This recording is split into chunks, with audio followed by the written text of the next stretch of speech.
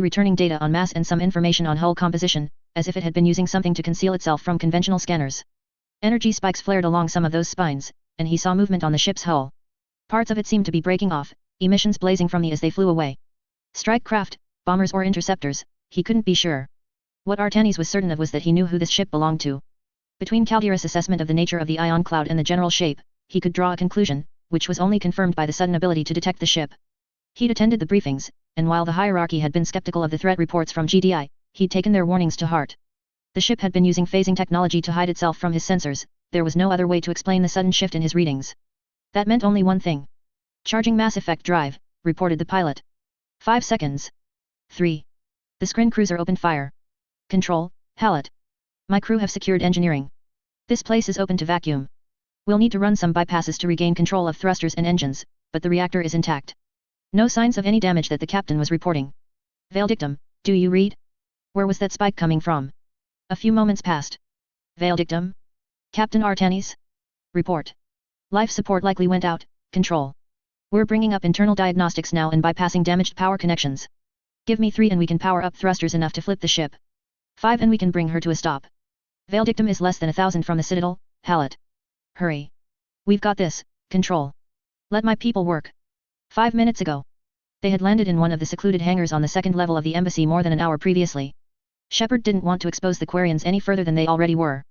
All right, Talai, Shepard said as they watched through the quarantine glass as Kal Rieger received a more extensive medical exam than what they'd managed on the hovercar. The masked male bore the attentions of Dr. Chloe Michel, the embassy's doctor, with his usual stoicism. The GDI embassy's infirmary had a sterile isolation room which was used for treating people with weakened immune systems or tiberium mutations. It was also ideal for treating Quarians, as long as the doctor wore a full-body sterile examination hardsuit like Michel. Parts of Kal Rieger's suit had been detached around his upper arms and the center of his torso, exposing pale Quarian flesh that seemed not too dissimilar to human skin. There were bruises and track marks from where the mercs had injected him, and a poorly treated gunshot wound in his left leg.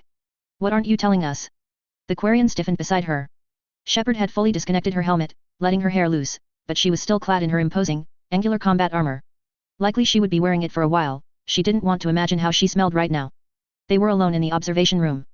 Kaiden and Jacob had headed down to the armory to rearm, while Gurus was giving the rundown of the operation to Havoc. The pair were likely planning the next step of their campaign against Saren, with extensive uses of the words strategic and collateral. Without the others around, maybe Talai would relax. Or maybe isolating her would make her easier to intimidate. That was half the reason why Shepard had ordered Kal Rieger to get a second examination from Dr. Michel. The people that we made the deal with, you mean? She said quietly, and Shepard nodded. She shifted her weight a bit closer to Talai, keeping her expression even. Talai did not react immediately, instead watching Kal Rieger's treatment. I think you owe us more than just vague information about whoever they were, Shepard said. She looked to Kal Rieger, and prepared to punch right into the gaping, painful wound she suspected Talai bore. Especially if they might have been responsible for this. Talai was silent for several moments, but Shepard knew she'd hit the Quarian precisely. She blamed herself for what happened to her fellows. Her friends. Her 3-fingered hands opened and closed a couple of times, and Shepard heard her take a deep breath. The migrant fleet has been expanding its military buildup, Talai said after a few moments. Arming civilian ships more extensively, buying more military-grade warships. Aligning with GDI hasn't bought us much goodwill among the Citadel species, but we're already pariahs to begin with, so no loss there. Her words became a bit more bitter. Breakaway flotillas get attacked more often by Terminus or Batarian pirates because of your war with the hegemony. That can't be all of it, Shepard said, pressing gently. The migrant fleet is the most well-armed navy in the galaxy. Pirates wouldn't force a large-scale up-arming. No, Talai said, shaking her head. The Admiralty Board wants to try to assault through the Veil and retake Rannoch from the Geth. Shepard nodded, hiding her confusion. Hadn't the act of retaking their homeworld been part of the Quarians' long-term goals since they were driven off their homeworld? This, all of it, she said, waving a hand, was part of that. Some of the admirals are drumming up support for a push into the Veil, but others oppose it. They want a safe planet to put down our non-combatant population and settle. The admirals who want war, Hangerel and my father, they need an excuse. The Geth activity in A are strong, and the attack on Eden Prime are giving them what they want. Your father is an admiral? Shepard asked, careful to keep from pulling the conversation off track. Knowing more about Talai would give her more to work with. Yes, Talai said, her filtered voice quiet. She sounded young. No pressure on me to perform, right? The raid on the Geth information hub was part of the general push toward war. We needed information. But we also needed weaponry suitable to fight the Geth, and human technology has advantages. Our access to GDI weaponry is limited, and we don't have human fabrication technology. So when someone offered you fabricators and GDI weaponry, you jumped at the chance to buy it with the intel from the hub, Shepard said, and Talai nodded. Who was selling? The Admiralty Board had dealt with them before, though we didn't know it at the time.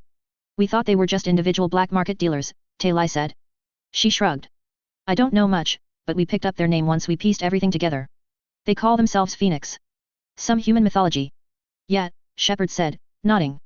Never heard of them, she lied, while racking her brain for where she'd heard that name mentioned before. It was familiar, but where had she heard or read about it? And whatever they were able to supply fabrication tech and weaponry on a scale that drew the interest of the migrant fleet, to the point that one of their admirals was willing to send his own daughter on the mission to acquire it. What about the intel you were going to sell? Shepard asked. I left it in a drop point, Taylai said, straightening. In Zakara Ward. I can give you the coordinates, but... Klaxons erupted from the level above. Control, we have thrust. Flipping. Stand by. And there we go. Ready for counter thrust, Cap. Burn it. Firing counter thrust. Momentum slowing. Slowing. Slowing. And... Stop. Less than 12 kilometers clearance, Quintus. Work faster next time. But where's the drama and efficiency? I'm not paid for drama, Quintus. Control, this is Hallett, we have stopped the Valedictum, setting speed to match Citadel orbit. Good job, Hallett. Additional rescue is being mobilized. Okay, people, let's see if we can find anyone else alive in this wreck. Cap, I got more of those weird radiation markers. I see them too. Keep your eyes open for malfunctioning equipment. Last thing any of us needs is... Static washed over the radio line. 3 hours ago. Artanis barely saw it. There was a sudden flicker of motion, and a streaking, high-speed object resembling a spike that the scanners barely registered lanced from the ion cloud and headed straight toward his ship, covering the thousands of kilometers between them in less than 2 seconds. The helmsman saw it too, and the Valedictum jerked, but the cruiser was no frigate or fighter. The shot impacted their aft shields and exploded with nuclear-scale force. The Valedictum shook violently, and Artanis was nearly flung off his feet.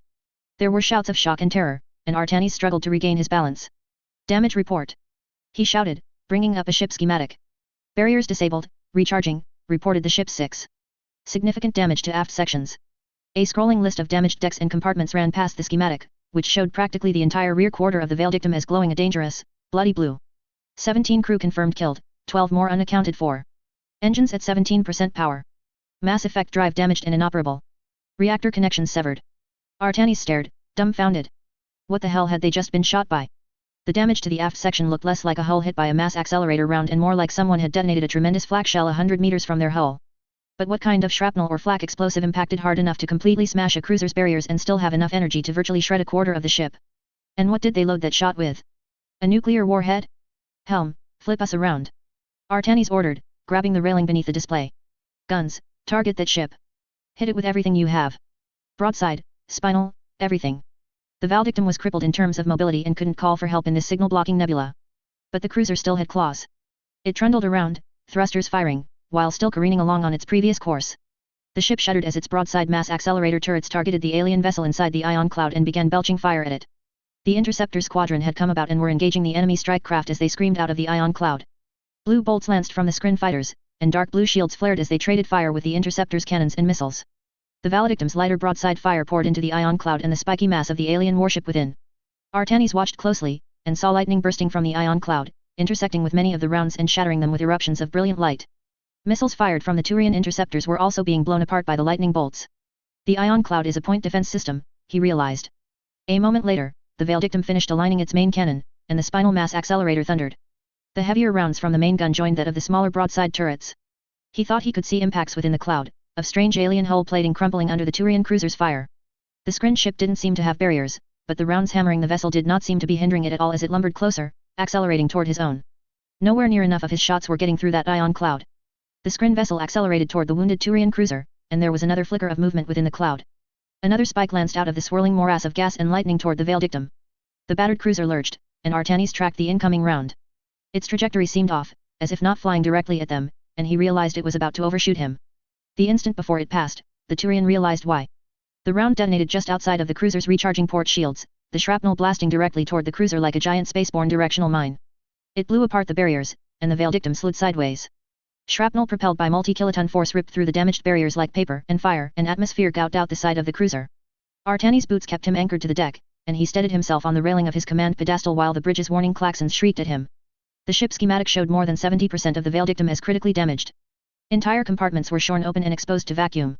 Automated casualty reports flowed in, names scrolling past so fast he could barely read them. Artanis guessed nearly half of his crew was dead. He went numb. The Valedictum was crippled and dying. His fighter squadron was getting torn apart on the display. Main gun was offline, engines almost completely disabled. Half the crew lost. His mind whirled, trying to find a way to respond, to get the ship and its crew to safety, to simply return effective fire. Then the ion storm dissipated, and the ship inside was gone in a sudden burst of radiation and white light. It reappeared behind them, looming over the crippled cruiser within a kilometer, and without the ion storm to cloak it, he could see the warship clearly, 600 meters of dark, metallic crystal, spines running down its long, narrow hull.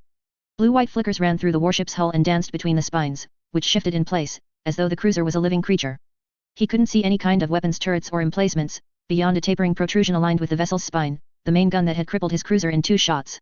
Guardian, Artanis breathed, and the 6 and his gunnery officer responded. The surviving broadside guns oriented toward the insect-like ship, and red beams erupted from the intact Guardian turrets. Alien hull crumpled and evaporated, tons of debris blasted off the screen vessel by the lethal close-ranged fire of the Valedictum. It returned fire.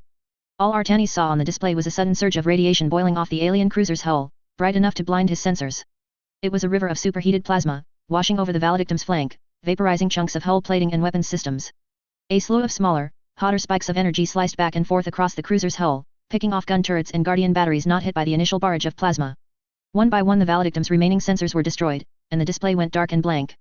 The assault ended. Silence reigned on the bridge, beyond the warning klaxons and desperate calls from surviving crewmen over the intercoms, and Artanis stared at the empty display.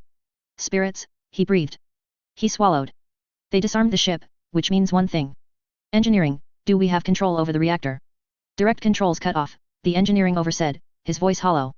I'm trying to bypass damaged connections. Okay, got it. Set the reactor to overload, Artanis ordered. He keyed his intercom. Captain Artanis to all remaining crew. Prepare to repel.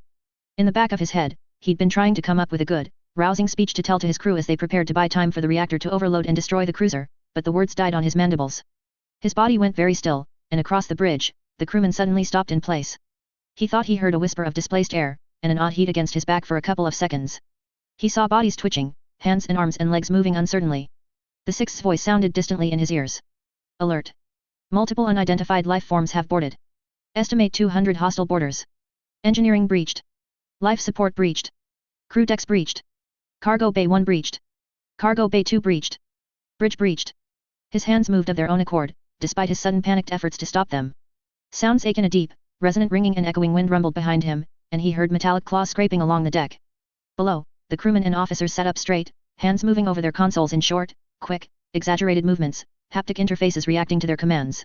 His own fingers flew over the display before him, and with a couple of jerking taps to the holographic images, he silenced the 6. The klaxons died off, and the reports from the rest of the ship went silent. He turned in place, feet moving awkwardly.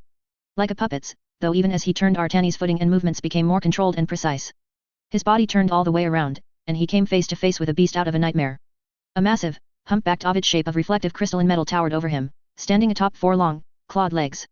Delicate manipulator tentacles hung down beneath a cluster of gleaming blue gemstone eyes. The creature stared directly into Artanis' face. He knew what this thing was. What had the GDI warnings called them? Masterminds. Mind-controlling creatures. Capable of large-scale remote control. Assertion, affirmative, request submission cooperation, survival. Artanis' blood ran cold. He'd read stories where people tried to describe what it felt like when someone intruded into their mind, but even the most lurid tale of a Seri neural synchronization did not match the sensation, or rather, the lack of one. There was no cold, otherworldly intrusion or raking, searing mental violation. Just information. Information and thought that he did not consciously create, simply forming in his mind as if it had always been there. He stared up at the mastermind, unable to even control his eyes. Clicking sounds and rustling, resonating hums came from nearby, and at the edge of his vision he could see massive creatures, their bodies made up of sharp ridges and flat plates of silver, crystalline metal trundling past on sets of 10 legs. Small tendrils extended from them, attaching to control consoles. Before him, the screen creature stood, swaying slightly, as if waiting for something. What do you want? Artanis thought, trying to move his limbs. The thought wasn't entirely voluntary, being the first coherent thing he could think of as he processed the situation, but the mastermind responded anyway. Organic, Tiberium entity conflict, efficiency diminished, requesting cooperation, increased efficiency, reduced discomfort, offer, acceptable, cognition enabled. It wanted him to surrender. Affirmative. A sudden surge of fury ran through him, tempered by a lifetime of naval service in the hierarchy military. The stubborn, institutional resolve that had halted the Krogan, that had protected Citadel space for thousands of years, and that had ground down even the military might of GDI dug in. If he could move any part of his body, he would have snarled, narrowed his eyes, or tightened his mandibles. Turians did not break, and they did not surrender. Helm Artanis would not shame his ancestors or the spirits. Unfortunate decision, selfless but meaningless, admirable, useless, prepare. For what? Ending. Then there was nothing. Hallet, do you copy? This is Control, do you copy? 7. Inside the engineering subdeck. Gunfire, the rapid barking of a heavy pistol. Quintus, close that bulkhead now. Hallet, respond. Control to all stations, sound an alert, rescue crew on the Veil Dictum is engaged with unknown hostiles. Get that. Seal it now. They're coming. Aft. Then blow that corridor. The cutting charges. Control. Hallet, we. Screams erupted across the line, followed by a slew of gunfire, and then an inhuman howling sound. Rin. They can't be anything else. Look out, the little bastards are swarm. More screams, then silence. Now. Jacob Taylor exhaled, releasing the biotic field around a large, brown-painted metal shipping crate on the topside cargo platform, on the arbitrary north side of the embassy. A big, heavy hauler was docked, Mass Effect clamps holding it in place while the human hauler crew unloaded heavy shipping containers. Most of them were routine supplies being ferried into the embassy, but Jacob knew that more than a few contained weapons and armor. I didn't hear anything about expanding the garrison, he asked Kaiden as the mutant officer strode past. Like Jacob, his helmet was retracted, exposing his face and the crystals jutting from his skin. Kaiden was hefting a long, narrow metal container on his shoulder that a Krogan would be hard-pressed to carry, probably a set of zone armor weaponry. The lieutenant had headed up here after they rearmed to help with the unloading, and Jacob had followed him up. Neither of them liked not having something to do. Eden Prime has the directors spooked, Kaiden said, setting down the crate on the flat cargo dolly that would transport the supplies into the embassy itself. Guess that was what prompted this. Scuttlebutt from Chow is that another company is mobilizing to protect the embassy, due in 3 days. Better used to protect our colonies, instead of the heart of the damn Citadel, Jacob grunted.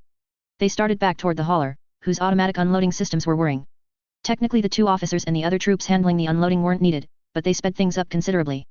Over the clatter and whirs of the hauler, they could still hear the distant alarms from the alert CSEC had dispatched earlier about a ship coming in damaged, but no one at the embassy had ordered them to stand to. Still, every GDI soldier in the embassy had a weapon clamped to their backs or at their sides, and someone had ordered the off-shift troops back on duty. Hopefully, Taylai's intel will pan out and we'll know more about what Saren is up to, Kaiden said as they neared the hauler. Without even a grunt, he grabbed another long weapons crate and put it to his shoulder. Never get tired, do you, Kaiden? Jacob asked, flexing his arm and generating another lifting field around a square brown crate. He walked back with Kaiden, carrying the crate behind him. So it's Taylai now? First name basis. Quarian proper names have too much punctuation, Kaiden replied with a crate-shifting shrug. Besides, you seem to get along well enough with me and the commander, Jacob. Same blood, same mud, first names, Jacob replied. Just checking, though. Last time guy I knew who met a female Quarian went head over heels for her. They're almost as bad as a Sari, you know. The suits are quite artistic, Kaiden said, setting his crate down carefully on the dolly. I wouldn't. White light bathed the platform, and their helmets auto-deployed. Jacob and Kaiden were both spinning toward the center of the platform, even as their ears were registering a howling, resonant thrumming and vibration running through the floor beneath their feet. In the center of the cargo dock a swirling white vortex had erupted, and things surged out of it. They first seemed like extensions of the light, their skins glittering with crystalline reflections of the portal's illumination, but as they rushed onto the gray-black metal platform, their bodies became more substantial, reflecting the myriad lights of the ward around them. Clusters of dozens of quadruped creatures, bulbous bodies like tank turrets rising over the central stalk where the legs met, their heads shaped like cannons made of gray flesh and crystal. Hulking 6-legged beasts with fat upper bodies and tapering heads ending with pronged energy cannons. A beast with 20 clawed legs holding aloft a body of ridged, dark crystal with a massive globe of shimmering green liquid. A swarm of 4-legged, spindly creatures with heads shaped like a pair of inward curving blades with single large emerald lights in the center that glowed a sickly green that matched the shimmering spikes jutting out of their backs. 2 enormous quadrupeds looming behind them with massive upper bodies of ridged, silver diamond, a mass of tendrils beneath and blazing blue gemstones for eyes. Flitting among them, bladed threads that swarmed and boiled and spread like an insect hive gone mad. And something else, half a dozen shapes, hunched over, bipedal, with long forearms that gleamed with cold blue circuitry and bodies covered in ridged, shimmering armor. Heads, long and snake-like, if snakes wore metal masks with jutting sapphires for eyes that glowed with an azure light, hands made of half-meter-long blades and long-barreled cannons made of pitch-black metal that shone with white-hot light on their tips. Legs, thick and powerful, ending in bladed claws that scored rents in the metal as they ran. A parade of alien horrors stormed out of the sudden gateway, charging into the startled GDI soldiers. They started to raise their weapons at the sudden assault, werewolves unfolding into deployment positions. The screen opened fire in a merciless torrent of plasma and lightning. Searing blue and white fury tore through kinetic barriers and armor alike, and the aliens cast the humans aside like toys as they stormed the embassy. Codex, technology, ion cannon. A kinetic/particle beam weapon developed by the Global Defense Initiative, the ion cannon fires streams of charged atoms at near light speed, inflicting tremendous damage upon hardened targets. The original design of the ion cannon was based on research into Tesla coil technology during World War II and the subsequent research into prism technology during World War III. The enormous power of the ion cannon gives the Global Defense Initiative significant combat capability. The weapons mounted on the Mountain-class dreadnoughts are able to reach a yield of 45 kilotons per shot. Ion cannons come in two types, direct energy and saturation. Direct energy cannons fire a coherent beam at a target, destroying the target with raw energy from high-powered ions. Saturation cannons fire a number of smaller beams at a target, generating an unstable energy reaction that generates enormous amounts of plasma and charged particles, before the primary beam fires and triggers a detonation on a scale with tactical or strategic nuclear devices. Direct energy cannons are the primary weapon used by personnel, vehicles, and warships, while saturation weapons are reserved for static, hardened targets. Saturation weapons can inflict damage in the hundreds of megatons, but are ineffective against targets in vacuum and are reserved for Glacier-class dreadnoughts. Despite their raw power, ion cannons have several disadvantages. The ions fired by the cannons diffuse quickly, in spite of the sheer amount of energy put into each shot. As a result, despite the speed of propagation, ion cannons have a far shorter effective range than mass accelerators. In addition, ion cannons are less efficient than mass accelerators and draw more power per shot. Thermal buildup from an ion cannon shot is enormous and requires a significant cooldown period, as subsequent shots can damage or destroy the weapon. To compensate for this issue, GDI Mountain-class dreadnoughts mount pairs of spinal ion cannons, and Glacier-class ships have 4 spinal cannons. Contrary to popular belief, kinetic barriers do not stop ion cannon beams. However, the barrier does greatly diffuse the ion beam, resulting in a massive loss of coherence upon contact with the kinetic barrier. However, enough energy bleeds through the barrier to inflict significant damage. Against soft targets it can inflict an incapacitating or debilitating injury, and against vehicles or ships the diffused beam can still destroy or damage subsystems or inflict mobility kills. The Citadel has developed new cyclonic shields that greatly diffuse the ion streams generated by such cannons, which greatly reduce the penetrative power of ion cannons. Despite this, the cyclonic barriers still allow roughly 30% of the total energy of an ion cannon shot through. Ion technology was acquired during the Shaanxi War by Turian soldiers, and samples were supplied to the various Citadel military organizations. Prototype designs have been developed by the Citadel species in the decades since first contact, but no field deployments have occurred yet. Rumors persist of secret Citadel strike fleets outfitted with advanced ion cannons comparable to GDI weaponry, but these have been discounted. Chapter 11, Knife Range. There were 14 GDI troops on the top-level loading platform. 9 of them stood between the screen and the wide bay doors into the storage warehouse, dropping boxes and equipment and drawing weapons in surprise. Those 9 humans caught the attention of a tidal wave of crystalline aliens. The furious storm of lightning and white-hot fire that surged from the screen warriors burned them down, melting ceramic armor and scorching the platform's surface black. Jacob and Kaiden had the good luck to not be among those 9. They also had the fortune to be biotics, and in one case, be able to yank a half-loaded cargo dolly off the ground with one hand and fling it in front of them as an impromptu shield right as several of the screen whirled on them and opened fire. 2 of them matched the disintegrator designation. The small quadrupeds with the long, cannon-like heads, and narrow, blue-white beams erupted from their weapons and bored into the dolly, slicing into the metal of the hovering platform. The third was one of the larger quadrupeds with the green crystals sprouting from its back, which had been designated Ravagers. It twisted its head toward them, set its blade-like feet in a wide stance, and a stream of blurring emerald spikes lanced out from a launcher mechanism in the thing's gleaming eye. They slammed into the dolly, the first couple failing to penetrate, and the rest punching through the weakened metal like it was made of paper. Kaiden never intended the dolly to be serious cover. By the time the jagged crystals and disintegrator beams cut through it, Jacob and Kaiden were scrambling out of the line of fire, running behind a set of larger, heavier crates made of hardened ceramic and metal. Alenko to Embassy Command. Kaiden shouted into his radio as they ran. Scrin on loading platform A. Scrin on platform A. Up top. Jacob shouted as they dove behind the crate. Crystal rounds slammed into it, jamming half a meter into the exterior of the container, and Jacob thanked the lunatic GDI engineers who had decided that cargo containers should be armored to the same degree as Coyote APCs. On it, Kaiden replied, and he leapt straight up, easily reaching high enough to grab the lip of the 4-meter-tall cargo container with his free hand, and hauled himself up with a casual pull. Jacob leaned around the edge of the crate and fired a couple of bursts at the screen with his werewolf rifle.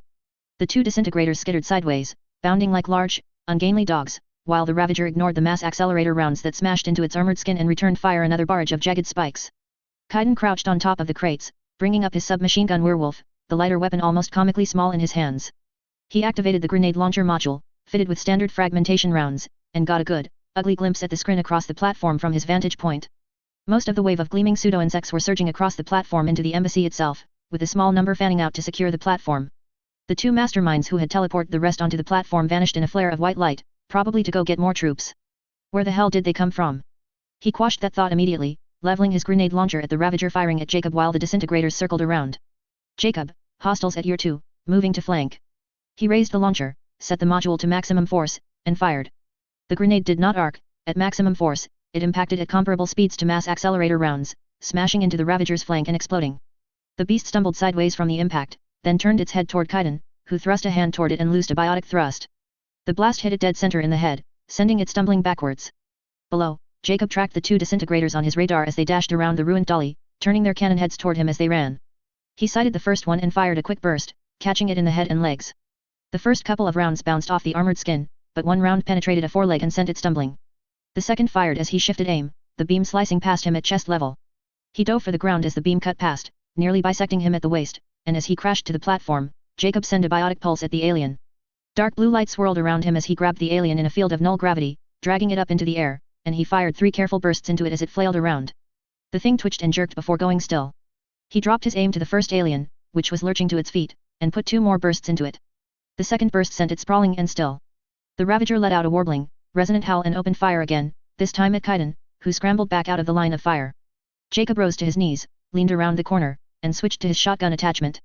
He keyed the module to slug-based firing mode and loosed a powerful single shot at the Ravager, aiming for its legs. The dense slug, massing about 100 times the size of the typical mass accelerator round, impacted the Ravager's leg and sent it stumbling again. "All we're doing is pissing it off," Jacob shouted, the heat from the shot dissipating. He fired another slug, aiming higher, and saw crystal armor plate crumple under the impact. The Ravager turned toward him, and he threw himself backward. Jagged crystals that would have easily opened up his armor screamed past only centimeters away. The Ravager then lurched to its left as Kaiden grabbed it in another biotic pull.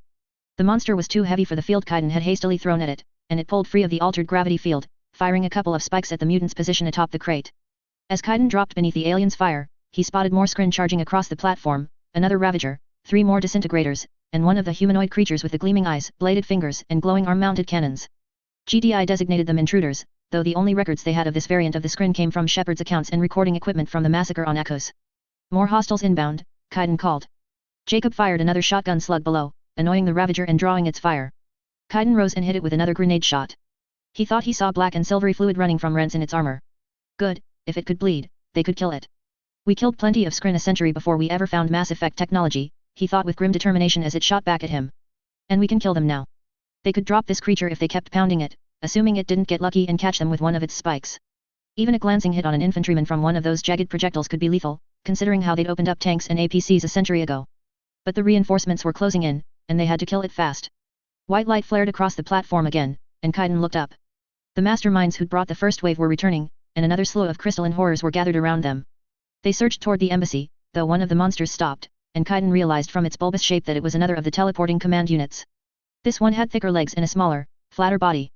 Gleaming spikes of sapphire ran along thick, ridged armor plates, crackling lightning playing among them. He recognized it from Shepard's reports, but that just made his blood run cold. The strange mastermind variant turned toward him, the gemstone eyes on the front of its body glittering with a dark blue light, and every scrin creature between Kaiden and the new arrival scrambled out of the way as lightning intensified around the spikes. "Oh," Kaiden breathed, and spun. "Jacob, move. Incoming." There were maybe a dozen heavy crates surrounding them, weighing multiple tons, and every single one of them were simply launched into the air. There was no telltale blue surging of dark energy that characterized biotic Mass Effect fields. Nor was there the lightning or white light that characterized other scrin weapons. There was just a tremendous surge of raw kinetic force, throwing aside crates and corpses and a couple of unlucky disintegrators, and it picked up and hurled Kaiden and Jacob off the side of the platform along with the heavy crates they'd been using for cover, sending them plummeting toward the ward below. Locke was still selecting his gear, looking over possible loadouts, when his COMM link pinged. He glanced down at it, and a single text message scrolled across it. "GDI Embassy under attack. Scrin presence on Citadel. Mobilize for action." His heart sped up marginally faster, but that was his only reaction. He started gathering gear, while shooting a quick coded message to the rest of his team to load up. The heavy components of his combat suit and his weapons went into an enormous bag nearly as large as he was, and he slung the whole assembly onto his shoulder with barely a grunt of effort. Scrin. He'd never fought them before. He'd killed at least one example of everything else in the galaxy. He had even destroyed a couple of Geth units during a recon OP in the hours after Eden Prime, which had been the same one to tip them off to the Quarian presence. But the century-old boogeymen of humanity were the one foe he'd never tested himself against. He'd get the chance soon enough. "Once we have the data secured, I'll get a platoon over there to recover it," the human, Parker, was saying as he walked down the hallways with the ambassador, Udina. Garrus walked beside them, listening as they spoke. From what he could tell, Udina was not happy that a Citadel Spectre was within arm's reach, but since Admiral Parker had accepted his presence on details regarding military matters like this, then Udina couldn't object. Or maybe Udina was terrified of a man nicknamed Havoc. "A platoon might be too high profile," Garrus suggested. "We should be more discreet." This coming from the guy who hunts mercenaries with cargo haulers. Parker asked with a laugh. "I agree with Spectre Vakarian," Udina said. "We've already caused enough of a stir. We should try to keep this quiet until we have the data itself. Then we can launch the all-out attacks you two are so fond of." I don't want to risk tipping our enemies as to where the data is, Gurus added. We still don't know the extent of Saren's resources on the Citadel. Which is why I think we need to move in force, Parker said. Saren's already killed one small but well-equipped team moving this intel. A platoon of Marines would be a much harder. The building's alarm klaxons erupted, and Gurus had his assault rifle unfolded and ready almost immediately. Parker was drawing his sidearm and lifting his wrist to his mouth, while the air vents in the corridor hissed closed. Report, the Admiral ordered. Gurus keyed into the embassy frequency while Udina asked the usual inane civilian things that came about while under attack. What's happening? Who is shooting at us? I'm squishy and not wearing armor and I'm a liability, get me to safety, etc. Gurus ignored them as he listened. Topside loading platform is reporting that it is under attack, reported the embassy's EVA. Screen force of platoon strength with several heavy supporting units. Uploading force composition. The hell? Gurus immediately brought up his visor's secured COMM link and connected to the Citadel's dedicated Spectre office servers. He could faintly hear gunfire overhead as the visor did its handshake with the encrypted servers. Scrin. Udina said, his tone shocked. He must have listened in on his own radio. How did they? Irrelevant, Parker replied. He grabbed Udina's arm. Sir, I need to get you to safety. The director. Gurus asked as they started down the corridor. A pair of GDI Marines came around the corner and joined them, werewolves shouldered at move to contact position. Council chambers in the main tower, Parker said. He's safe. We need to be more worried about the Quarians. Shepard was with them in the medical wing, Gurus said. His visor finished linking up with the Spectre office, and he began downloading all the relevant tactical data on the screen that the Spectres had accumulated from GDI reports and accounts of was limited of overall value, but GDI had been very forthcoming with everything they had on the screen threat, especially in the hours after Eden Prime. He could at least get useful data on their tactical abilities, especially where vulnerable points were. Right, Parker replied, changing frequencies. Shepard, this is Parker, you read me. Shepard crouched in the hallway outside the infirmary, werewolf at the ready, assault rifle module armed and helmet deployed. She could hear Taylor inside, speaking with Kal Rieger and Dr. Michelle as they put his suit back together, and she cocked her head to the side as the Admiral spoke in her ear. Shepard, I copy, sir, she replied. You got the lowdown. Scrin, sir, she replied. They've overrun the loading platform. She did her damned best to hide the trembling in her hands that came at that warning, and kept the quaver out of her voice at the memory of buzzers tearing through her suit. She kept her hands busy by ejecting and reloading the grenade magazine on her werewolf. Are you with the Quarians? Yes sir, she replied. They're getting armed up. Get them out of here, Commando, Parker ordered. Everything else is secondary. We need them and that damned intel. Understood, sir, she replied. The ambassador. We're taking care of him, Parker replied. I'm coordinating a defense until we can get CSEC here. Priority now is securing the VIPs and evacuating them. Nothing else matters. She heard movement behind her in the infirmary, and Kal Rieger's tone was annoyed. Can't fight if I don't have a weapon. Secured files, sir. Oh. Hold on. A pause. Hey, cool, no one's in the file rooms or the secured servers. The embassy shuddered a moment later. Had. Always wanted to do that. Someone said something on the other end, it sounded like Udina. Yet? Triple layered EMP, plasma, and high explosives. Do you know a better way to wipe secured data, sir? More exasperation. Sir, all that data is backed up on secured servers back in home space. We didn't lose anything we can't replace unless you had some weird-ass Hanner porn in there or... Sir, we need to focus on the killing, Shepard called, and Parker grunted. Right, right. Get the Quarians out of here. Gurus said he's headed your way now. Hostiles are still up on the top floor, going to try to organize a defense there to hold them back. Get them to the secured garage on the second level and get them out of here. Yes sir, Shepard replied, and closed the link. Behind her, she could hear the Quarians and Michelle coming out of the infirmary. You three ready? Yeah, I'm good as can be, Kal Rieger replied. I'm not armed, through. Security took our weapons, though Taylor doesn't need a gun to be deadly. I'm not sure, Kal, Taylor murmured, fingers playing over her forearm and the invisible, helmet displayed interface. My Omni tool is optimized to use ECM against GET or conventional technology. I'm not sure how well it would work on screen. I think I can mod the manufacturing to fabricate a mono. Sync your suits with mine, Shepard ordered, cutting Taylor off, then detached her sidearm, holding it back behind her. Kal Rieger took the pistol, and Shepard brought up the embassy schematics. Good news was that the air vents had sealed, so the little bladed fuckers couldn't sneak up on them. They'd have to use the hallways like everyone else. Thanks, ma'am, but I think we need more firepower. He paused. Got the schematics. Armory station 2 corridors down, she reported, highlighting it. Enough weapons in there to arm a small colony. She glanced back to Michelle. Doctor, stay close to Kal Rieger and keep an eye on his vitals. Understood, Commander, the French-accented woman replied, her voice remarkably calm despite the situation, and Shepard noted she'd grabbed a heavy medical kit and a backpack medical rig capable of immediate in-field surgery. Good thinking, she would be a liability in direct combat, but if anyone got hurt, she'd be a godsend. Taylor Shepard added, stay close to me, charge up ECM grenades. Kal Rieger, you're on rear guard. Doctor, anyone gets hurt you pull them back and patch up the holes. They nodded, and started down the corridor. Gunfire roared overhead, and she could pick out the distinctive sounds of sonic grenades and railguns, coupled with personal ion cannons and conventional mass accelerator fire. Intermixed with the ugly, familiar whines and pulses of screen weaponry. As they moved, she brought up Garrus COMM link. Garrus, you hear me? She asked. Loud and clear. I'm moving across the second level toward the infirmary. Contact. Negative. We're rerouting to Armory Station C. Meet us there. Understood, Garrus replied. Things are going bad up above. Top floor is nearly overrun. They're moving fast. Shepard suppressed a shudder as she advanced. Akuz was a distant memory, but no less potent for that. Close quarters combat in the halls and dockyards of a burning prefab colony against these monsters was a nightmare she didn't want to imagine, let alone repeat. They reached an intersection, and Shepard took them to the left, the quickest way to the Armory Station. She didn't see anyone down this corridor. According to the embassy's internal sensors, everyone with a weapon and armor was moving upstairs to repel the attack above, while the non-combatant embassy personnel were going down below to the garages or upper non-GDI levels of the skyscraper to evacuate.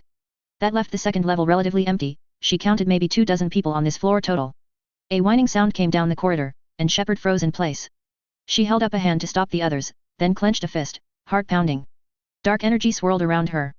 The ceiling 10 meters down blew in under a torrent of white fire and noise, and a gleaming, crystalline horror crashed down through the opening, indistinct in the sudden cloud of dust and debris, and then surged down the corridor toward her group.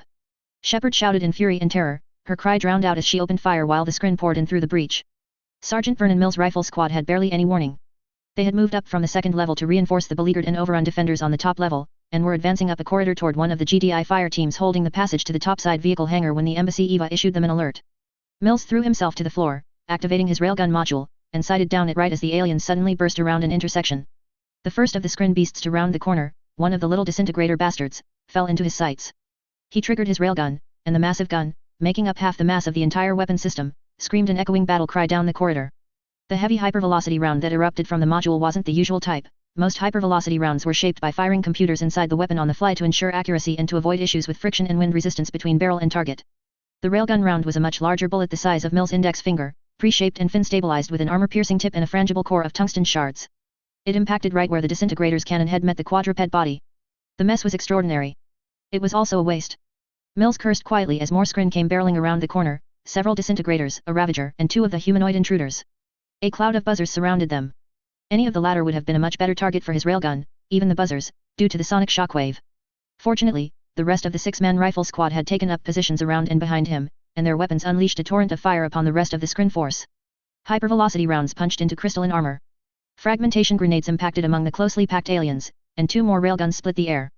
Mills saw several disintegrators blown apart under the withering barrage, and buzzers began to scatter and fall to the deck as their mind-link swarms were shattered. The intruders and the Ravager were a different story. He saw one of the humanoid creatures take a railgun hit directly to the chest and stagger backward. The second railgun round hit the other intruder in the left forearm and severed it completely, but the only reaction by the alien was to stumble to the side, glowing silvery fluid splattering from the stump. The Ravager waded through incoming fire without concern, and then retaliated. A streak of green shot down the passage, and Mills was suddenly covered in blood, and PFC Ruhlman screamed. Mills rolled sideways to the side of the corridor as 2 more jagged green spikes ripped past, and a second Marine's biometrics flatlined instantly. Mills fired his railgun again as it cooled, plugging the wounded intruder in the chest. He saw the gleaming armor crack under the impact and the alien was flung off its feet, a pair of disintegrators leaping over the body. Fall back! Mills shouted as the Ravager fired 2 more shots. He rose to standing position and fell back a couple of steps, switching to machine gun mode, and began pouring fire into the standing intruder. The rest of the fire team were retreating down the corridor, firing as they moved, and taking cover at an intersection further down. The intruder charged through Mills' rounds, armor cracking and crumpling under the weight of the incoming fire, silvery goop flying from injuries to its flesh, and it raised its arm cannons. A double line of searing plasma swept across the corridor, focused into 2 tight beams, and hammered Mills where he stood. His shield stopped the superheated gas itself 40 centimeters from his armor, but the heat washed through. Ceramic plates melted and ablated off, and the sheer amount of thermal energy incinerated flesh. For an instant, there was blinding, white pain. Just as swiftly, he was struck by a sudden, numbing chill, and dropped to the deck. The buzzers fell on him as he lay there, but he barely felt a thing as they carved his flesh into charred chunks of meat. Corporal Dingaloris clung tightly to the gun controls as his partner sent the CSEC emergency response air car screaming through the wards, above the atmosphere sheath. Corporal Thomases Valerian was known to be a reckless driver, but he was also a damned decent pilot, and was decorated for ending several high-speed air chases with deft effectiveness and no loss of life. Galoris worked well with the Turian, operating as his tech support and gunner. Valis were not as physically adept as many of the taller and slimmer species that the galaxy seemed to spit out with far more regularity, but one didn't need long legs or arms to operate vehicle-mounted riot and assault weaponry. Dispatch, Unit 7139, en route to disturbance at GDI Embassy, Galoris reported. EDA 45 seconds. Acknowledged 7139, came the response from a male Turian, his voice strained with the sudden chaos hitting the CSEC network. Be advised, orders are to maintain distance and provide overwatch until special response units arrive. Understood, dispatch, Galoris replied. He paused to inhale from his breath unit. Unlike most species, Valis didn't need to breathe constantly. Once every 30 seconds was sufficient. Have we confirmed who is attacking them? 7139, reports indicate unknown hostile alien life forms, replied dispatch. Indications are they may be Skrin. Proceed with extreme caution. Spirits, hissed Valerian. Skrin? I thought those were just. You're paid to fly in a crisis, Valerian, not think, Galoris cut him off. He turned back to dispatch. Dispatch, discretion. Avoid contact if possible, but if necessary to protect civilian lives, you are cleared to engage. Copy that, dispatch. EDA 30 seconds. They swept across the ward, closing in, and on the emergency response aircar's display the Valis officer could easily make out the GDI embassy. It was easy to spot, even among the field of shimmering lights of the endless sea of skyscrapers and holograms across the ward. After all, no matter how garish the advertisements were, they didn't match raw, blazing fire and lightning. They were the first CSEC unit to respond after Avina sent the station-wide alert, and thus were the first CSEC officers to get an unimpeded view of the Skrin as they assaulted the human building. Galoris could see strange, crystalline bodies moving around on the upper loading platform, amid white-hot fires blazing here and there on the same structure. The windows of the uppermost floor were all dark, save for a continuous series of flashing blue and white lights, the exchange of gunfire from GDI soldiers and the Skrin attacking them. Dispatch, feeding sensor data, Galoris reported. Multiple hostile entities on loading dock. Some form of insect. Vaguely resembles Rachni, but made of some kind of crystal and metal. Numerous smaller units, having difficulty picking them out on thermals. Most of the Skrin seemed to have entered the embassy, though he spotted two about the size of light tanks, one guarding either end of the platform, and several smaller ones with rounded upper bodies. He wasn't sure what to make of them, though he recognized the shape of some form of alien weapon on the heads of the larger creatures or machines or whatever they were.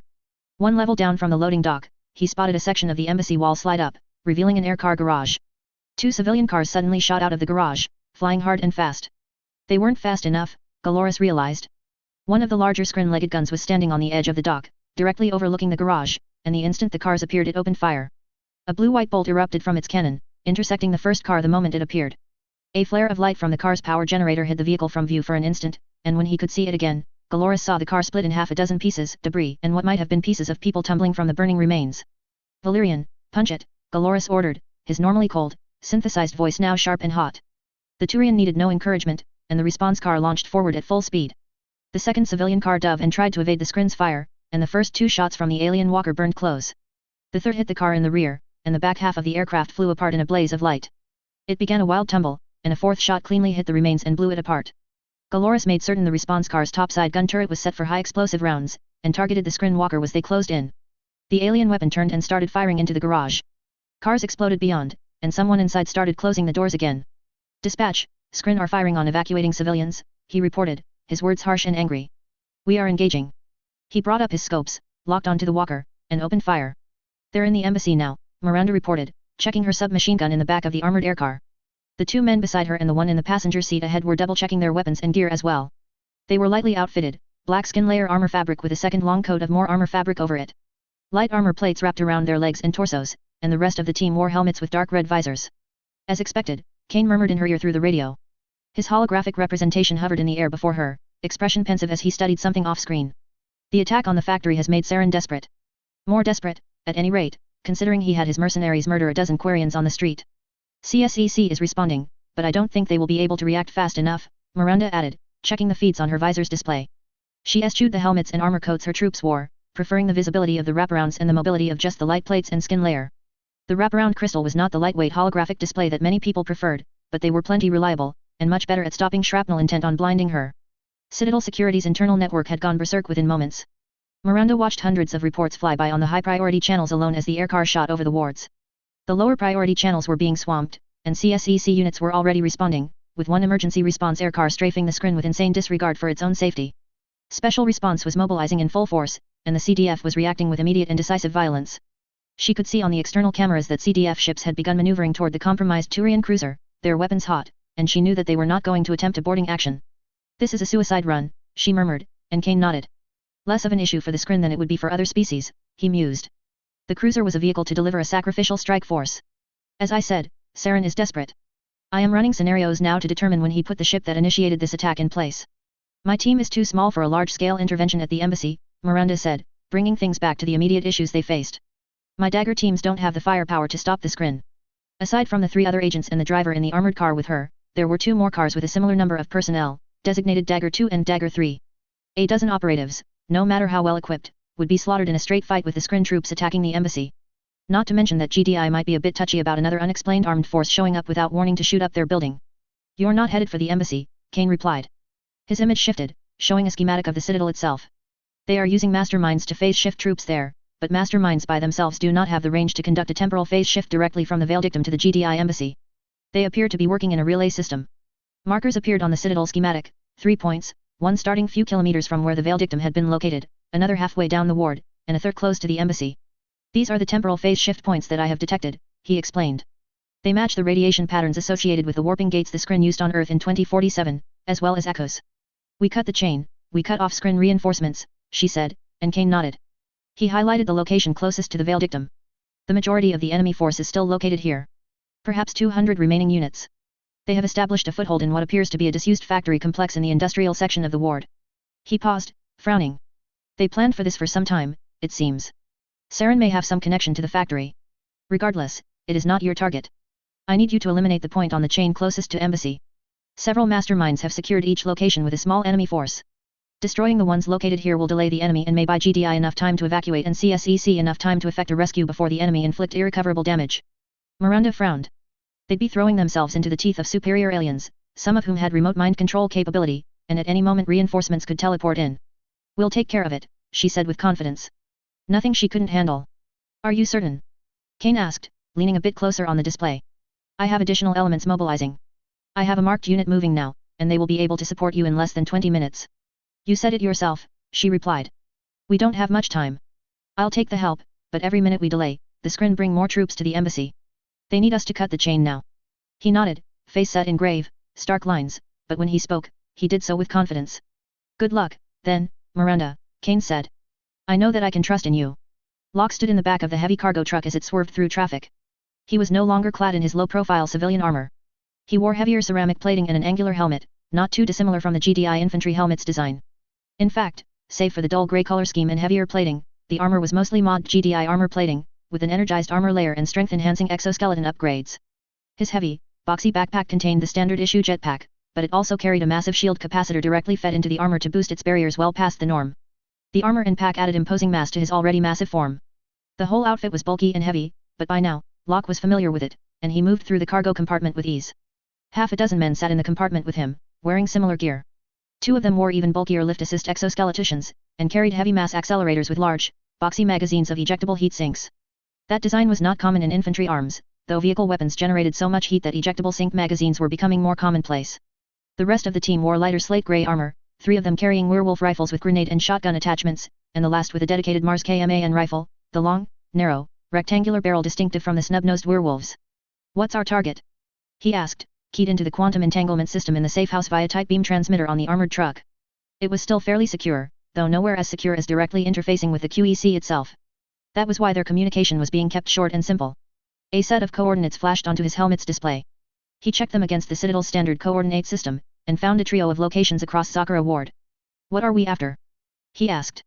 Scrin masterminds, came the short, garbled response. They will collapse and self-destruct immediately after death, so one must be incapacitated and taken alive for analysis. Understood, Locke replied. He glanced at the feeds showing the embassy, and the blasts of lightning and plasma screaming through the top level. The embassy? Irrelevant. He nodded. The notion of ignoring an attack on his fellow humans by an alien force did not sit well with him, but he had a job to do. Understood, he repeated, and glanced to his team. They nodded one by one. It's not likely that it will stay alive long even if we bring it down alive. Scan it as much as possible before it expires, the voice ordered. Any data will help. We'll get it done, Locke replied, his tone quiet but resolute. He didn't know how his superiors had learned of the pending scrin attack. Maybe they had just ordered him on standby in case, and were jumping on an opportunity. He didn't need to ask questions. Were he operating on his own, he might have taken more liberty with his actions, he'd done as much when fighting the Turians on Shangzi. But this objective was narrow, and the window was limited. And unlike GDI, Phoenix knew what it was doing. Jacob and Kaiden fell amidst a shower of creates and debris hurled from the rooftop, dropping toward the ward below. The Citadel's own internal systems were set up to prevent lethal falls like this. When all gravity was artificial, it was easy to automatically adjust the gravity settings to keep fall injuries and deaths to a minimum. Even then, a Citadel 6 was tracking the falling objects and preparing to locally reduce gravitational pull to minimize injuries around where they would impact. The two GDI Marines were in no danger of that particular blast of anticlimax. They both spun around as they fell, orienting their feet down toward the ward, and fired their integrated jetpacks. Hover mode was pre-programmed into the suit's computers, automatically adjusted for the mass of the wearer, their gear, and local gravity, so both men came to a near complete halt. Jacob shifted to the side a bit to avoid a falling crate, and then they were clear. Back up top? Kaiden asked over the radio, and Jacob shook his head. Commander was with the Quarians on the second level, he replied. That's where we need to be. Kaiden nodded, and they poured more power to their jetpacks. They shot up the side of the building, passing glaring holographic signs until they reached the upper levels where the embassy had requested no advertisements be mounted, and came to a halt at the second floor. Flashes of fire and fury sounded up above, and Kaiden set his expression into a grim mask as they readied their werewolves. They stopped in front a large bay window, likely someone's office. Warp the glass, then we'll blast through, Jacob said, and Kaiden nodded. The glass was really a hardened transparent crystal that could resist anything short of anti-vehicle fire. No one wanted someone with a grudge and a sniper rifle or a high-speed car to just fly up and take out important GDI officials in a suicide strike. The window cracked and twisted as they both sat upon it with ripping, distorted gravity. Jacob slid an armor-piercing mod cylinder into his rifle's port, ejecting the shredder module, and it took only a moment for the weapon to accept the change in ammunition. Kaiden followed suit, and a couple of seconds after initiating the warp fields, they leveled their weapons at the window and opened fire. Tungsten rounds ripped through the crystalline armor glass, blowing powdery holes through it, and the glass twisted and cracked faster. Push it inside, Kaiden ordered, and they both released the warping fields and thrust their hands at the glass and released a different burst of biotic power. This gravitic alteration pulled away from them, grabbing the glass and dragging it inside the office. The window held together for another second before shattering into thousands of razor-edged pieces of hardened crystal. Chunks flew into the room and embedded in the far wall, while others scattered around the interior of the office, burying into or on top of office furniture. The pair of biotic Marines angled their jetpacks forward and dropped into the room, careful not to step on any large chunks of sharp-edged crystal. Let's get back into it, Jacob growled, and Kaiden nodded. They stepped out of the office onto the second floor of the embassy. Admiral Nick Parker V coordinated the chaos as best he could from the second-floor vehicle garage. He stood in the center of the hurricane of violence and humanity, a calm center amid the swirl of evacuating civilians, squawking Citadel agencies, screaming GDI military assets, and infuriatingly deadpan embassy EVAs. Everyone was screaming in his ears at once, and he fought to keep the insanity under control. Civilian embassy workers were fleeing below, but the access to the upper floors of the skyscraper were limited, forcing him to use a couple of squads of troops just to keep the evacuation in order. Now that reports were coming in of Skrin squads breaching through the upper levels to the second floor, not everyone was able to get down below to escape. Third platoon, a company is being overwhelmed in section top 3C, reported one of the security EVAs. Parker grunted, hands working over the command Omni tool and the three-dimensional command hologram it was displaying over him. The COM-OM was a natural outgrowth of the old COM-COM wrist units used for the last century by battlefield commanders, and it gave him a running list and display of all of his combat assets in the embassy in extreme, constantly updated detail. With two quick gestures, he moved another zone trooper squad to reinforce the overrun units. The EVAs were reporting at least 50 Skrin units inside the embassy now, with a few dozen more appearing about once a minute on the exterior landing platform. CSEC emergency response and special response units were en route, but had no arrived yet, save for one lightly armed aircar that was strafing the enemy on the loading platform. Whoever was in that tiny car had balls of neutronium. Those same Skrin units on the platform had a pair of gunwalkers, who had taken a commanding position of fire over both vehicle garages, which had only become apparent when the first round of civilians tried to flee and were shot down. Fortunately, or maybe unfortunately, Ambassador Udina hadn't been among the poor bastards that had flown into the walkers' fire. Alert! One of the EVAs reported. Lower exits are being sealed. Emergency security protocols enabled. What?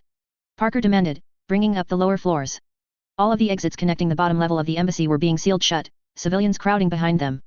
Soldiers were trying to access the terminals nearest the doors or the door controls and reopen them. Who the hell ordered those sealed? He yelled, but the answer came even as he spoke. Belay that. EVA, lock those assholes out. Isolating hostile attack vectors, the EVA replied. Multiple points of access. Unable to fully isolate systems from internal attack. Alien attack programs bypassing internal firewalls. Physical isolation of uncompromised network nodes complete. Show me what they've compromised, Parker ordered. The schematic on his hologram display showed red markers stretching across the embassy. Internal sensors and door controls had been compromised. Automated defenses had been disabled. Internal comms were intact. Control over the external doors for the launch bays were still under GDI control. Most of the remaining systems were still theirs, but with the door controls locked the Skrin could go anywhere they wanted. Points of origin on those hackers? He asked. 4 locations on the top level were marked instantly. Unable to isolate precise point of origin of alien attack vector, the EVA replied. Likely access points noted. Parker brought up a plot of all of his active tactical units, and spotted one on the second floor that wasn't engaged. Actually, 2 individuals, close together moving fast. Alenko, Taylor, he called, cutting in over their radios. This is Parker. Respond. The first thing through the hole in the ceiling was straight out of her ugliest memories of echoes. The intruder hit the deck amid a shower of dissipating plasma and white-hot debris, whirling towards Shepard with both arm cannons blazing and gemstone eyes shining, and charged through her first pair of bursts without slowing. The biotic blast that took it low in the legs, however, sent the humanoid monster tumbling forward, disrupting it just long enough for her to switch to the armor-piercing shotgun module. As it leapt to its feet, tungsten flechettes drove into its face from less than 5 meters away, sending spider web lines through the plating around the eyes. Shepard put 2 more shotgun blasts into its head at point-blank range, and the last one set a splattering cone of silver-white gore out the back of the thing's head. Over the report of her own weapon, she could hear Kal Rieger's own pistol barking behind her, putting rounds into the alien's head right alongside her own shells. Shepard didn't stop firing, Akuz had taught her that. The alien's head was a mess of that reflective stew that ran through their tiberium-based bodies, but it wasn't dead. It recoiled, whether in pain, disorientation, or simple surprise at the ferocity of her attack, and she hauled back with her offhand, dark energy swirling around it. Another shotgun blast to the massive beast's chest pushed it back a step, and she stabbed her offhand forward, a massive cone of biotic power rippling around her arm and translating into a tremendous blast of altered gravity that launched the decapitated intruder down the hallway into the pair of disintegrators that dropped through the hole. They crashed together into a heap. Shepard switched to the grenade launcher module and fired 2 frags directly into the pile. The explosions sent a tremendous streak of silver blood and alien body parts flying down the hallway. She was mostly sure it was dead, but only mostly.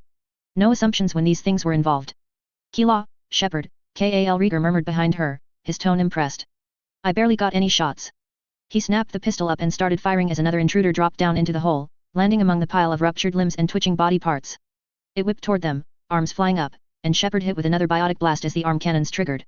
The push smashed into its chest and threw it backward as a double line of plasma blazed out of the guns and discharged into the ceiling. White-hot droplets of molten metal and ceramic poured down in twin rivers. Down!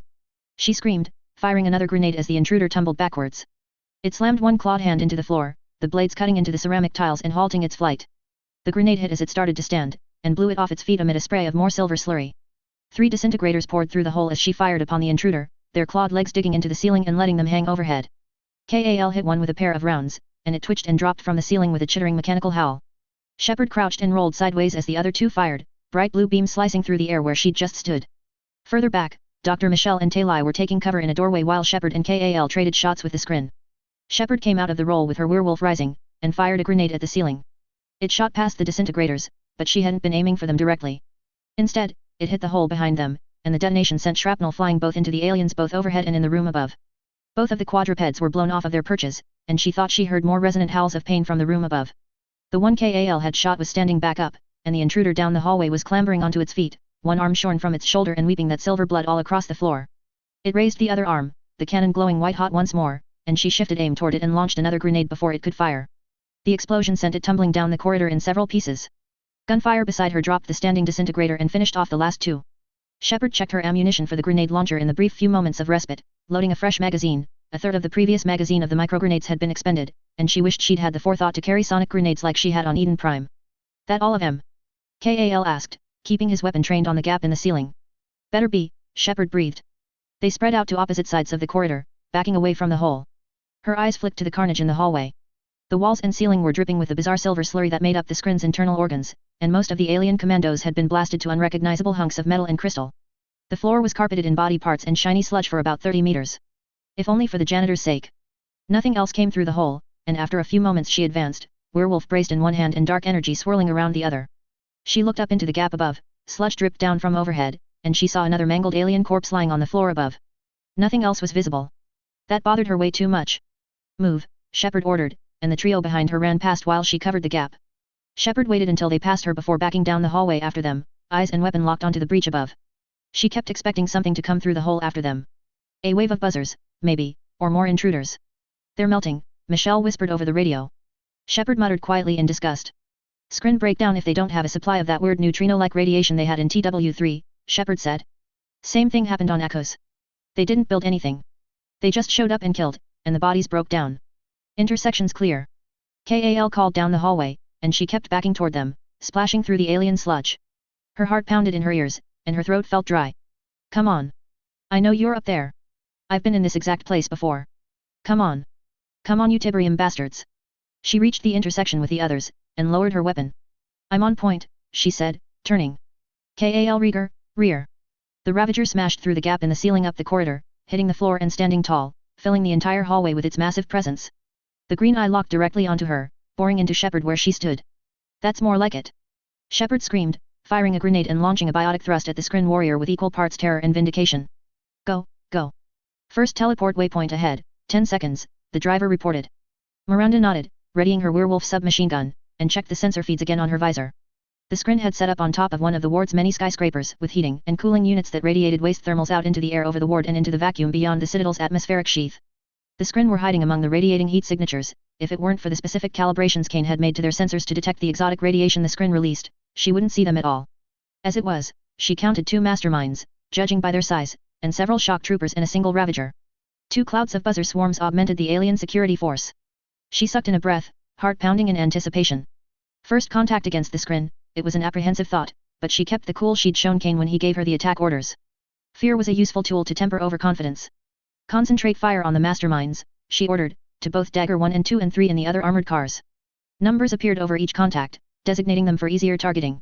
Ignore the other units until we've neutralized them.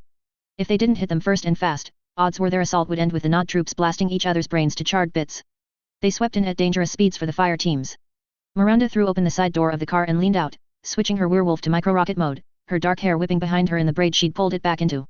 Aside from the standard mass accelerator module, she also carried a cutting pulse laser module for dealing with heavy armor. She shouldered the weapon. The werewolf submachine gun was much larger than Citadel standard submachine guns, demanding a stock and foregrip, and sighted the masterminds as the armored cars swept over. A rifle pointed over her shoulder, one of the other troopers in the car sighting for targets as well. On the other side of the vehicle, the other doors opened, and the rest of the fire team spotted targets. The 3 armored cars were outwardly indistinguishable from the regular traffic of the Citadel, but their course was more than enough to alert the shock troopers securing the rooftop. They shifted their attention overhead, bulbous upper bodies splitting to reveal illuminated spikes. Discs of white-hot plasma erupted and rocketed toward the oncoming Nod vehicles, and the driver swerved violently. Miranda braced herself, fighting to keep the first mastermind locked in her scope so the smart sight's computers could target it properly. Her sight pinged and lit up in confirmation that the rockets had a lock, and she squeezed the trigger. The werewolf vibrated and pressed against her shoulder as it launched the rockets from the side-mounted pods, which ignited after flying several meters and dove toward her target. The pilot dove suddenly, and there was a flash of light and noise overhead and to her left. Dagger 2 is down, reported the pilot, his voice the quiet and dispassionate monotone of experienced airmen. It wasn't sufficient to reflect the deaths of 5 soldiers and 1/3 of her force, but getting emotional about it wouldn't help, so she bit back the spike of frustrated anger that shot through her chest and focused on the objective. Mastermind 1 is injured, reported one of Miranda's soldiers. 2 is immobilized, appears dead. 1 is retreating. Losing sight of it. A check of their feeds confirmed it. The second alien target was lying still, radiation markers erratic. The first one was scrambling among the thermal vents, harder to spot while the rest of the Skrin tried to shoot the Nod team down. Injured doesn't mean dead, Miranda replied. She grit her teeth, and let the anger burn low and cold. Get us down and drop us on the rooftop. We're just targets up here without a clear shot at that thing. The pilot murmured a deadpan acknowledgement, and the aircar dove into a weaving swoop toward the rooftop. The fire team knew the maneuver, and were firing as they descended. Rockets and grenades lanced out toward the rooftop, scattering explosions and expanding clouds of thermal energy and plasma. Miranda wasn't sure if suppressing fire even worked on Skrin, but incoming fire slackened enough that the few seconds it took to reach the roof did not suddenly end with screaming, high-energy death. She dropped off the aircar, hitting the pavement in a low crouch with weapon shouldered, and the buzzers swarmed over one of the thermal vents to greet her. The cloud of glittering, crystal blades hummed like their namesake, swooping toward Miranda and her team with liquid speed and motion that would have been beautiful if it hadn't belonged to a swarm of murderous, self-aware razor threads. Dark energy swirled around her, and the buzzers were torn asunder as she ripped apart the air around them with a warping field. The first part of the buzzer horde broke apart into a cloud of writhing, broken strands, with the rest recoiling and flying apart, their graceful swarm spreading out into a fragmented horde of creatures squealing and screaming in collective agony. That had been a little too easy, she mused, waving her team forward. They advanced between the thermal vents by pairs, bounding and covering each other and watching for other aliens. Dagger 3, on the rooftop, reported the third fire team's leader, designated 3-1. Advancing. Their position appeared on her HUD, 30 meters down the rooftop and much closer to the mastermind's last known position. Someone screamed over the COMM link, followed by a flurry of laser blasts. Skrin weaponry screamed and hissed, lightning and white fire flaring over the thermal units in the direction of 3's position. Contact, Ravager, 2 shocks, buzzer swarm. 2-3 is down. Support requested. 1-3, en route, Miranda replied, and signaled 1-3 and 1-4 to move to assist. That was why only one swarm of the little bastards had come after them, most of the Skrin assets had gone after Dagger 3 as they were landing.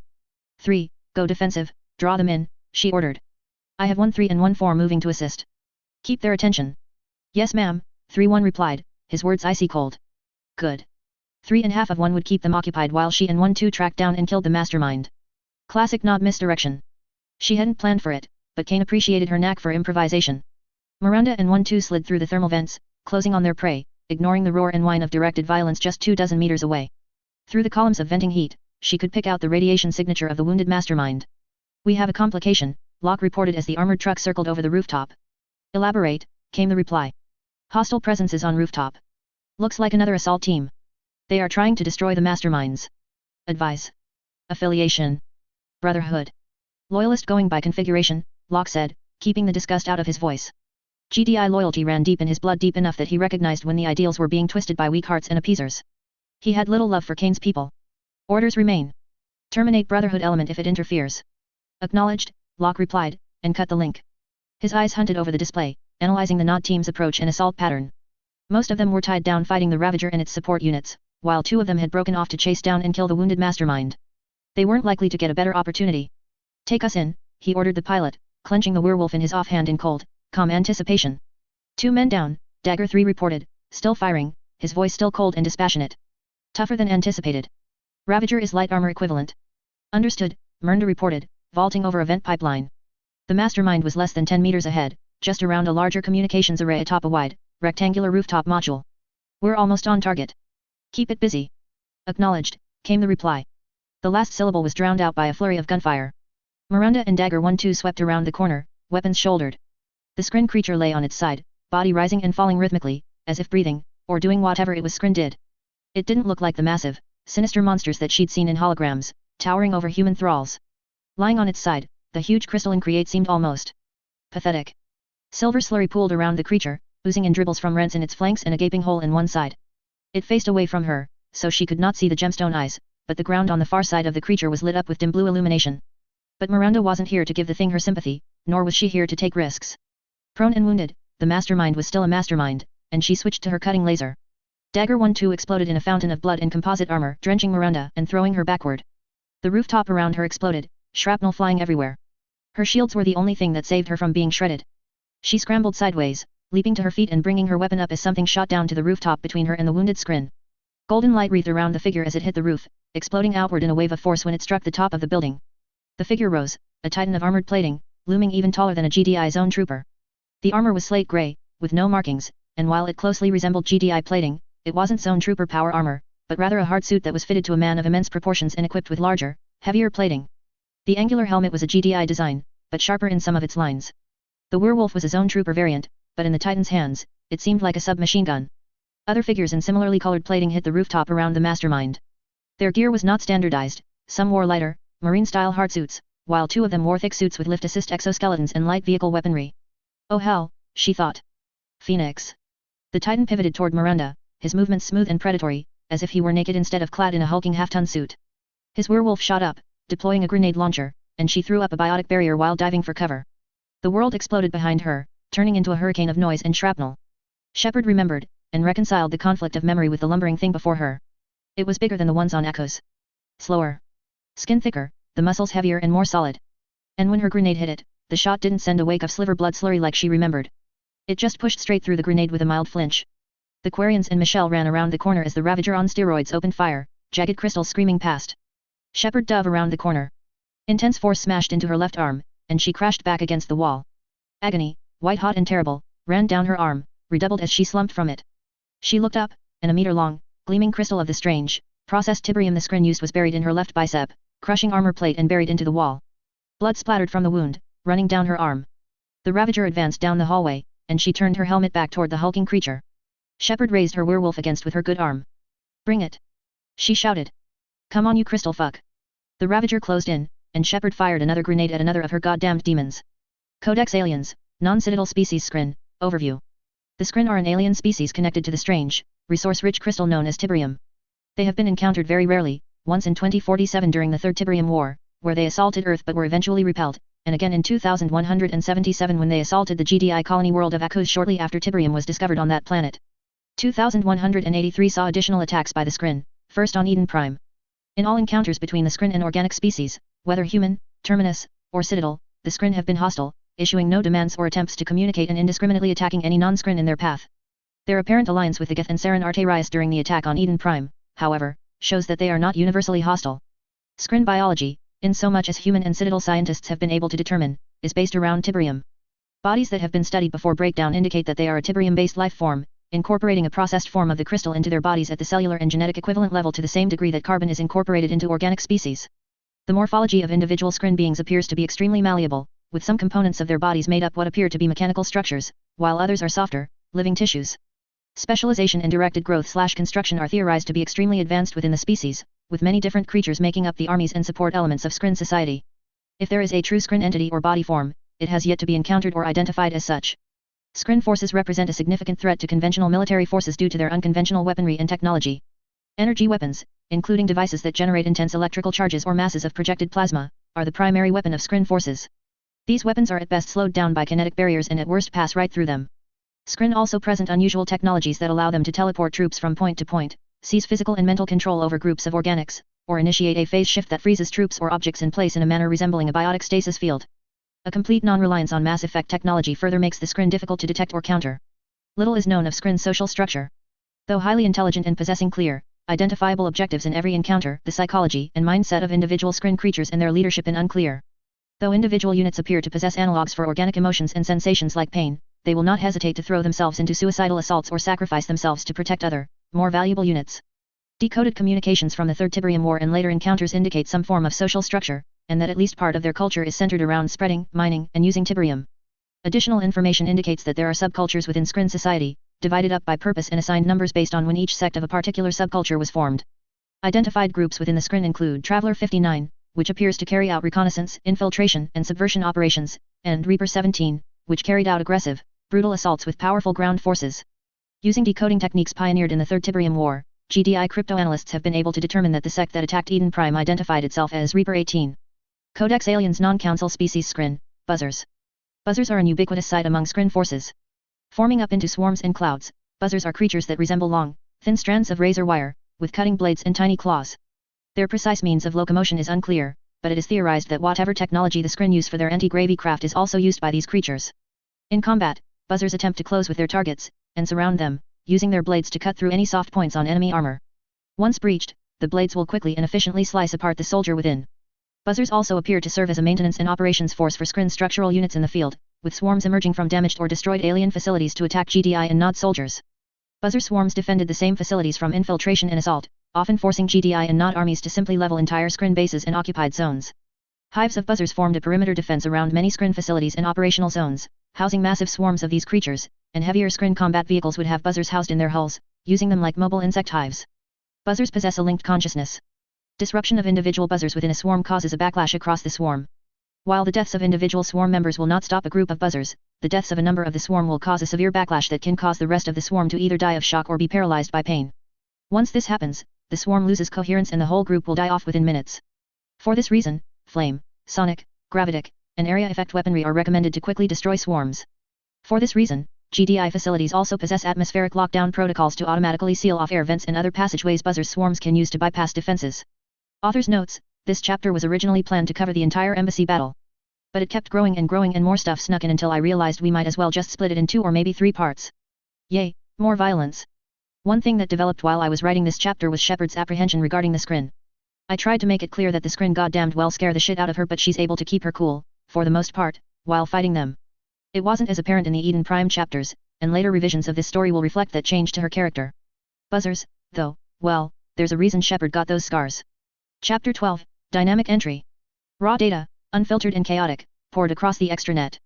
They tracked it, starting as disparate inputs lacking context. Input was captured, assembled, and transferred down optical pathways and mass-free corridors, transitioning at faster than light speeds, filtered and studied and collated at a million other nodes, before being transferred to a single point. Analysis provided definition, comparison provided context. A human mind provided meaning. Sources were disparate. Some were public, providing general and periodically viable snippets of input that only became useful once collated. Some were through direct observation, either active or passive, providing a variety of data with a variety of value.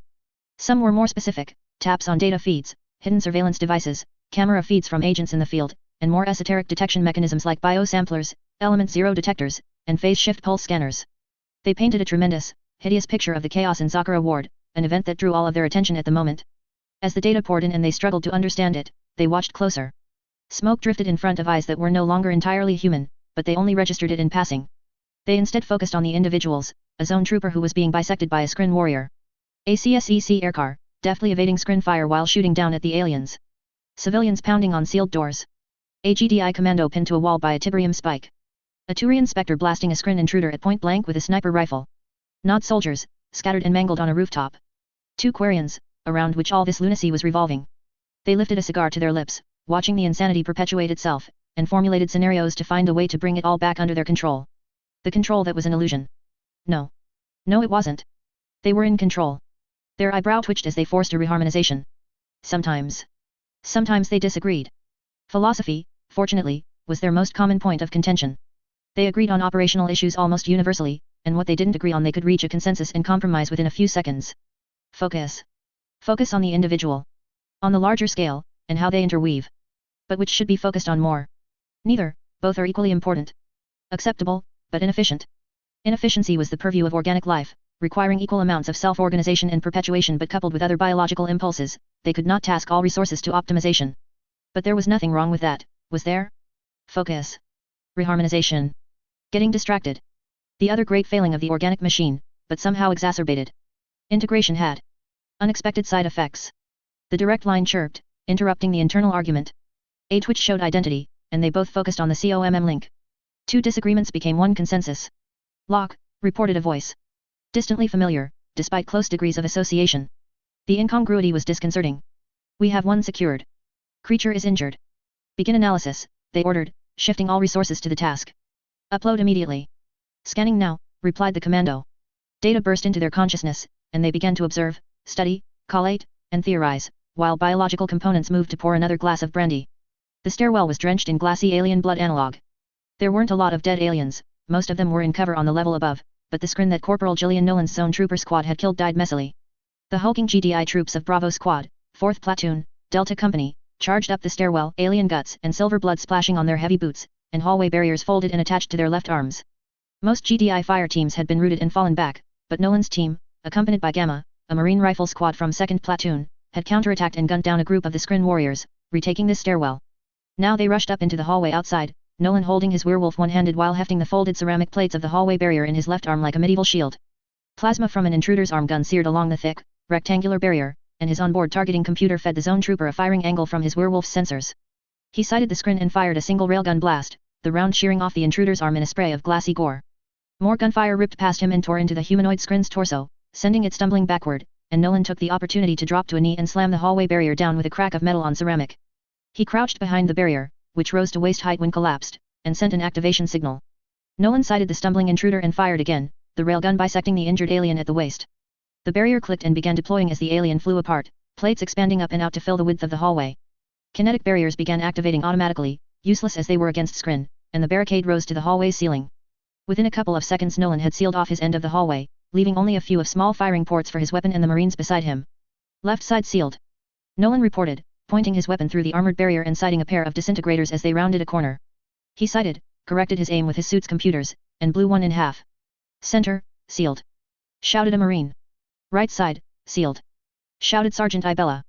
This is Bravo Actual, we have the secondary stairwell secured. The screen reacted within seconds. The GDI force barely had enough time to take positions at the barrier's firing ports before more disintegrators, chased by intruders, began to bound around the corners, firing searing beams at the defenders. Sparks and molten armor erupted from the barriers, but they held, and the return fire from the GDI soldiers was withering.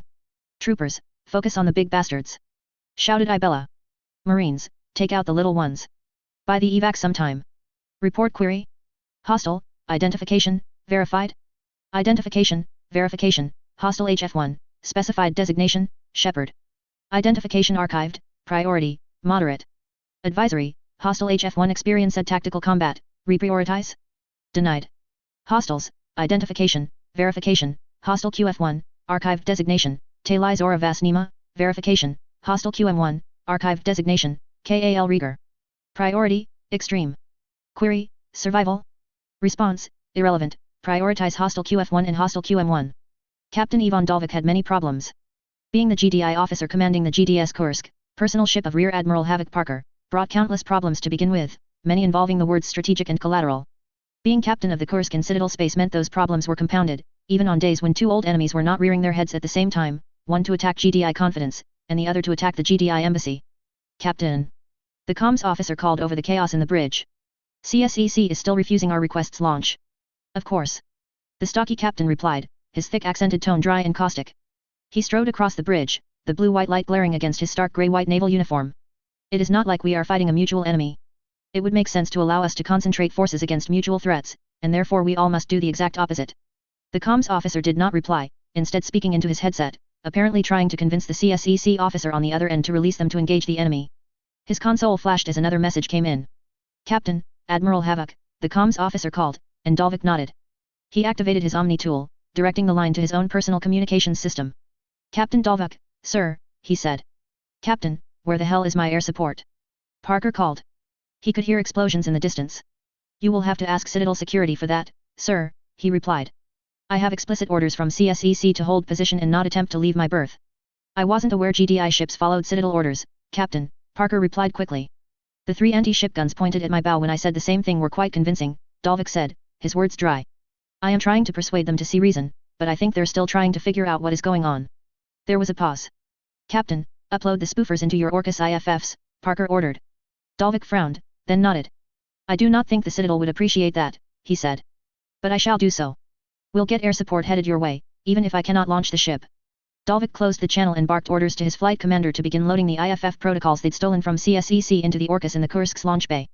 InOps would be pissed that they would play that intelligence coup so quickly, but orders were orders, and he wondered what the Solarians would think when they realized the amateur humans had managed to break their security systems and acquire something so potentially dangerous.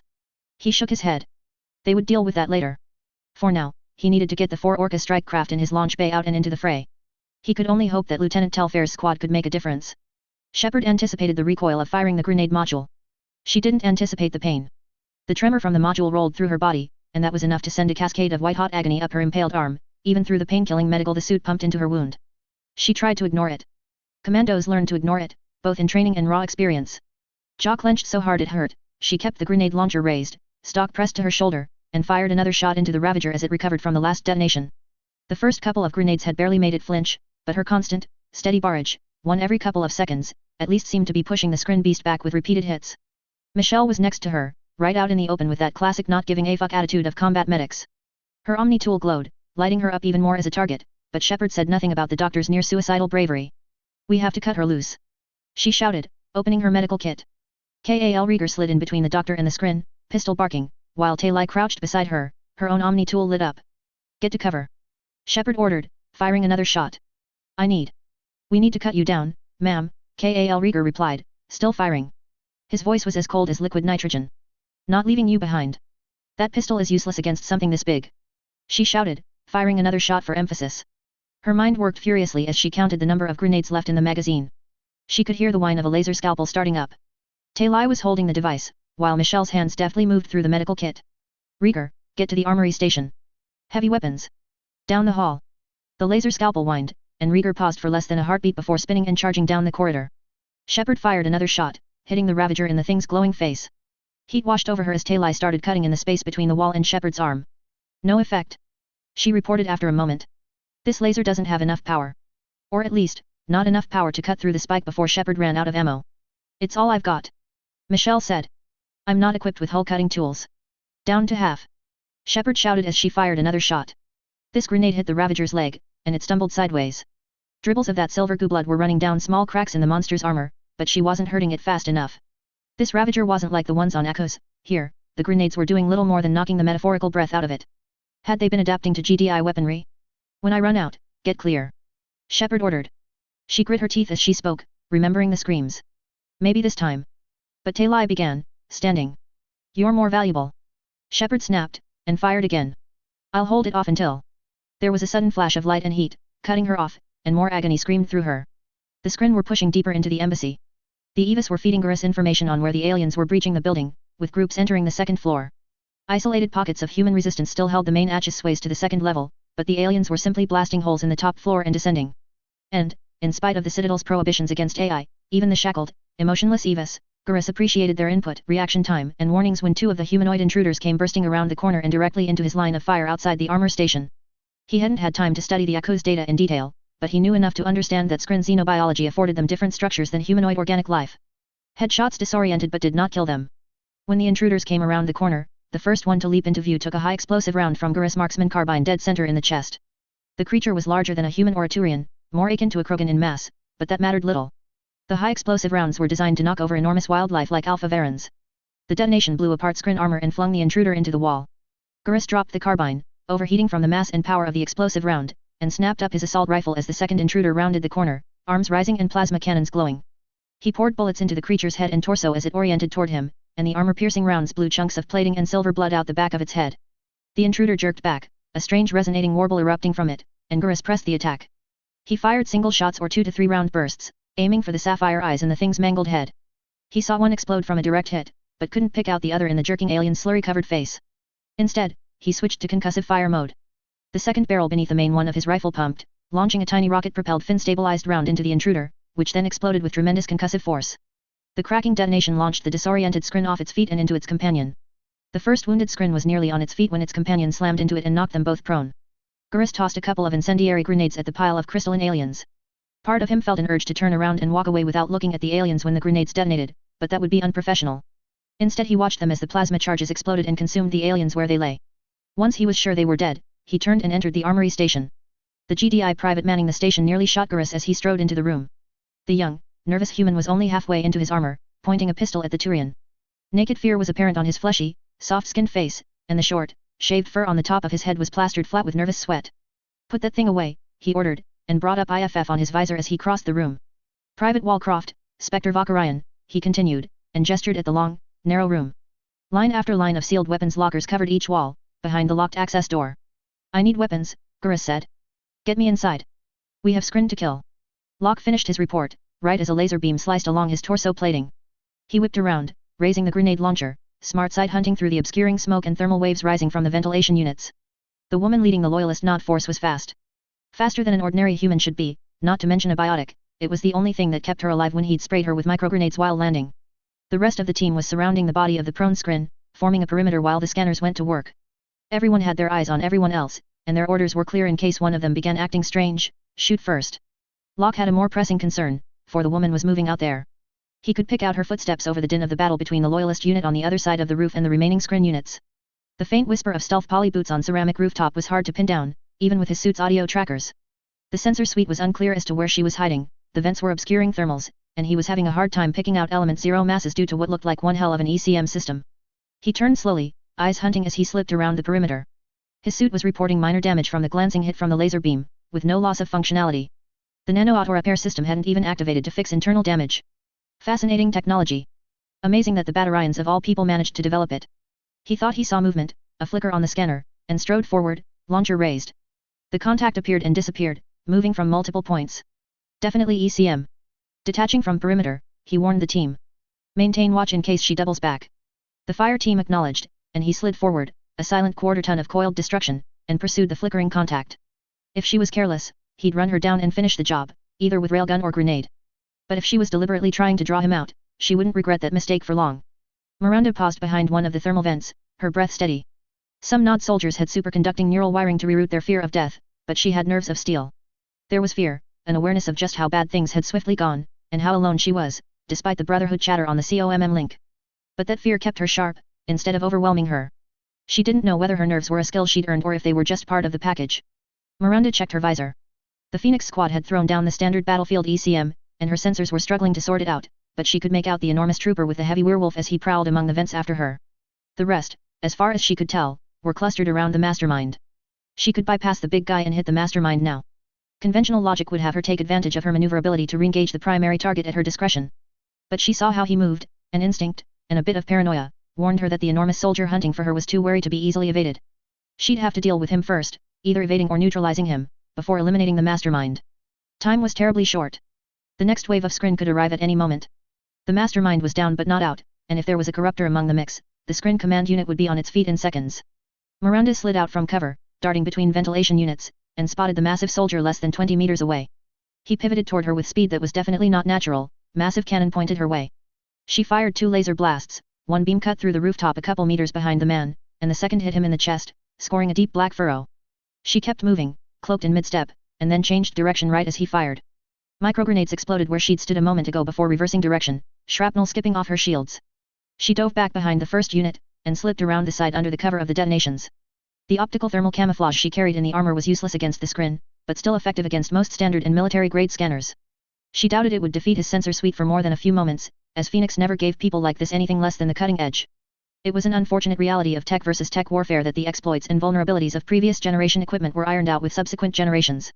Phoenix was constantly upgrading their tech with their own software and hardware. The Omni-tool weaponry that would have worked against current-gen Citadel, GDI, or NOD technology as recent as a month ago would barely affect Phoenix's, if it worked at all. Fortunately, Miranda Lawson had more in her blood and flesh than just enhanced genetics. She thought, and the superconducting weave threaded through her body's nervous system triggered complete sensor transparency. The activation didn't appear on her visor's HUD, instead showing up inside her own retina. The suit was linked to her internal subsystems, however, and fed power from the suit core to them. Kane had not given her the technology that had assembled itself inside her body during her lifetime, but he did supply the gear that helped her take advantage of what she had. Gliding around the corner, Miranda raised her werewolf to her shoulder and targeted the Phoenix agent's head. He was still firing his weapon at where she had been standing a heartbeat ago, oblivious to the invisible, sensor-transparent woman, and she pulled the trigger. The launch bay for the GDS Kursk was in the same state of hurried chaos as the rest of the ship. Munitions and flight crews were going over the last emergency alert checks while EVA units reported the status on the Orcus onboard systems to the engineers and techs.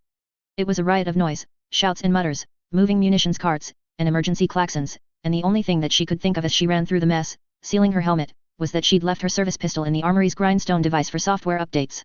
For Lieutenant Anastasia Telfair, flight commander for the Kursk's Orca strike craft complement, the reassuring weight and the equal lack of time to recover the weapon were painfully distracting, but she tried to shut it out as she ran pre-flight emergency checks from inside her helmet.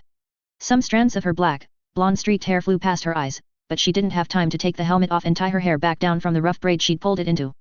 There was no gravity in the launch bay, everyone was moving around with automated mag boots, the gravity fields shut off the moment the alert came down. She rounded another Orca, and spotted her craft, sitting in its launch cradle. The 4 Orcas were smaller than atmosphere craft, designed for escort and intercept work in vacuum, and they took up most of the space in the Kursk's lowest deck. Instead of the old turbofans and long tails, they had wide, bulbous thrusters flanking the tapering fuselage, with missile pods mounted below the cockpit and 2 deceptively short-barreled mass accelerators in a dome gun mount on the nose. She disengaged her own mag boots and leapt through the air toward her Orca's waiting cockpit, a flight crewman standing beside the open canopy.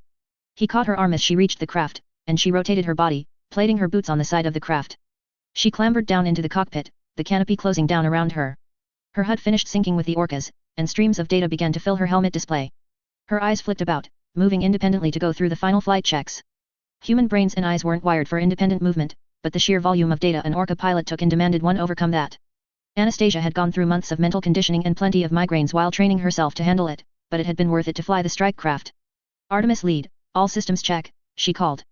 A trio of portraits appeared in the upper left corner of her HUD from the other pilots in the flight as they checked in. She could see her own portrait in the lower right corner, slightly larger. Like most humans, she was a mixture of many ethnic bloodlines, though she favored her Korean side more strongly, save for pale blue eyes and the blonde bits in her hair. She was tall and slender, both from her heritage and as a symptom of spending the majority of her life in space. Her family had served the Initiative military since the First Tiberium War, so space service was in their blood by now. Artemis 2, check. Artemis 3, check. Artemis 4, got a red on the mass accelerators, give me 2. Anastasia nodded, bringing up her comms and checking incoming sensor feeds from the embassy. As she did so, she double-checked the Orca's IFF codes. Artemis flight, run a final check on your IFFs, match them against the Kursk's, she ordered, and then switched comms as she spotted the only other GDI contact in the area.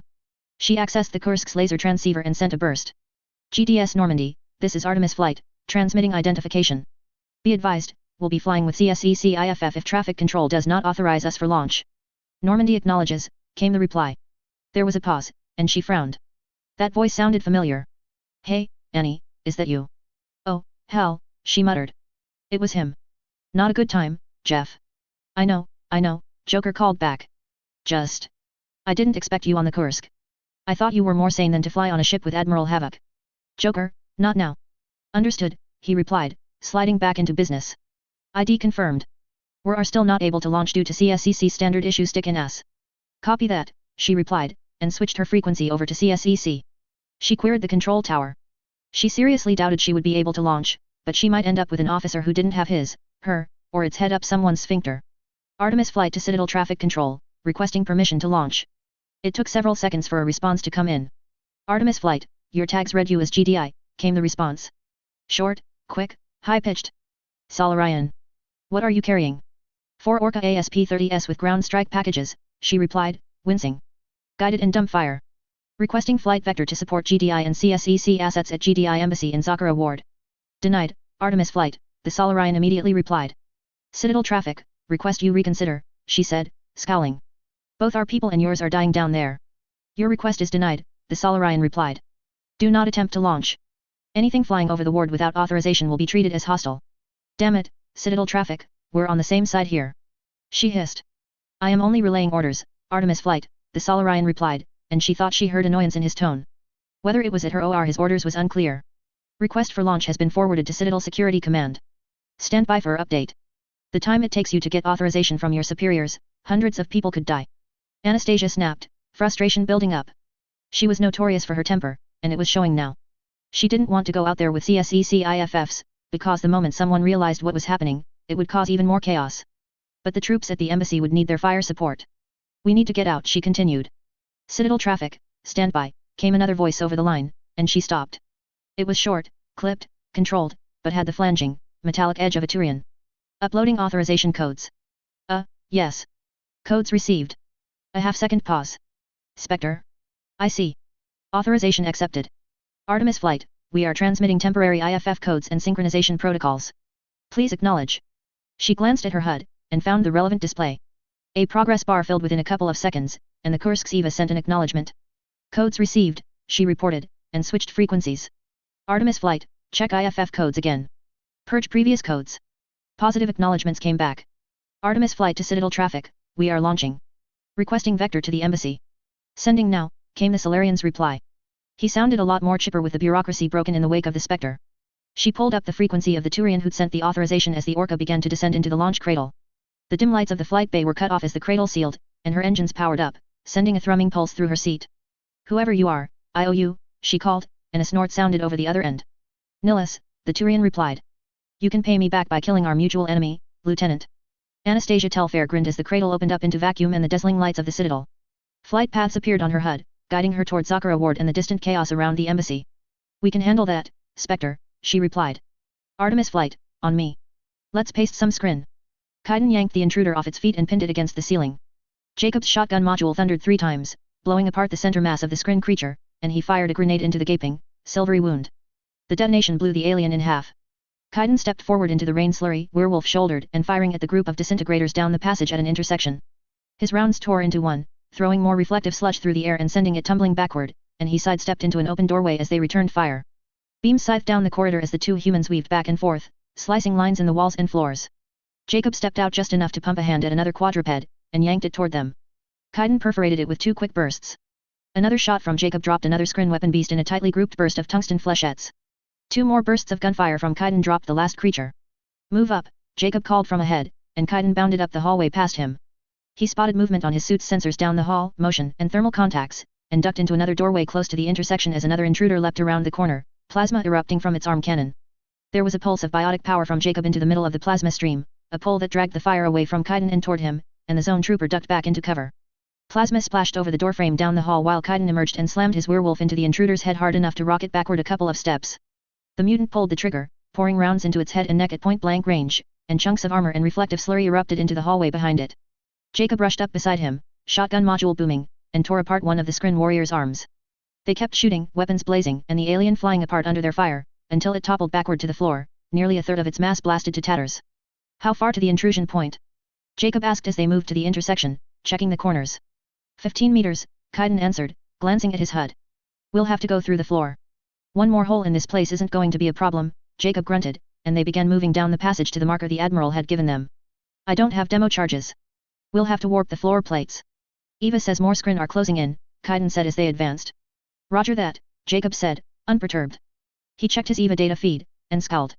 Scrin contacts on the upper floor were moving in around the points marked as enemy cyber intrusion nodes. How long do? He spotted the contacts a heartbeat before they attacked. Jacob shouted a warning, then spun and snapped up his werewolf as the ceiling behind them blew in a torrent of white-hot fire.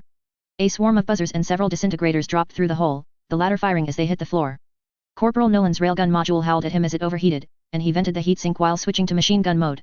He snarled a curse, shifting targets, and began pouring fire into the intruder he'd just wounded with a dead center hit from the overheating weapon. The rapid-fire module began heating up faster than normal as vented waste heat from the railgun washed over it. The intruder shuddered and stumbled backward as 24 hypervelocity rounds tore into it. It fell to its knees, and he walked bursts over its neck and head, eventually decapitating the alien, but it pushed up to its feet and leapt backward through a door, trailing a river of reflective blood. Other scrin filled the hallway, a trio of disintegrators, another unwounded intruder, and several clouds of buzzers. The latter were reeling, unable to advance into the wall of fire. Nolan and the 2 Marines with him were pouring down the hallway. The former, however, kept advancing down the hallway with intelligent but relentless determination, bounding from door to door and cover to cover, but heedless of their losses. "The hell are these things made of?" shouted the Marine beside Nolan. A heartbeat later, a looming shape leapt around the corner down the passage, green crystals shimmering on its back in the strobing illumination of tracer fire. "Ravager!" Nolan shouted, switching to his ion cannon attachment. The scrin fired before the second syllable escaped his lips, and the crystal spike slammed through the barrier centimeters over Nolan's right shoulder. The ion cannon unfolded as a second spike smashed all the way through the barrier directly overhead. The third hit one of the Marines in the chest, partially punching through the wall and burying into the man's heart. He jerked once in shock and slumped, killed near instantly. Nolan grit his teeth as the ion module fully charged, and he targeted the Ravager. He blocked out the other Marine's call for a medic, and squeezed the trigger. The blue beam erupted and sliced through the Ravager's torso, sending white-hot shards of crystal chitin plating flying. The alien toppled backward, smoke rising from its body, and it struggled to its feet. He swallowed, switching back to his railgun, and desperately sighted the impossibly tough alien as it struggled back around, preparing to fire again.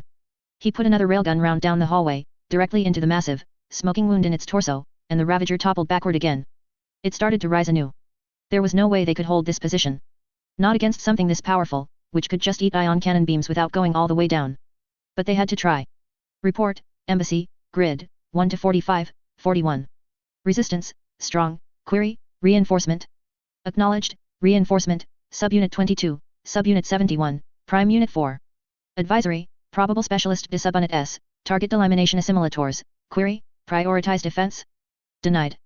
Advisory, Grid, 1-45-41, Reinforcement inadequate, unable to access lower levels.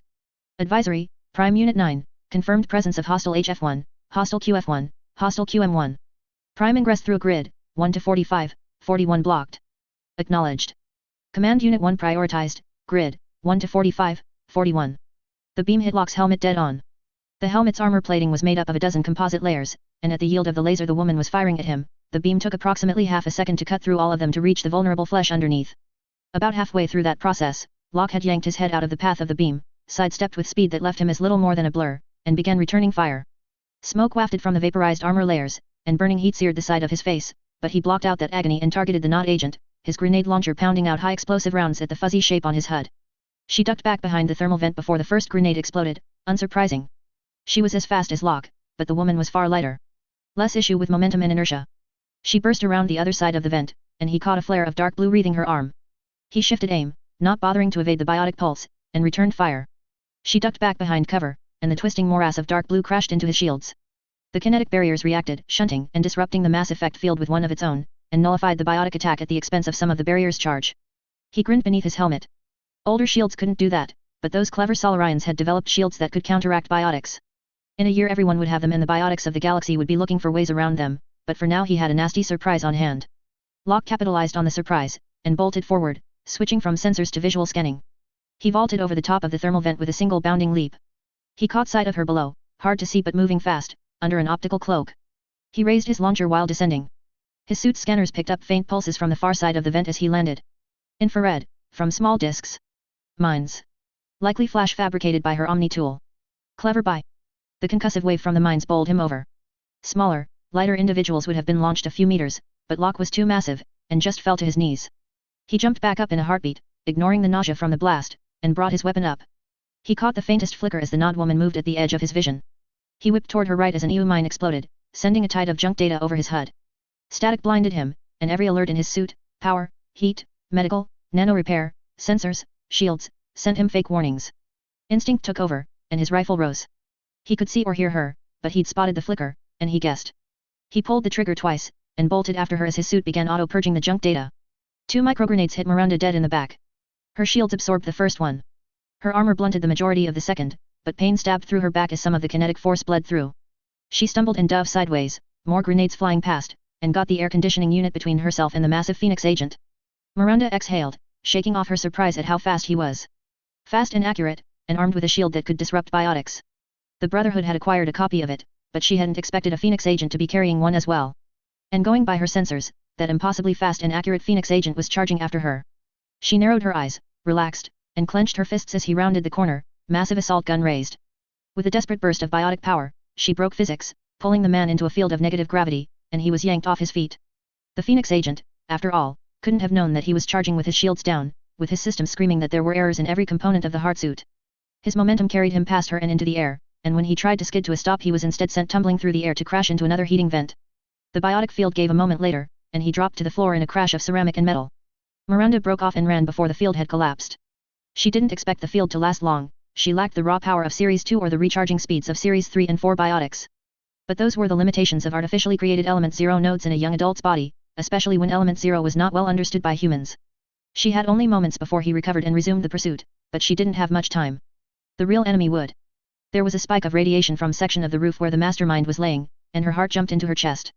A moment later, 20 Skrin warriors had teleported onto the rooftop within a dozen meters of the Phoenix team. Shepard grunted as the pain shot through her, and kept the grenade launcher on target. Through her peripheral vision she saw Talai raise her arm, and the Quarian barked something that didn't translate.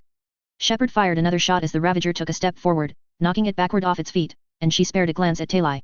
Her right arm was wreathed in the harsh orange light of her Omni tool. Extending from that light was a long, flat, rectangular blade, which looked to be made of burning yellow-white light. A blade, flash fabricated from her Omni tool. It's not working.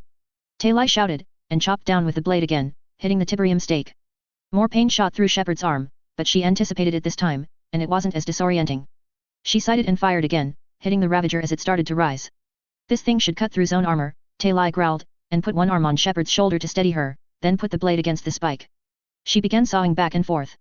That hurt even worse, but Shepard snarled, clenched her jaw, and kept her aim steady. Just cut it.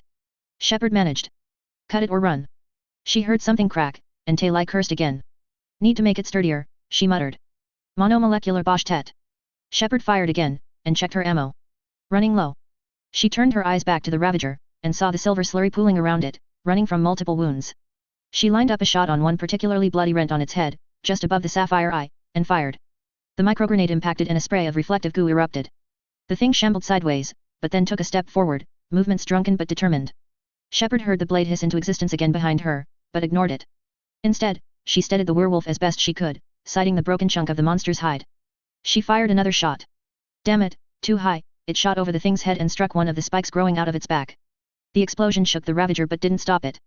She aimed again, wishing that the module had a self-adjusting smart sight that could guide the grenades in. Wishes, wishes, she muttered, and fired. Pain screamed down her arm as Talai cut again. This time, the spike shook a bit as the Quarian cut into it. The Ravager jerked and stumbled, the grenade blasting a chunk out one of its forelegs. Come on! Shepard shouted in sudden, desperate elation. The werewolf pumped another shot. Silver paste blasted over the walls. Is that it? That all you've got? Another grenade. Head armor cracked and flew apart. Son of a bitch. Die. She fired again. Then again. Then again. The Ravager dropped to its stomach, the metallic fluids pouring from its impossibly durable body. It started to rise, and Shepard shot it again. This grenade went through the gap in its head plating, and a fountain of reflective gore burst down the corridor, coating the walls and flying fast enough to trigger Shepard and Talai's shields. It splattered off their barriers, pooling around them, and the Ravager slumped to the floor, a decapitated mess. Shepard ejected the grenade magazine, lowering the weapon, and stared for a moment. Keela, Shepard, Talai whispered, echoing Kal Rieger's statement from before. Yet, she replied, unable to get anything else out. Her heart was trying its best to pound its way up into her throat, after all. After a moment, she hooked the launcher under her arm and began fishing out another grenade magazine. She slid it into the werewolf while Talai kept cutting. That was, Shepard said, pausing and sucking in air from the helmet's rebreather. Omni blade? Never seen one like that before. I usually use a knife, Talai replied, sawing. Dr. Michelle, who had taken cover around the intersection, moved up to assist, using the laser scalpel. But I figured this would be the monomolecular blade broke again. Damn it. Monoblades are already unstable. Worse when you're modding an Omni tool in combat. You mod the Omni tool to make a monomolecular heat blade on the fly? Shepard asked, and Talai nodded. Another blade formed around her wrist. Nothing fancy, she said. Plasma sheath on a monomolecular plane, suspended in mass effect fields generated by the suit's barrier generator and adherence boots. Talai, Shepard breathed, shaking her head. Do you have any idea how hard it is to do something like that while in combat? Somewhat, she replied. Shepard could hear her trying to downplay it. The wonders of auto-translation software, able to pick up on subtle cues like that and pitch the translated words to make inflection clear. Give me a minute here and we should be able to cut it off. We're making some headway. I don't know what the scrin do to these spikes to make them so damned durable. We'll need to cauterize that wound the moment we get the spike extracted, Michelle said. Blood loss will kill her if we remove it too quickly. Yay, Shepard breathed, unable to put even a token amount of forced cheer into it. I can prep a plasma torch, Taylai said. This wound is large enough that we'll need a lot of heat very quickly. Okay, then, Michelle said. Get her off the wall, and we'll extract when we get to a safe location. The armory station. Good idea, Shepard agreed. Kal Rieger should be back any minute anyway with heavy weapons. That was when the corruptor poured through the hole down the hallway. Oh what the fuck. Advisory, Prime Unit 9, engaged, hostile HF1, hostile QF1, hostile QM1, hostile HF2, unidentified. Engagement, projection, positive. Jacob narrowed his eyes in concentration as the floor plates twisted and buckled. He heard a warbling call of alarm from above, through the rents in the ceiling as the warping field he and Kaiden were maintaining tore apart the intervening floor. They're calling for help, he muttered, and Kaiden nodded. Scrin crystal blood dripped off the mutant's armor, but he paid it no mind, staring down the hallway. The scrin had stopped sending troops after the first half-dozen disintegrators had been killed trying to come through the hole. Either they were depleted and waiting for reinforcements, or were waiting upstairs in ambush. We don't have much time, Kaiden said, looking up. We're going in now.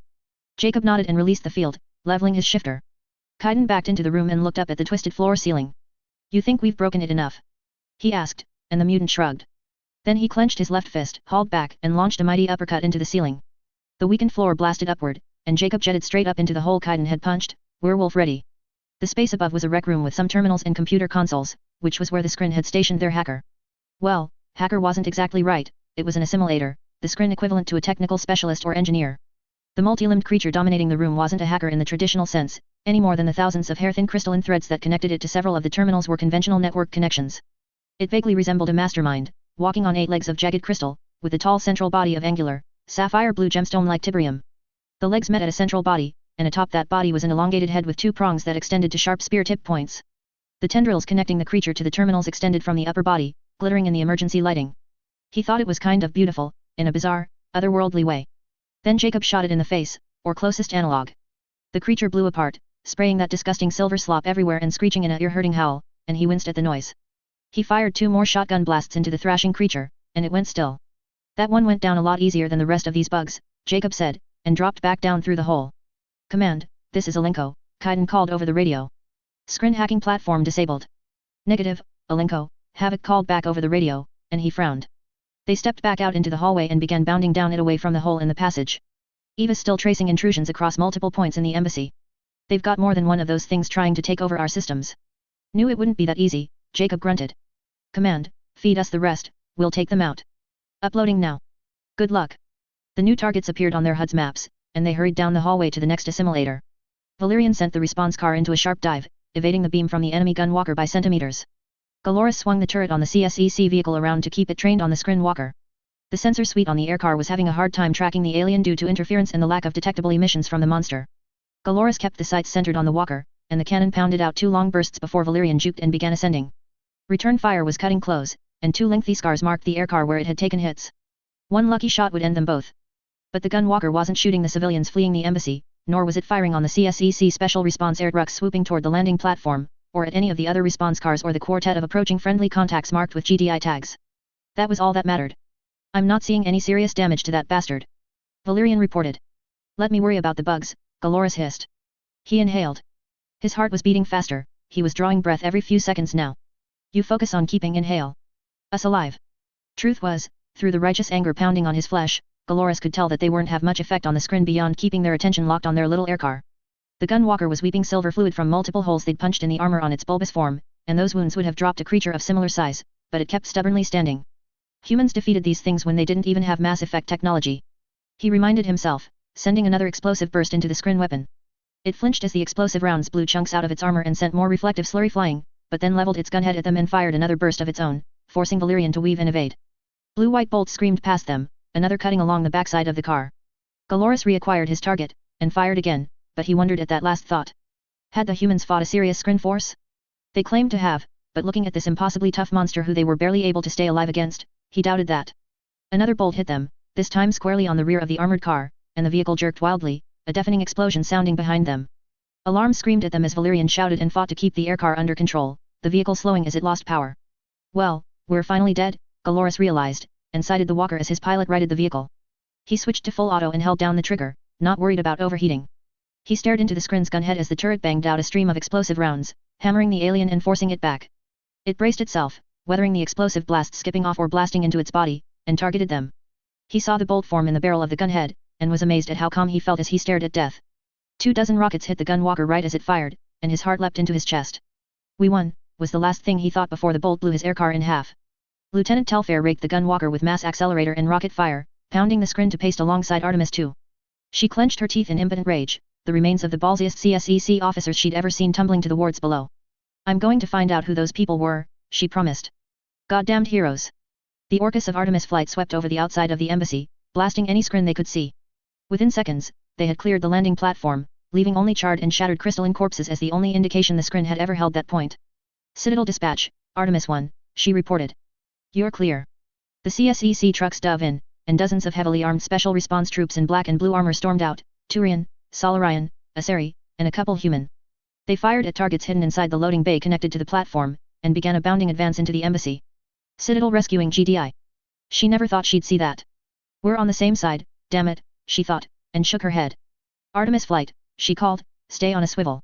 These scrin fuckheads don't play by conventional rules. Be ready for anything. The Corruptor make the Ravager look like a hobbit." Where the Ravager was a quadruped with thin, hard plates sheathing its body, the Corruptor was the size of a coyote fighting vehicle, covered in thick, ridged crystal metal plates, with a dozen bladed legs. A massive, transparent sphere made up nearly a third of its body, filled with a green-black liquid tiberium that could melt tank armor. The thin, tapering head turned toward them, and an opening split the head in half laterally, somewhere between a mechanical hinge and a snake's jaw. Surging around its body were dozens of glittering, silvery threads.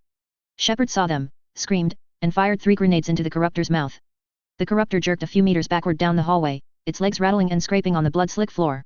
Scrin blood goo dribbled from the thing's mouth, but stopped within a few moments as a sickly green glow filled the creature's mouth and dribbled to the floor, burning through ceramic plates like acid.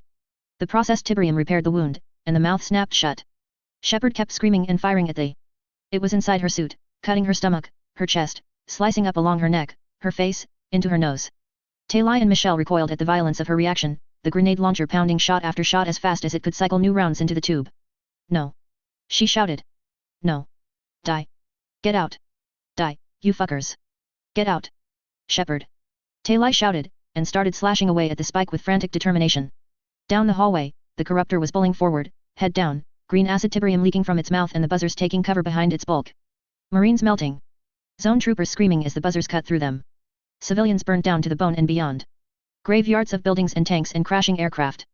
A titan loomed overhead atop 3 legs, serpentine appendages twisting about and spitting white beams of death from behind a shimmering cocoon.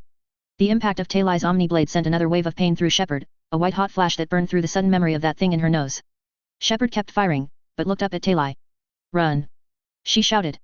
"Taylai, Michelle, go. I can cut it." Taylai replied. The Corruptor pressed closer, waiting for Shepard's ammunition to run out. The moment she did, it would release the buzzers, then open its mouth and empty that tank on its back. The clattering of its blade legs was sharp and close over the detonations that rocked its body. Droplets of metallic blood trailed it. "Get out of here!" Shepard screamed, the grenade launcher fighting to drown out her words. "You can survive. Someone can survive this time." "No. I'm not leaving you." Taylai shouted back, smashing the Omni blade on the spike. The blade shattered again, and Shepard gasped in pain. "You're too important." Shepard snarled. "I'm not losing anyone else to these things. Go. Not without you." Taylai shouted, another Omni blade forming. "Stupid goddamned Quarian." There was another blast of searing pain as she tried to cut the spike again, and somewhere between the start of that burst of agony and the end of it, Shepard understood. The frantic rush to get her to safety, and the earlier drive to rescue Kal Rieger despite the insane odds. Shepard hadn't seen the bodies, and hadn't made the emotional connection. How many friends had Taylai lost just hours ago? She wouldn't leave. The grenade launcher ran empty. The Corruptor paused, waiting for another shot, and Shepard looked up at Taylai. "Leave me!" Shepard shouted, and the Corruptor opened its mouth. Taylai's response was to create another blade. Shepard dropped the grenade launcher, dark energy swirling around her, and she raised her hand to throw Taylai back. The blade flashed down, and this time her arm was sheathed in numbing ice instead of blazing heat. She hit the floor, and heard something sizzling. Someone grabbed Shepard and bodily hurled her out of the intersection.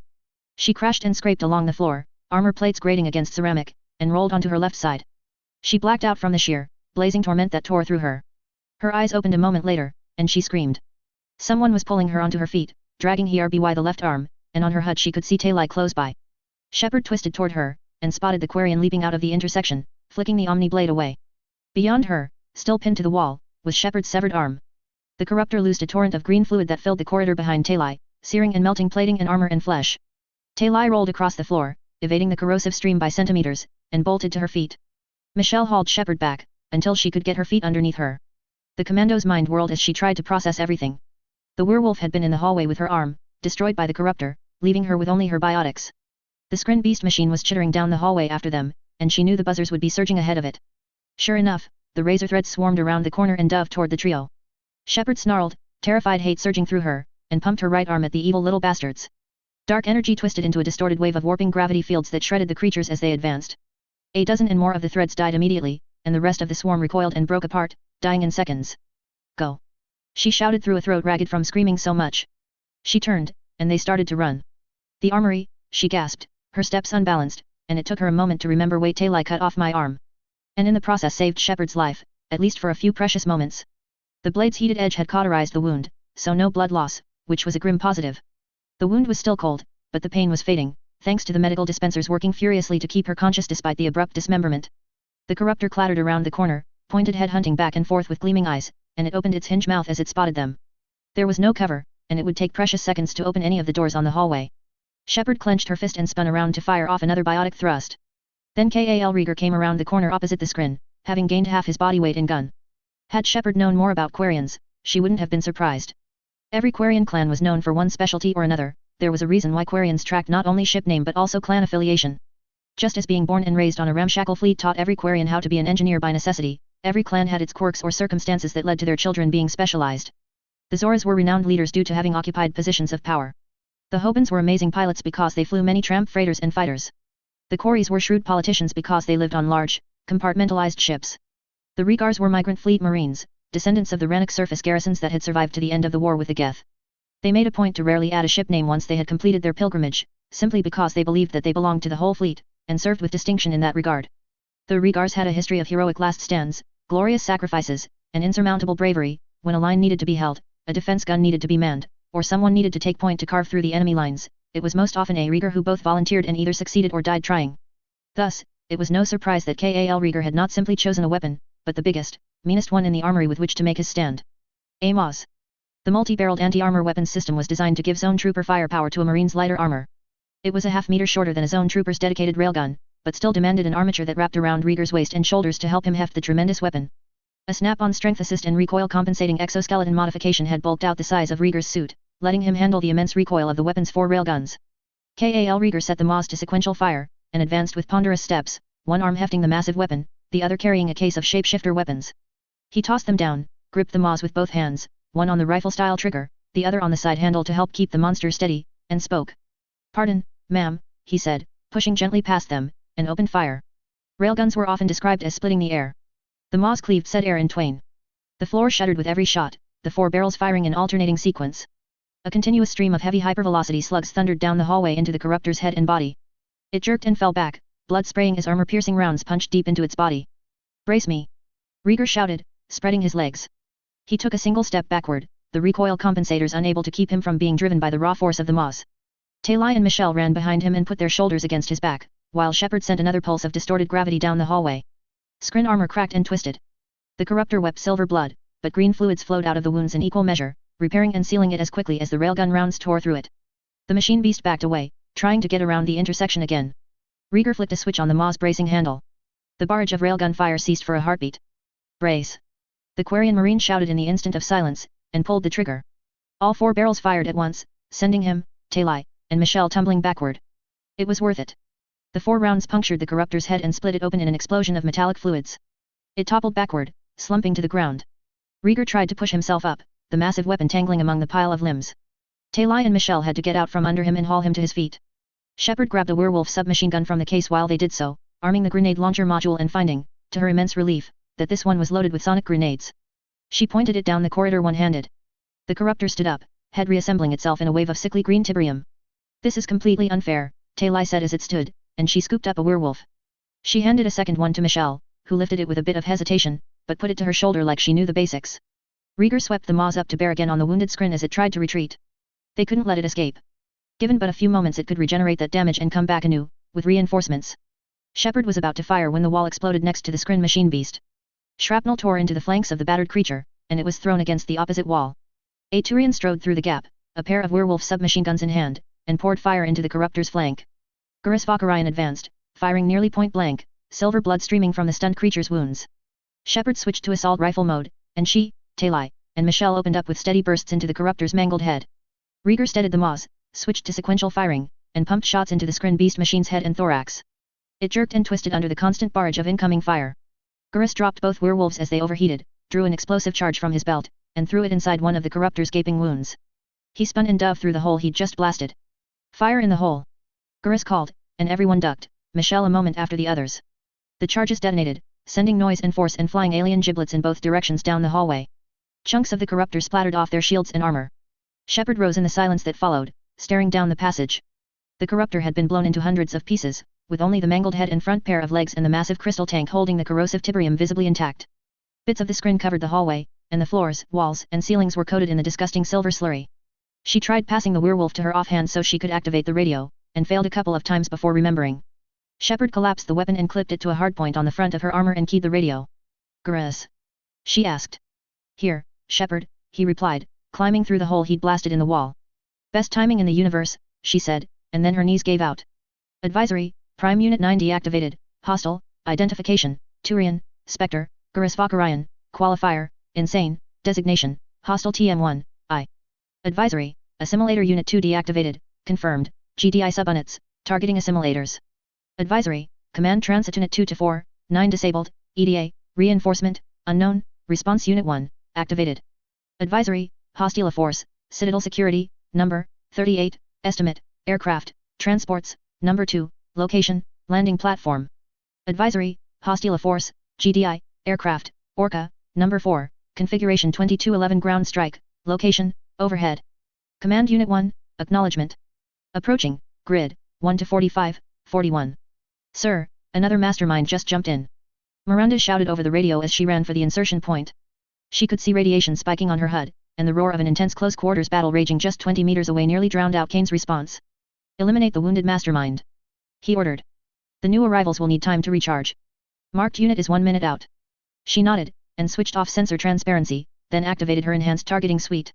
Her werewolf transformed in her hands, the laser module closing and rocket module unfolding. She shouldered the submachine gun and leapt over a tangle of pipes, then hopped onto a catwalk running between two vents, which gave her a good view of the battlefield. The remains of a mastermind lay beneath her, almost certainly the one who had brought the reinforcements. Or at least, she guessed it was a mastermind, due to its bulk. The Phoenix fire team had riddled it enough firepower to blow 2/3 of it to mush. Smart of them, but not enough to actually save them. The Skrin force was made up entirely of intruders, they had to be reacting to the attack on the relay point, and had retaliated with efficient savagery. 2 of the Phoenix team were still alive, firing furiously into the dozen intruders that were bounding toward their position close to the wounded mastermind. Several other intruders were blown to pieces around them, and the other Phoenix troops were in a similar state, spread across the rooftop in disparate and bloody pieces. She had literally seconds before the Skrin finished the remaining humans and turned their attention toward her. Miranda sighted the wounded mastermind with her rockets and let fly, then spun around and bolted across the rooftop. She heard the explosions as she ran, and Kane's voice sounded in her ear a moment later.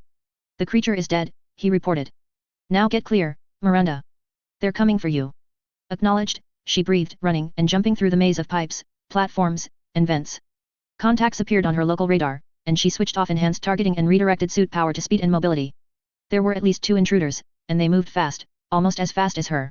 She pushed herself through the maze, ducking and jumping and weaving and trying to lose them. Miranda knew if she stopped to fight, they'd kill her in seconds. She spotted a flare of radiation an instant before a plasma cannon discharged, and wrenched herself out of the way.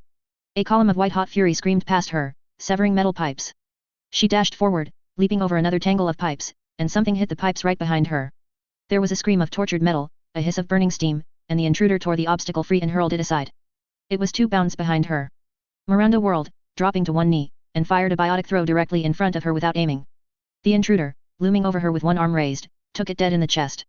She thought she saw surprise in the glittering crystal eyes as it was tossed backward into the cloud of steam erupting from the ripped pipes.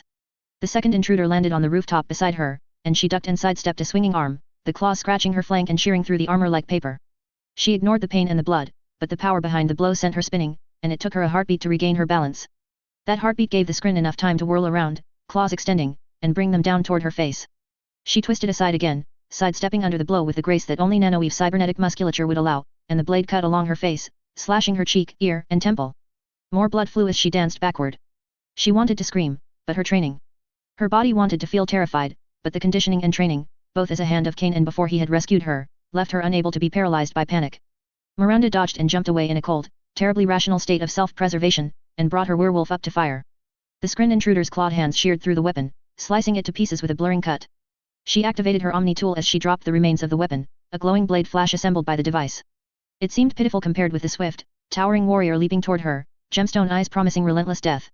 The mark of Cain smashed the intruder to the floor. The cyborg dropped directly on top of the Skrin warrior, half a ton of flesh, heavy metal and ceramic armor, and gleaming red lines. Cain insisted on the glowing red lines. It was tall, nearly as tall as the intruder it flattened, with spindly arms housing laser weapons, a heavy shapeshifter support gun folded up on its shoulder, and a faceplate with half a dozen glowing red sensor clusters. Heavy black armor covered the torso and legs, the bulk making the arms seem emaciated by comparison. The marked pointed one arm at the prone intruder and fired a cutting beam, slicing the Skrin warrior in half at the waist. While doing so, two more marked crashed down to the rooftop, their augmented legs barely flexing. They rose, one pausing by the tangle of wrecked pipes where the other intruder was emerging, and fired a pair of missiles into the gap. Skrin blood and chunks of crystalline armor erupted from the gap. Appreciated, Miranda gasped, and the first mark turned its bloody gaze toward her. Hand, the cyborg said in acknowledgement, and extended an arm. We must depart immediately. Skrin are closing in. She could hear an aircar's engines whining overhead. With a nod, she stepped over to the marked, and the cyborg grasped her under the arms with surprisingly gentle mechanical fingers.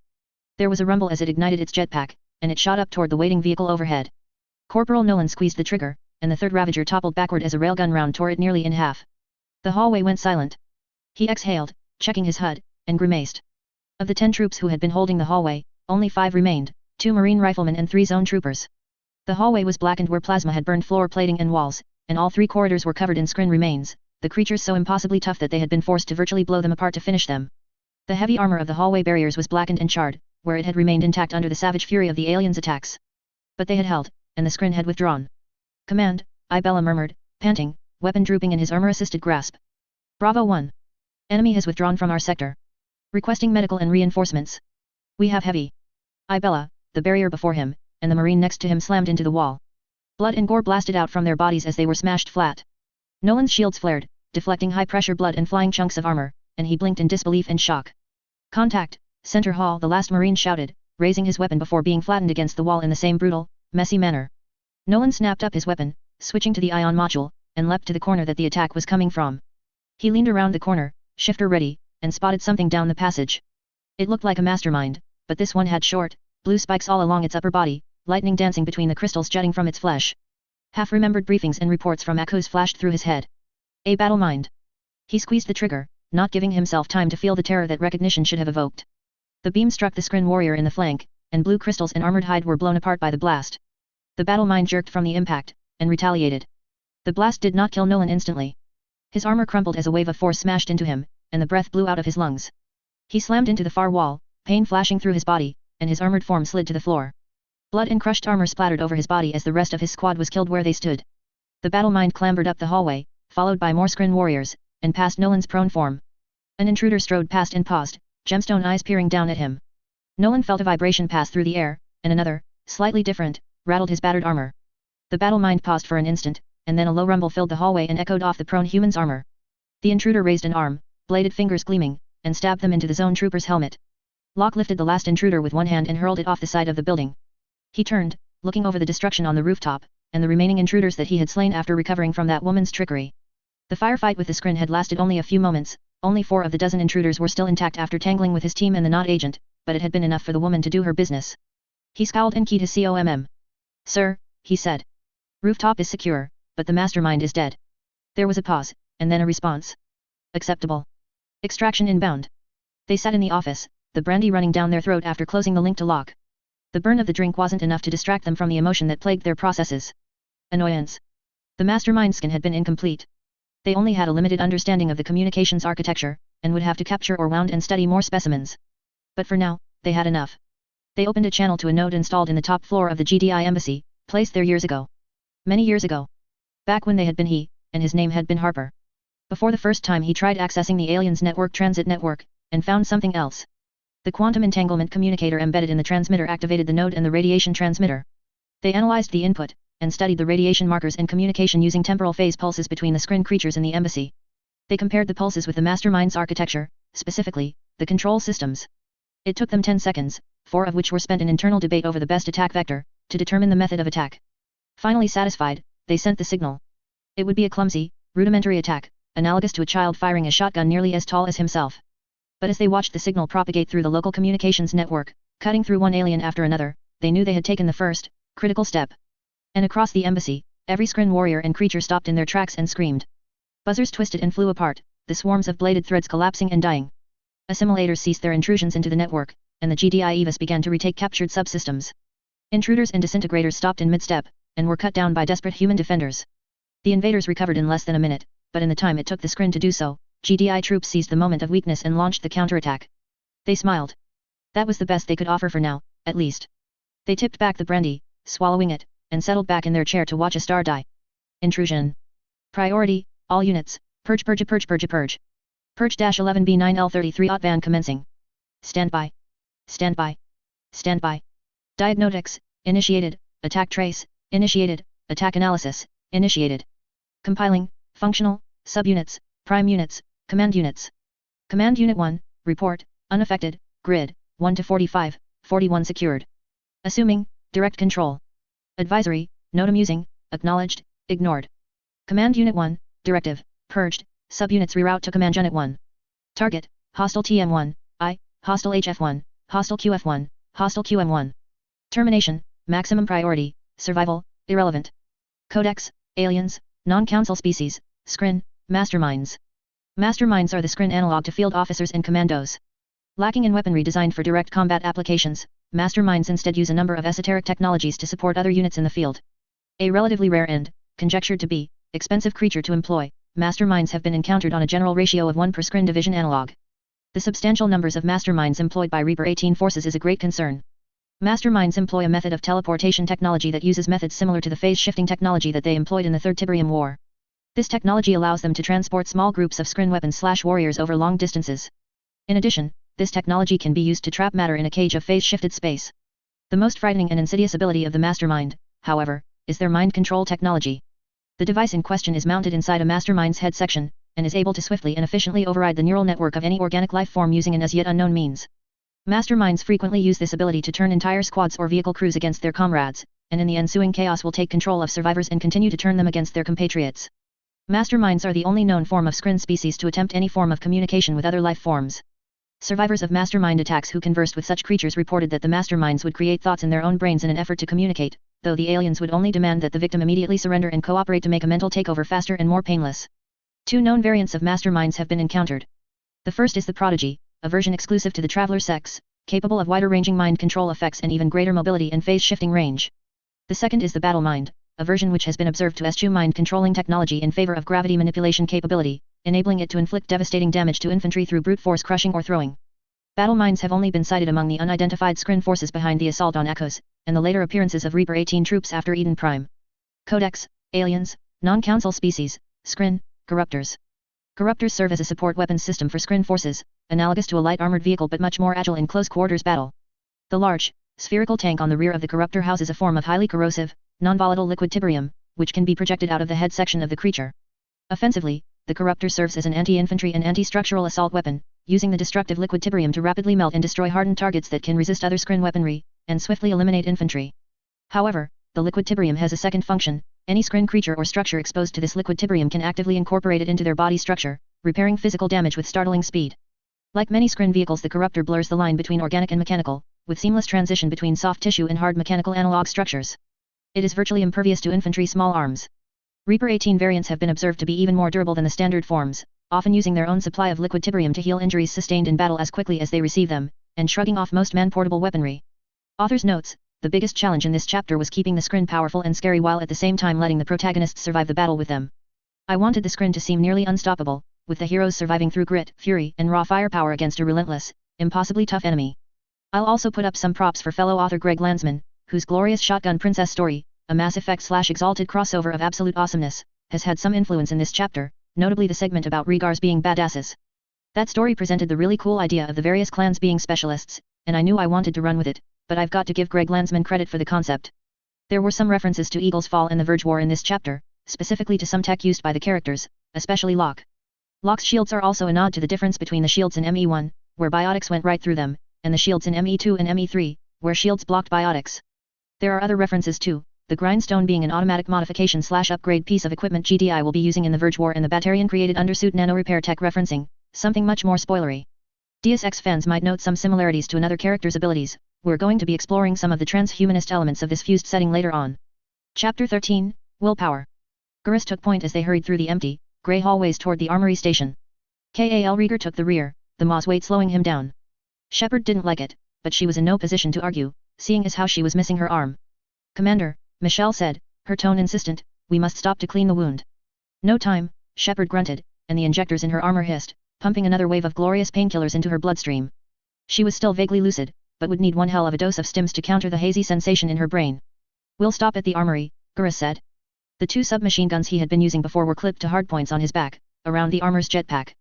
Between his shouldered assault rifle and the collapsed marksman carbine attached to his armor, he more resembled a mobile armory. Gurus, I'm Shepard started, but he held up a hand. Relieved until we address your dismemberment, Shepard, he replied. She opened her mouth to protest, but then paused and nodded with a weariness she didn't expect. She didn't argue as they hurried to the station, with Kal Rieger taking up security at the doorway. Shepard glanced around the long room, lined with weapons racks and lockers, and blinked. There was no one on duty at the guard station. How did you access the armory? She asked.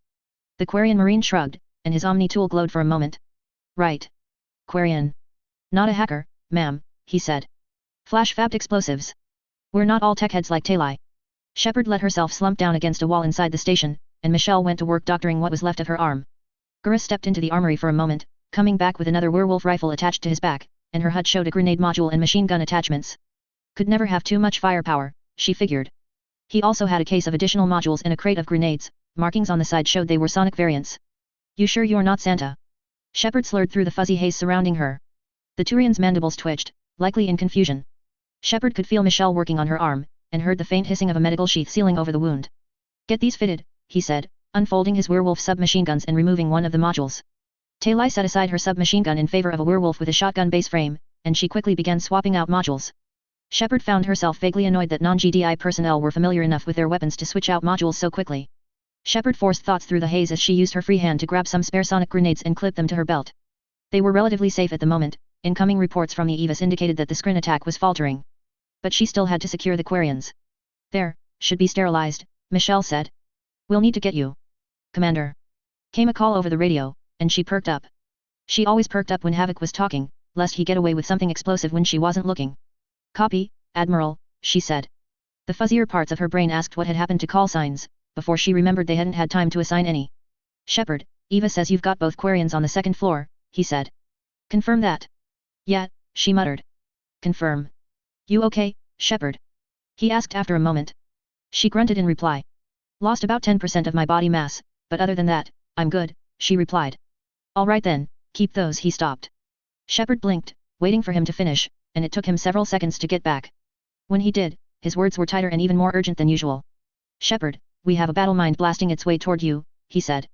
She shot straight up, the haze vanishing as a fresh bout of adrenaline lanced through her, chasing a tidal wave of images of echoes. Feed it to me, she hissed, and a moment later her HUD showed her images captured from internal cameras, showing a familiar shape, bulky body atop four thin legs, gleaming sapphire eyes, blue crystal spikes jutting from its back and flanks. It led a gaggle of other screen troops through the corridors, and lightning flashed along its back as it smashed open a blast door with a wave of invisible force. The embassy schematic showed an icon representing the creature on the same level as them, and punching its way through everything that stood between it and their location. Shepard accessed her suit's subsystems, and after only a moment of hesitation, pumped a dangerous amount of stims into her bloodstream to counteract the painkillers. Everybody, up, she barked, her words no longer slurred, and clambered to her feet. Pain lanced through the stump of her arm, but she ignored it in Michelle's startled protests. Everyone looked up at her as Shepard grabbed her werewolf with her good hand. We have to move, now, she ordered. Shepard, Gurus started, but she shook her head sharply, and ordered her suit to pump more stimulants into her bloodstream. We have to move, she barked, and no one argued with the lucidity or command in her words, not even the spectre. Kaiden's fist slammed into the weakened floor, and chunks of broken ceramic hurled up into the air. Jacob chased it up into the room, werewolf ready, and was shooting the assimilator that filled the room beyond before he'd reached the apex of his jetpack-fueled leap. The creature recoiled, silver blood flying, and fell to the battered floor in a heap of crystal and tangled limbs. Jacob landed on the edge of the hole, sweeping the room, but nothing else inhabited the office. Third node secured, Jacob called. A few moments later, his HUD flashed, and an Eva's voice murmured in his ear. Screen intrusion processes terminated, it reported. Re-establishing control over embassy security. Finally, Jacob grunted. Kaiden's voice sounded in his ear as he contacted the Admiral. Alenko to Havoc, come in, he called. We've got the last assimilator. Eva says we've retaken control. Ah, confirm, Havoc replied, distracted. Damn it, not good, not good.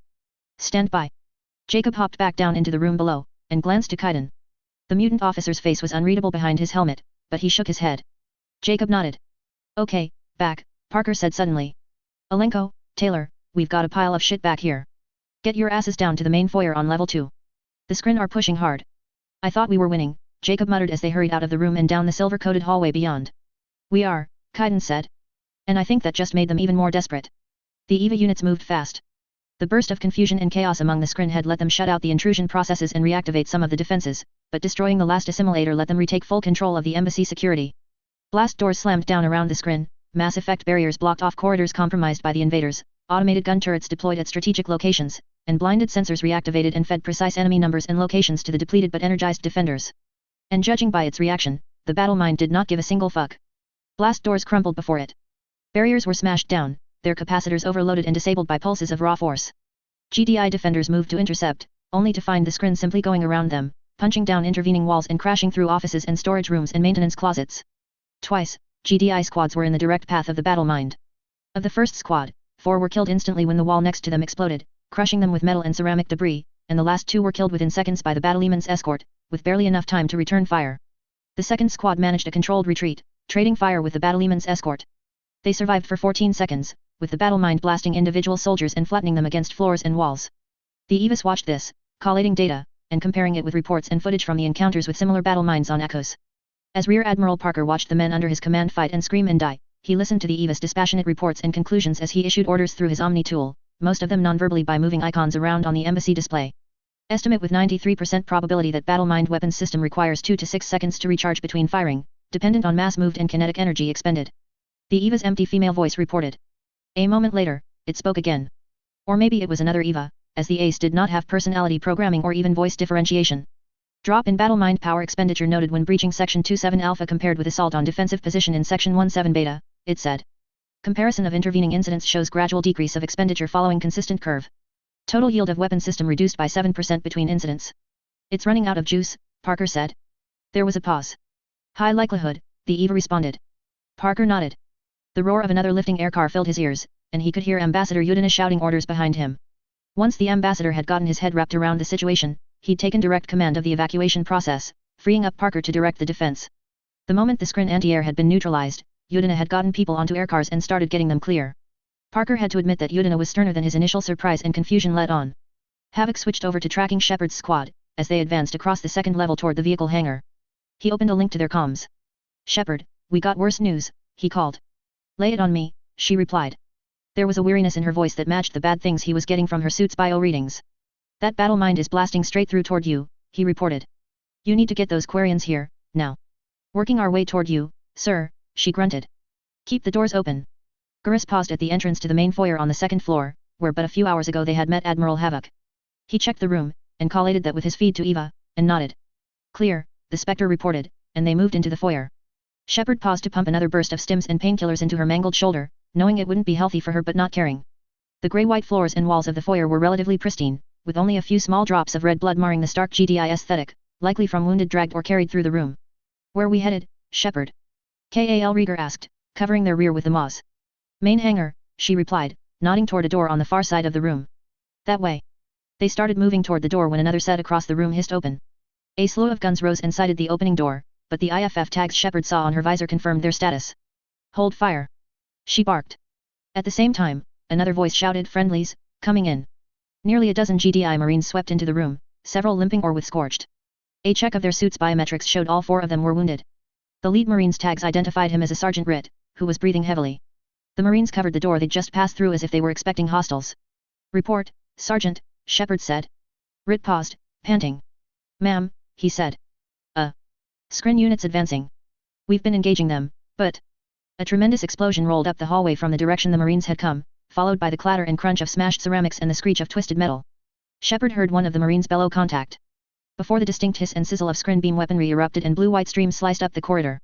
One Marine fell, bisected across the chest, chunks of armor exploding off of his torso in white-hot fragments, while the others opened fire with fusillade of mass accelerators and grenades.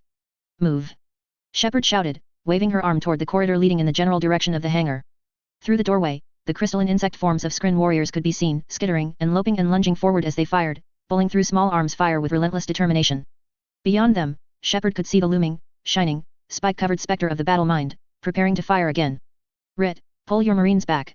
Shepard bellowed, while pumping her arm and focusing dark energy around her. She targeted the lead Skrin warrior, an eager disintegrator, and shaped the energy into a crackling, twisting blue bolt that rippled off her arm and careened down the corridor. It struck the alien in the middle of its cannon head and hurled it down the corridor to crash into an intruder and another disintegrator. Both beasts were bowled over in a tangle of legs and claws, and the Skrin fire faltered.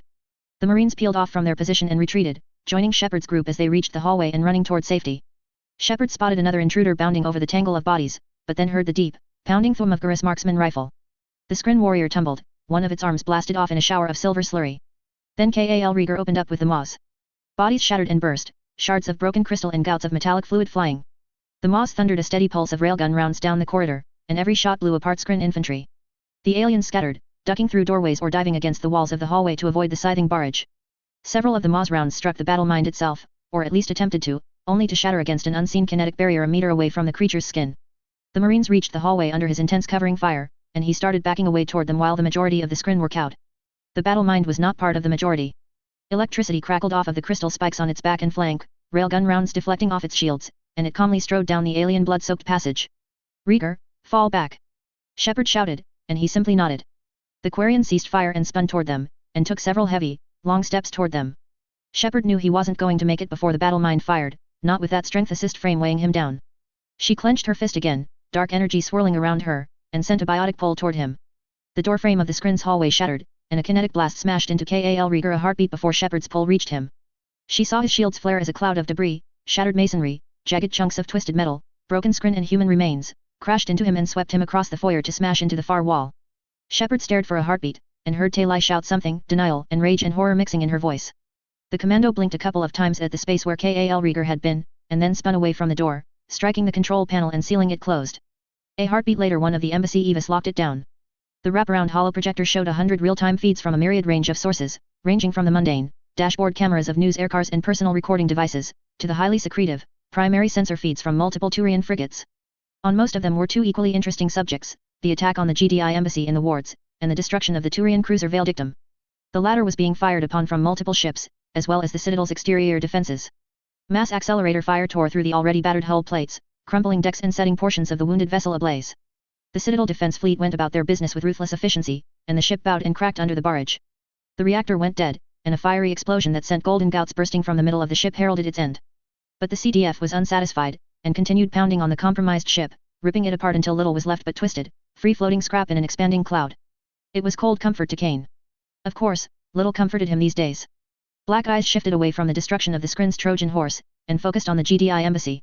He switched views to one of the CSEC feeds, which showed a burning factory halfway across the ward, where Citadel security had finally located the main Skrin staging area. They had responded with a decisiveness that Kane approved of. His sensors across the Citadel were confirming that the odd radiation signatures associated with the Skrin had been largely eliminated as well. The embassy was a different matter, though. CSEC troops were pouring into the building from both upper and lower access points, but Kane's limited feeds told him they would not arrive in time. He watched as one of the Quarians vanished in a cloud of kinetic force and hurtling debris, and the remaining Skrin move in close behind Shepard and the remaining Quarian woman. If she died, or at least, if she died before that critical information she had could be passed on, then matters would become a lot more difficult. He watched the situation develop, unable to do anything about it with his limited resources. It was a discomforting feeling. On Earth he had been the puppet master, but now, in the larger galaxy, his resources were diminished. Penetrating into a society spanning a galaxy, with more than 2,000 years' worth of history and tradition, was a difficult prospect. The grand displays of his power were smoke and mirrors, and nowhere was that more apparent than now, with so little capacity to impact what was happening beyond his cat's paws. Messages flicked across the screen. Miranda was confirming that they had escaped the Phoenix soldiers on the rooftop, and that the masterminds were destroyed. They were currently slipping out of detection range of local CSEC response units. A sliver of good news, for once. He had yet to determine the precise motives behind the Phoenix attack on the masterminds, but Kane had noted the unexpected disruption of the Skrin operations in the embassy and identified the connection immediately. Despite the obvious effects of the attack on the Skrin's network and how it was aiding the GDI defenders, he doubted the group's motives were of pure intent. Extremists rarely had such. Despite the gravity of the situation, Kane managed a smirk. The irony of that thought and how he used extremists to his own ends was not lost. Now, he just had to wait and watch and adjust his calculations. He hoped his other pawn could do her job properly, despite losing a limb in the process. If she succeeded at keeping the Quarian survivor alive, then they could act more decisively. If she failed, he hoped it would not come to that, but even if the Quarian died, it wouldn't be a complete disaster. Both she and Shepard were pawns, and ultimately disposable. Shepard fought to keep her legs steady as she ran, struggling through the pain. The period application of painkillers didn't help her too much, not with the amount of stims in her blood to keep her upright. The eclectic group of battered survivors ran through the corridors toward the hangar, and over the pounding their boots they could hear the walls scream and shatter under the battlemen's abuse. The hallway leading to the hangar ran through a series of offices and storage rooms, which gave them cover from the smaller, faster screen combat units as they ran. As much as she wanted to move at a dead sprint, Shepard knew that was a bad idea in not completely secured areas, so they moved at a quick, bounding pace, with Talai, Michelle, Rit, and most of the Marines leading, while Shepard, Garrus, and 2 of the Marines took up the rear. They had to negotiate several twists and turns and intersections, all of which took far too much time to secure before they could move on. They could hear the pounding and screech of torn metal as the battle mind and the Skrin warriors with it blasted through the sealed doors and hallways in dogged pursuit. Skrin, our rear! Garrus shouted as they ran down the passage, and he, Shepard, and the Marines whirled around to fire.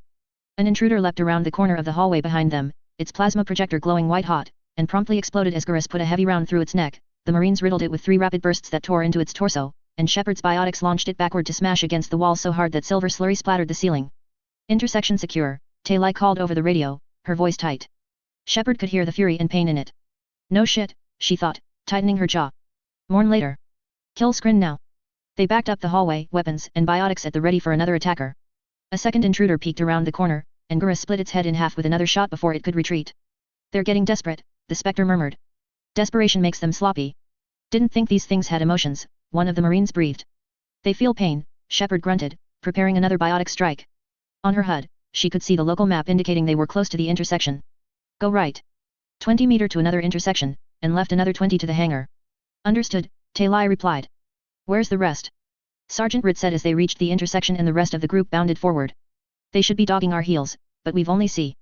The walls just a few meters ahead of Talai's group exploded in a torrent of plasma and hurled masonry, knocking one Marine off his feet, and a wave of crystalline forms bounded through. The hallway turned into a hurricane of noise and gunfire, a point-blank exchange of hypervelocity slugs and blinding blue-white energy released in deafening intensity. The Marines opened up at point-blank range into the pack of bounding disintegrators that rushed through, the Skrin leaping over the debris or running along the walls. Several of the quadruped aliens were blasted apart before they could begin firing, but they covered a pack of intruders as they surged into the gap. An intruder leading the charge raised its plasma projector as it leapt through the debris, and Garrus blew its arm off. Shepard shouted a curse and hurled another intruder down the hallway with a biotic thrust. A Marine was impaled through the chest with a long, shining spear of green crystal, his body pinned against the opposite wall. The Ravager, visible through the opening in the wall, stomped through the gap while surrounded by a cloud of buzzers. The razor-edged aliens swooped down upon the dazed Marine on the floor, and he screamed and thrashed as they cut into his flesh. Another Marine took a tiberium spear through the gut and smashed into the wall. A torrent of red-gold plasma suddenly swept over the Ravager and many of the buzzers, and as the huge Skrin warrior retreated in abrupt agony, Talai shot it in the middle of its gemstone eyes with her shotgun. Said eyes shattered from the blast, and it howled a strangled, reverberating cry of suffering. Buzzers twisted and flared in white-gold burst of heat and incinerated threads, and the tiny aliens scattered and fell. That's for Kal, Bosch Tet. Talai shouted, and triggered another surge of fire from her jury-rigged Omni tool. The Ravager's armor twisted as the heat tore through its body, whatever alien biology it possessed was still as vulnerable to fire as carbon-based life. She fired another 2 shotgun blasts, and it toppled backward, burning and limp. The Skrin did not break, despite the ferocity of the defense. They surged forward, plasma scything across the hallway and slicing down Marines. An intruder leapt upon Sergeant Rit, clawed hands slicing into his arms and across his throat before Garrus could shoot it down. Dr. Michelle was dragging one wounded Marine away from the fighting, firing her werewolf with her free hand into a disintegrator that bounded too close. Shepard sent a warping field tearing through another cloud of buzzers, while hunting for the battle mind. It hadn't torn down the wall, which meant that it had to be somewhere nearby, waiting to. She spotted a sudden surge of motion on her radar from the corridor behind them and whirled around, gathering everything she had into a single massive thrust. Battle mind, behind us! She shouted in desperate terror. The battle mind tore through the wall behind her in a torrent of noise and force and whipping debris, charging through the hole it blasted. It advanced straight into the teeth of Shepard's throw, which impacted it dead center in its gemstone eyes. The massive Skrin was knocked backward off its feet into the room it just pounded through, and let out a furious sound akin to someone angrily hammering 100 wind chimes against a synth music keyboard. It started to rise, even prone. The damned thing was taller than Shepard, and electricity crackled over the crystal spikes as it prepared to fire off another blast. Which was why Shepard dropped her werewolf and used her single arm to rip off and chuck her entire belt of sonic grenades into the room with the battle mind. She hopped back and drunkenly leapt out of the way of the detonation. The sonic detonation shook the floor and sent a deafening burst of noise crashing over her, but her helmet deflected the worst of the audible assault, and she clambered to her feet. The battlewoman's howl of anger redoubled, and she guessed it was hurting pretty badly. Shepard stumbled to her dropped werewolf and scooped it up with grim determination. The commando knew from bitter experience that there was no way she could kill it with small arms and biotics alone, but she had to do something before it recovered and squashed them. She stepped around to the hole in the wall, and raised the submachine gun one-handed. The massive beast lay stunned, silver goop hemorrhaging from the beast's flanks, and she scowled in fury before squeezing the trigger. Rounds erupted from the weapon, smashing into the battlewoman's kinetic barriers to no effect. With a snarl, she held down the trigger, and the werewolf roared in her hand until it overheated. Not a single round had punched through, and the battle mine started moving again, its wound slowly sealing back up as she watched. "God damn it," she breathed, more tired than angry. A three-fingered hand grabbed her shoulder and threw her down. As she hit the floor, a line of plasma scythed through where her neck had been a moment before. Garrus, crouched beside her, shouldered his rifle and fired again, and an intruder let out a resonant howl of pain. Shepard rolled over and shot to a crouch, muttering her thanks to Garrus. The savage exchange between their group and the scrin had left most of the aliens down, save for several who were taking cover further up the passage and firing brief bursts of plasma with the surviving Marines and Tali. But the scrin had dealt as well as they received, only a couple of the GDI Marines were still alive, and she could hear the battle mind rising to its feet. The floor was covered in the mangled body parts of scrin and humans, and red blood mixed freely with silver blood slurry. Despite the grim situation, Shepard saw a chance. "Charge them," Shepard muttered. Garrus nodded, firing another shot that clipped an intruder's shoulder. He understood that if they let themselves get pinned down by the remaining scrin, the battle mind would crush them, literally, the second it emerged. She knew that for all their firepower, they couldn't kill the battle mind fast enough. But if they assaulted the alien survivors, they might be able to break through and reach the hangar. "Squad, prepare to assault!" Shepard shouted, and acknowledgements came from the survivors as they traded fire with the scrin.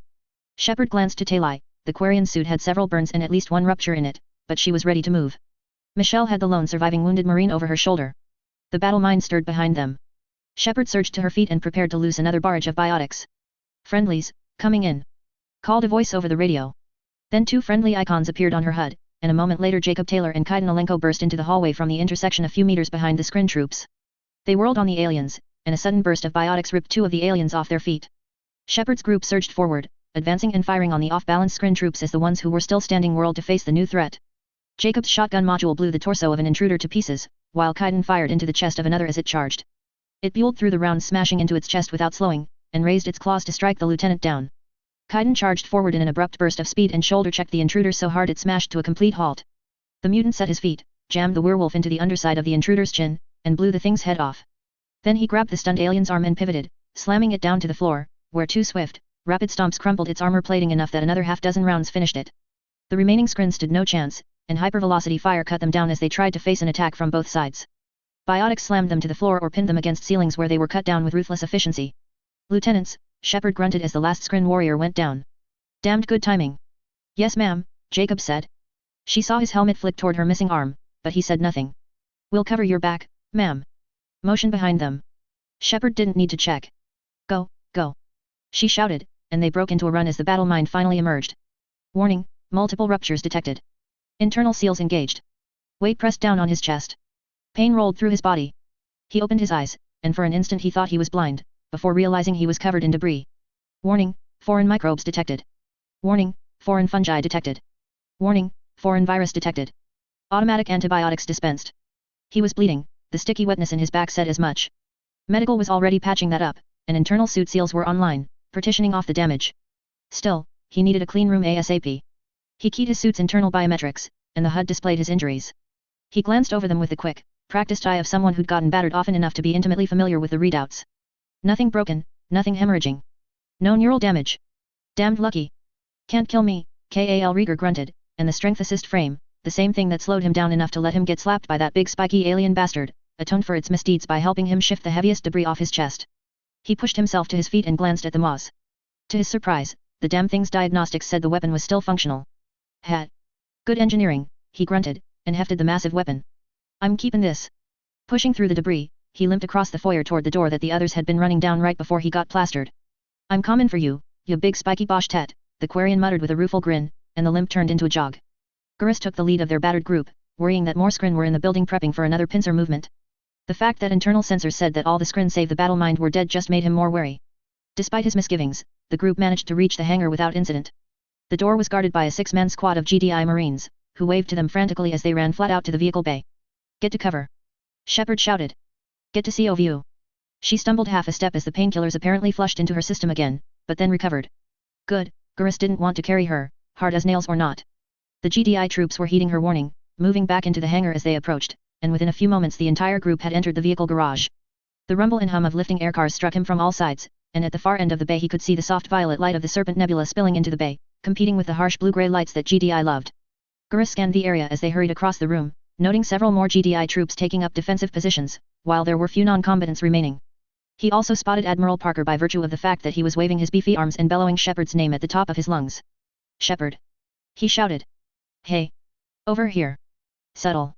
She took a couple of steps toward the Admiral, and Gurus had just enough time to notice that Ambassador Udina was giving orders to the remaining personnel trying to evacuate when one of the walls exploded and the battle mind made its presence known. That thing is just copying my style, he thought even as he whirled toward the threat, and everyone in the room who had a gun opened fire. Lightning flashed, and cars, bodies, and maintenance equipment went flying. Many people would have been freaked out that someone was hurling cars at them. Gurus Vakarian, however, was a spectre who had faced angry Asari matriarchs before, so this was nothing new. He sidestepped around one flying aircar, and another skipped over the floor toward him. He ducked underneath it, the metal spinning mere centimeters overhead, and sighted the battle mine through the scope of his marksman carbine as the car crashed down behind him with a deck-shaking screech of metal on metal. His visor fed him markers indicating targets based on observed weakness and known screen biology.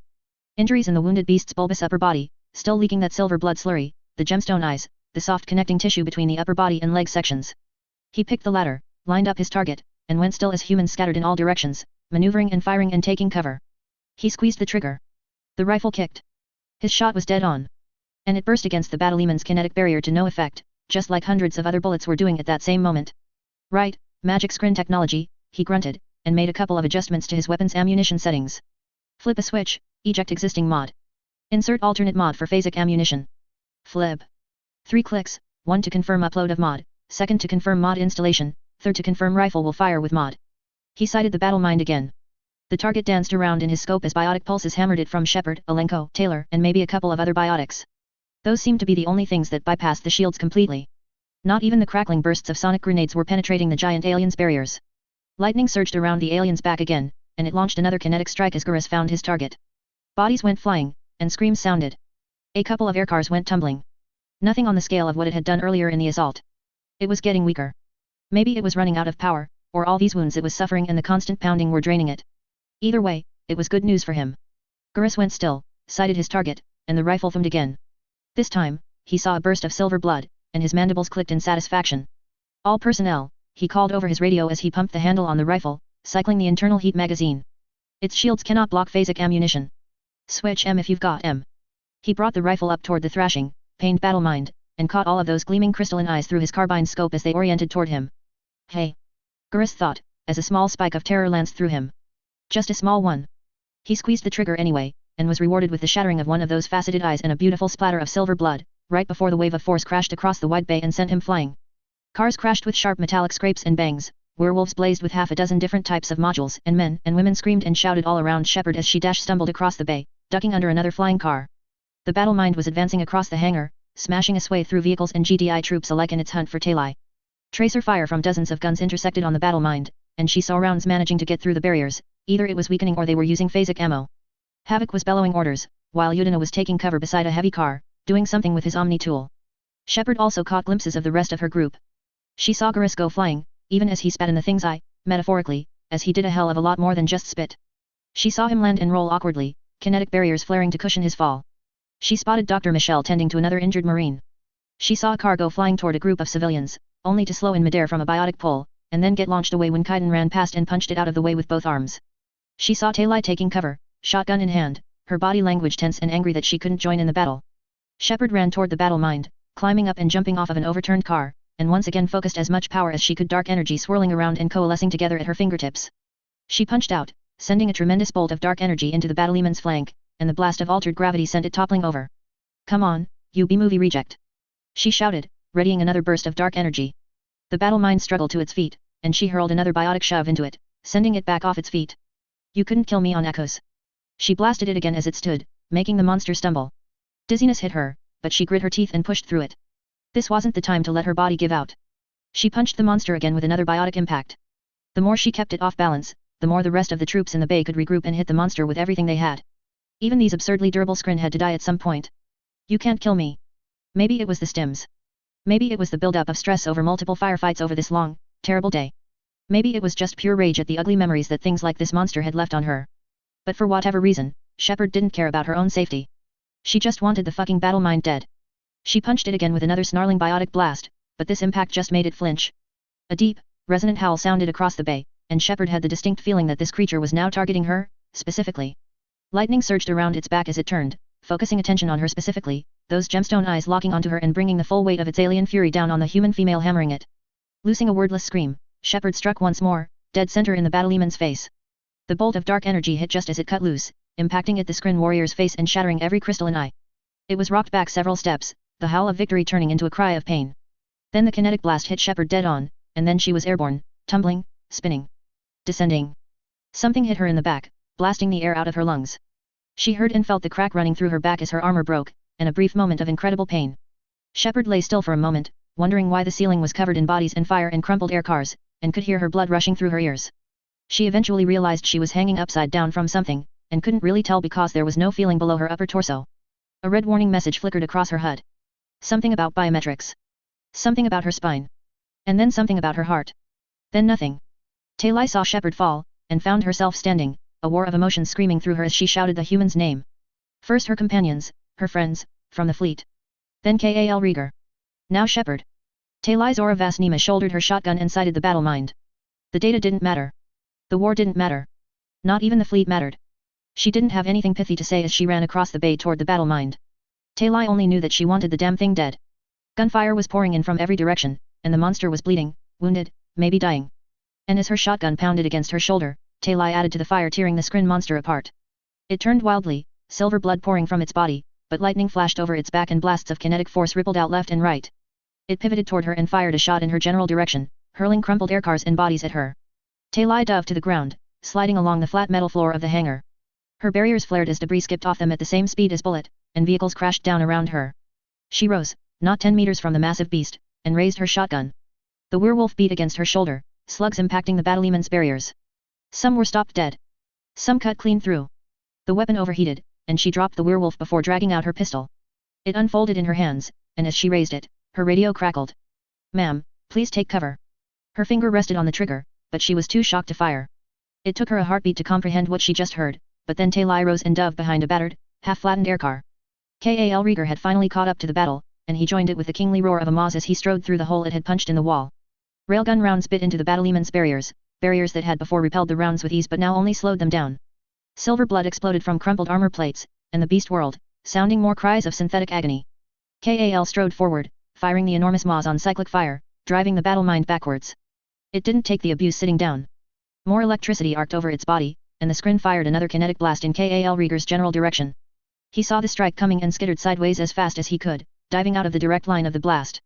The kinetic burst was weaker this time, and he was only sent rolling across the deck, bouncing a couple of times.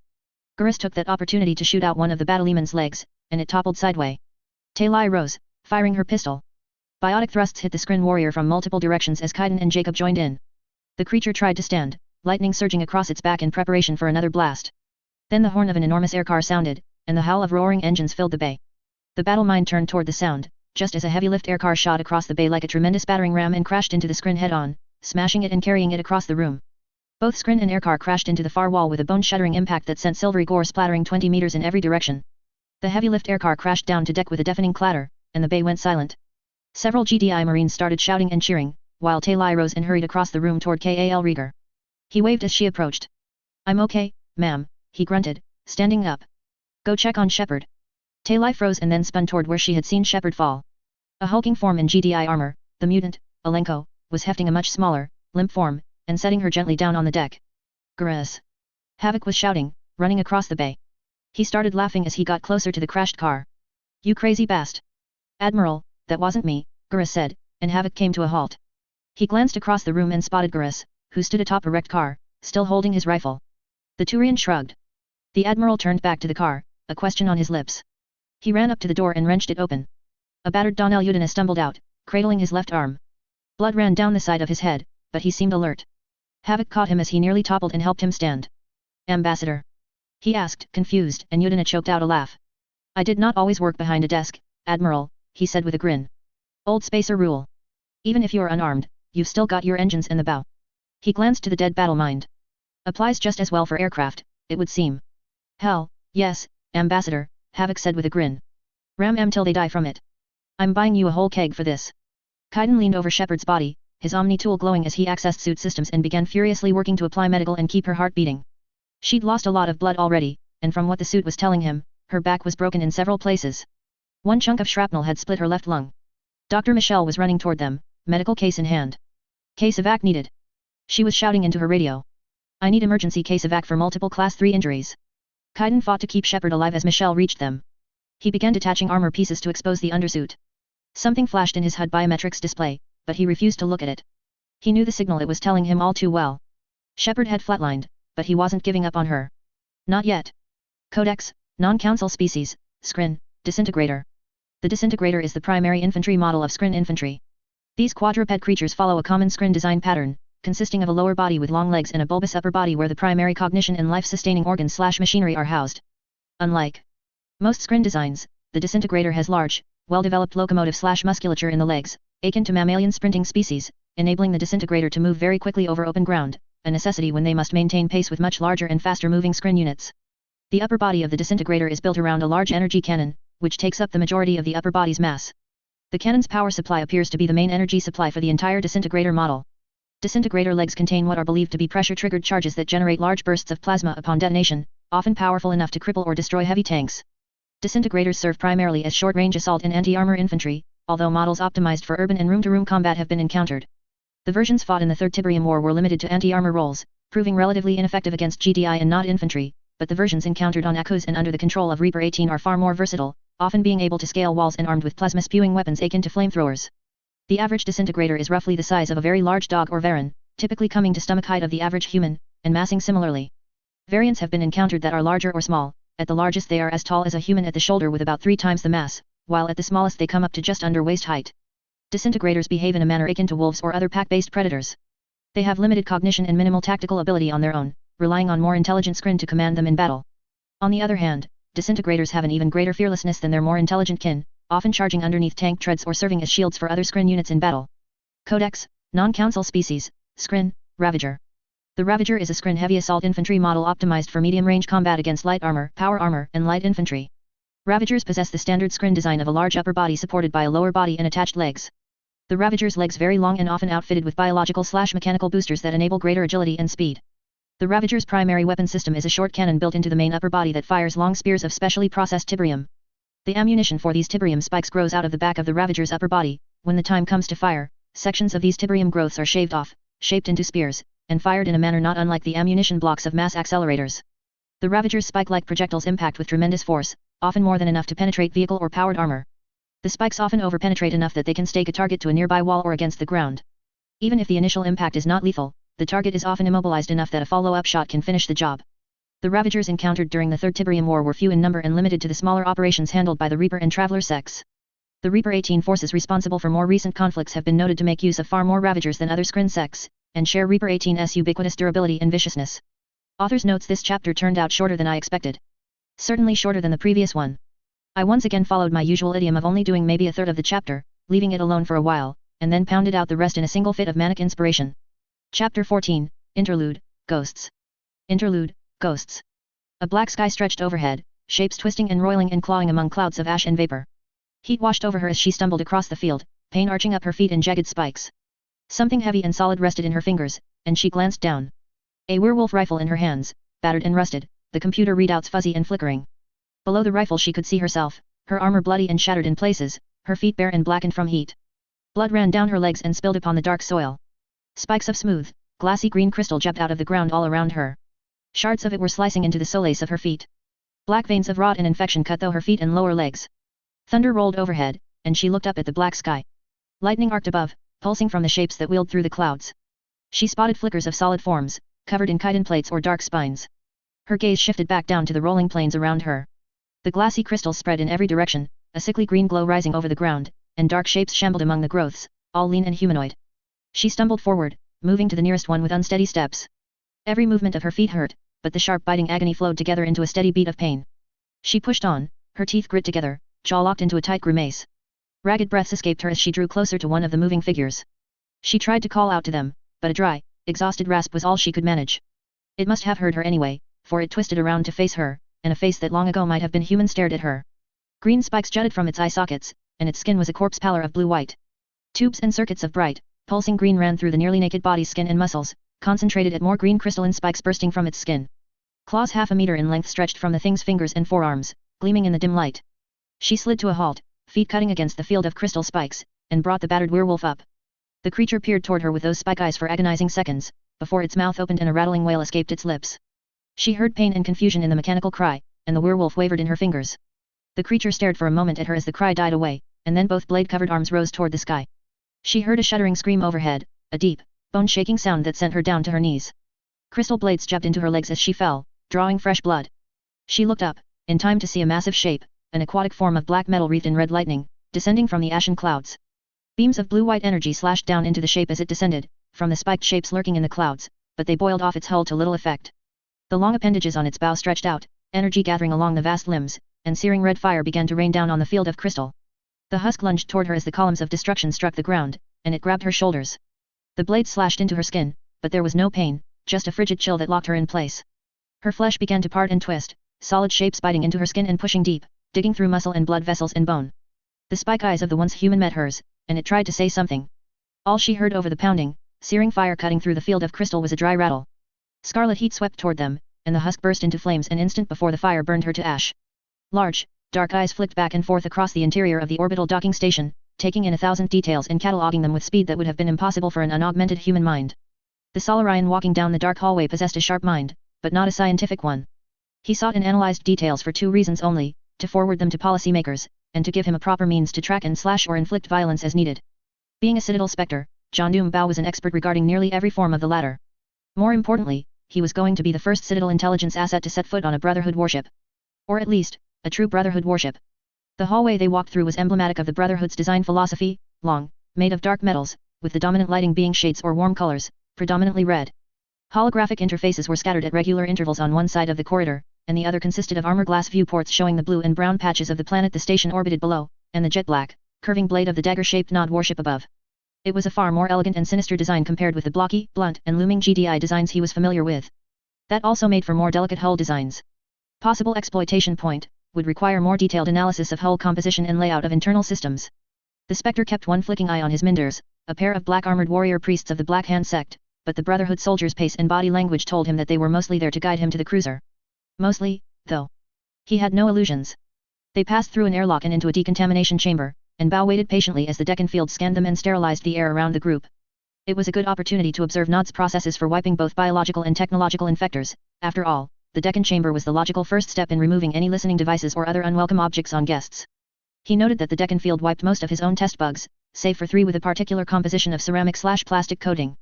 Definite exploitation point. They passed through a few moments later, Bao carrying a great deal of interesting observations with him, and started through the corridors of the Nod ship. The red light was harsher here, and there was an inexplicable mist hovering at just over ankle level that made seeing the floor difficult. Bao had no idea of its purpose, beyond making him step more carefully. Despite the distracting mist, he continued taking notes, bridge and CIC in one room. The captain's chair on a raised platform overlooking multiple command holograms. 2 sets of 6 crewmember workstations, surrounding the command chair and CIC in a long, narrow double semicircle. Similar to Turian design. Fewer than comparative Citadel or GDI designs, indicative of more reliance on networked EVA units. Possible exploitation point. The bridge was fully manned with about 15 people, most human, but a couple of Asari and 1 Batarian, all wearing close-fitting black uniforms. The captain was a tall, lean human clad in the matte black uniform of Nod's naval officers, devoid of rank insignia or medals save for patches on the upper arms indicating his rank and a beret. A short black goatee and mustache, neatly trimmed, adorned his face. He descended from the command platform and approached with a smile and an extended hand, which Bao shook. Spectre John Doom Bao, I presume, he said as they shook. Captain Aldous Ron. Welcome aboard the BNS Venice. Honored, Bao replied. He limited eye movements while speaking to be polite. How long until we launch? Seconds, Spectre, Ron replied, and he glanced up.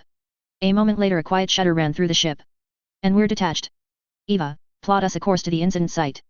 Course prepared, Captain, a deep male voice responded. Transition in 6 minutes.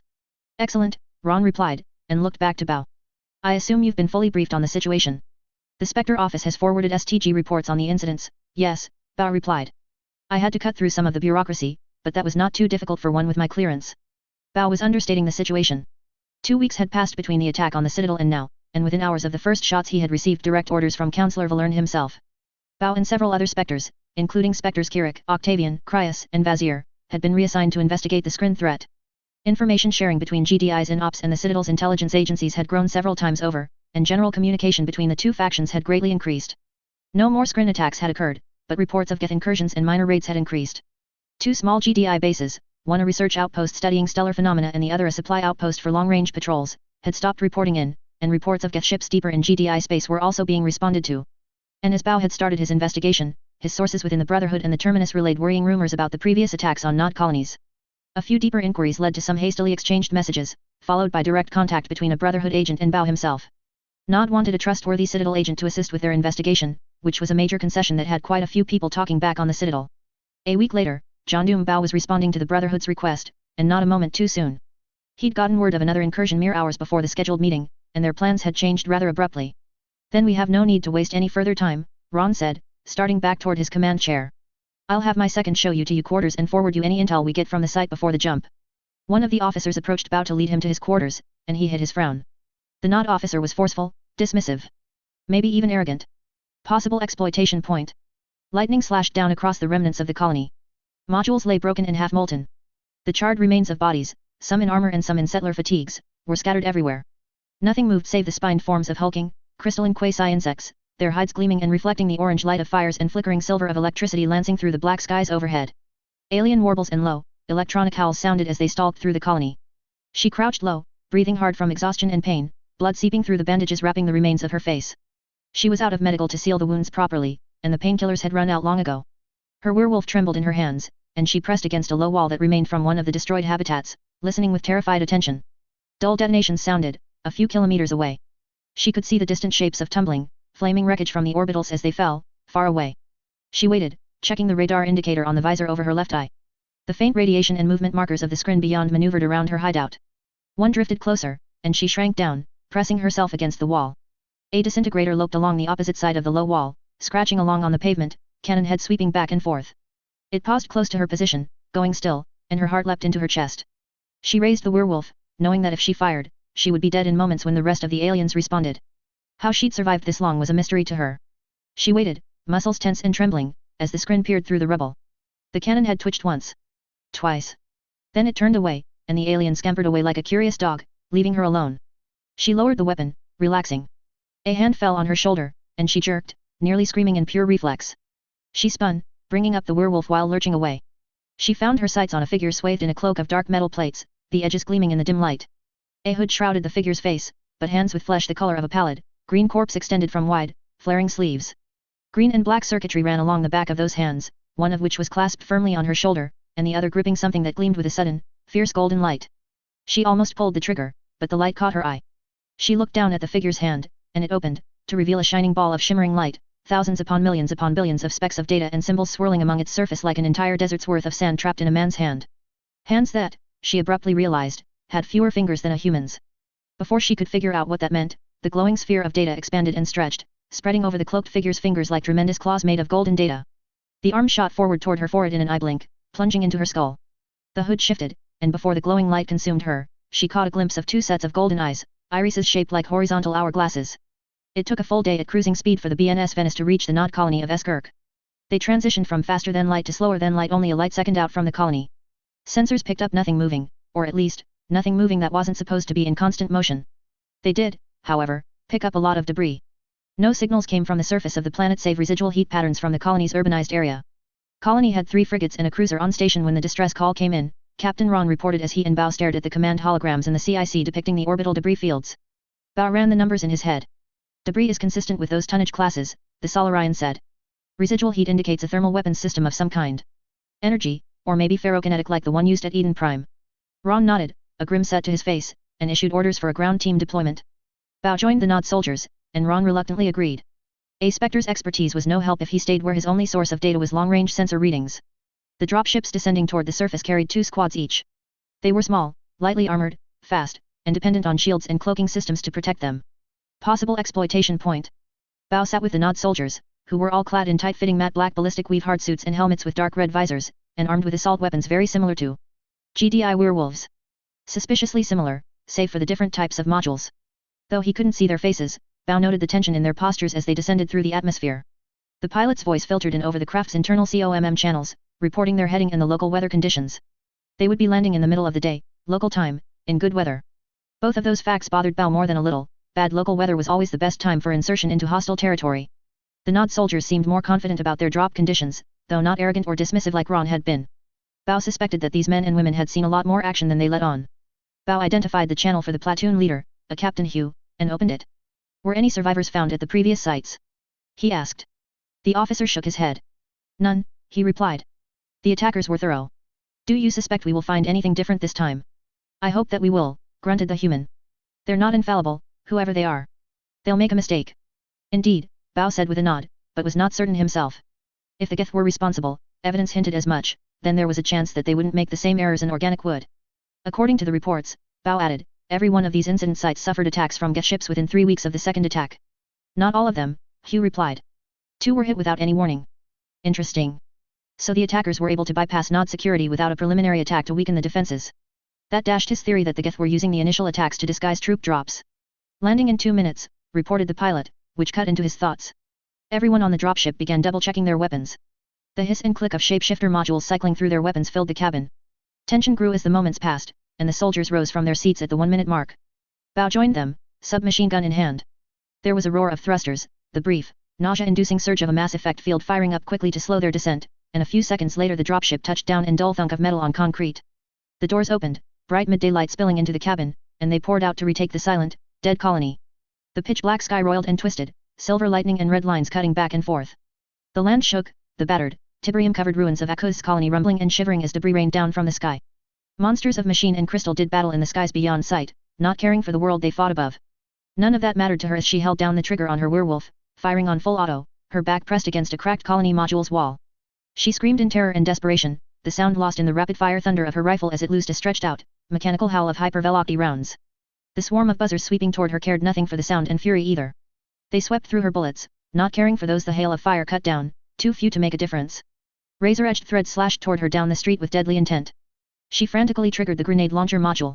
The launcher emerged, locked into place, and she pulled the trigger. An empty click answered her. She blinked, and a single thought flicked through her, that wasn't what had happened, and then the buzzers fell upon her. Gossamer blades edged across plates, cutting with mindless ferocity against the armor. She thrashed and screamed, swinging her rifle back and forth, batting away some of the razor threads and smashing others to fragments.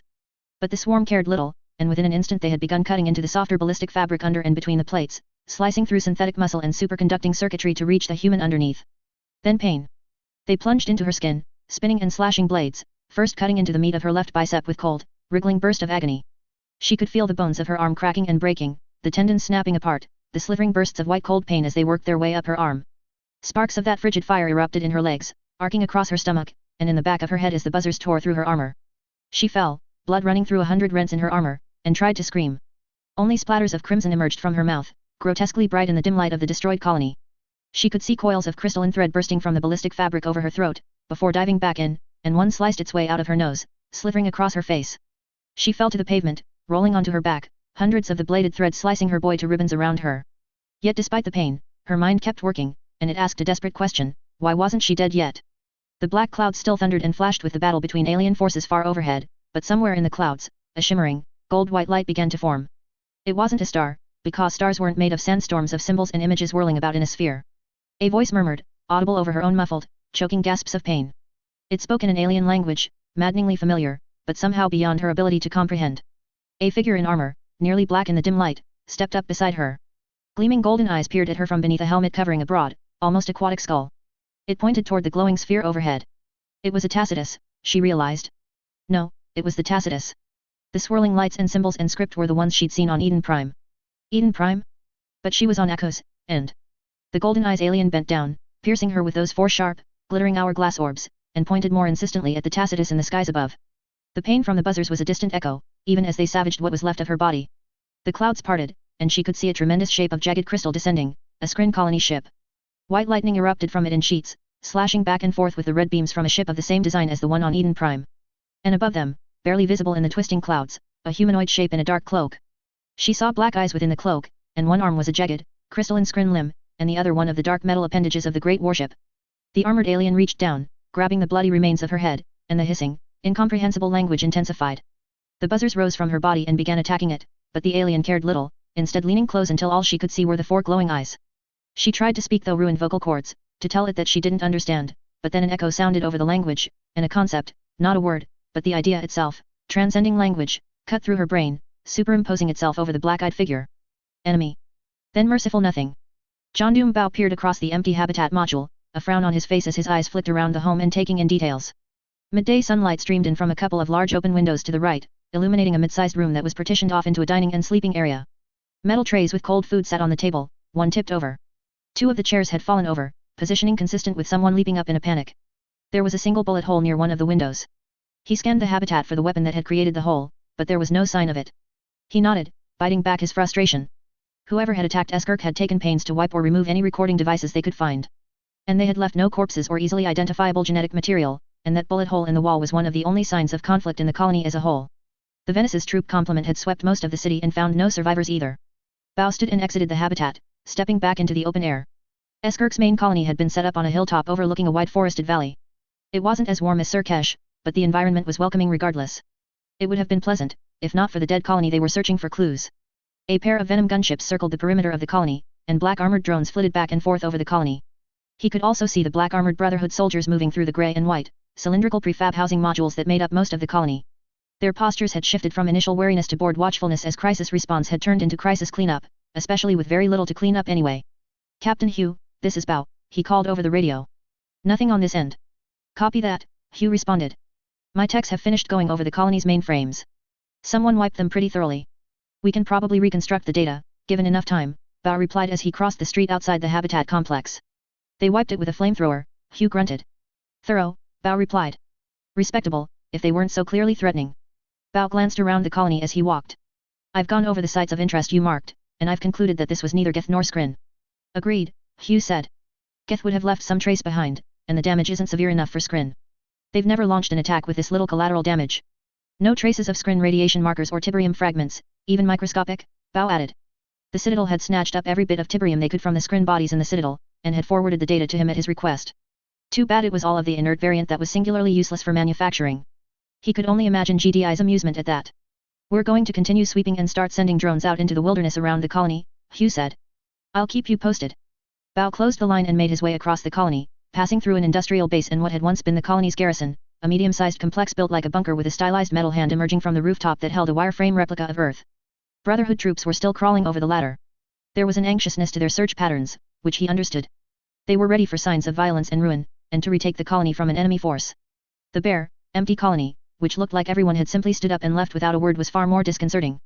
Bao didn't find it off-putting now, but it had been quite troubling in the first couple of hours he'd been there. By now he had dealt with it and was focused on finding what he needed to identify the attackers and bring them down. A few questions to the Brotherhood soldiers at the garrison showed they had found nothing beyond confirmation as to the thoroughness of the attackers. He departed the facility, and as he emerged into the sunlight his radio chirped. Bao, he grunted. This is Hugh, the captain reported. We've got something. The western end of the colony had been given over to expanded construction on habitats, with the buildings being heavier and more permanent than the modules on the other end of the colony. Hugh led Bao through several half-finished buildings to a lot on the edge of the colony. There, surrounded by several Brotherhood soldiers, lay a corpse. It was nothing but metal plates and bits of cybernetic components, but it was more than they had seen so far.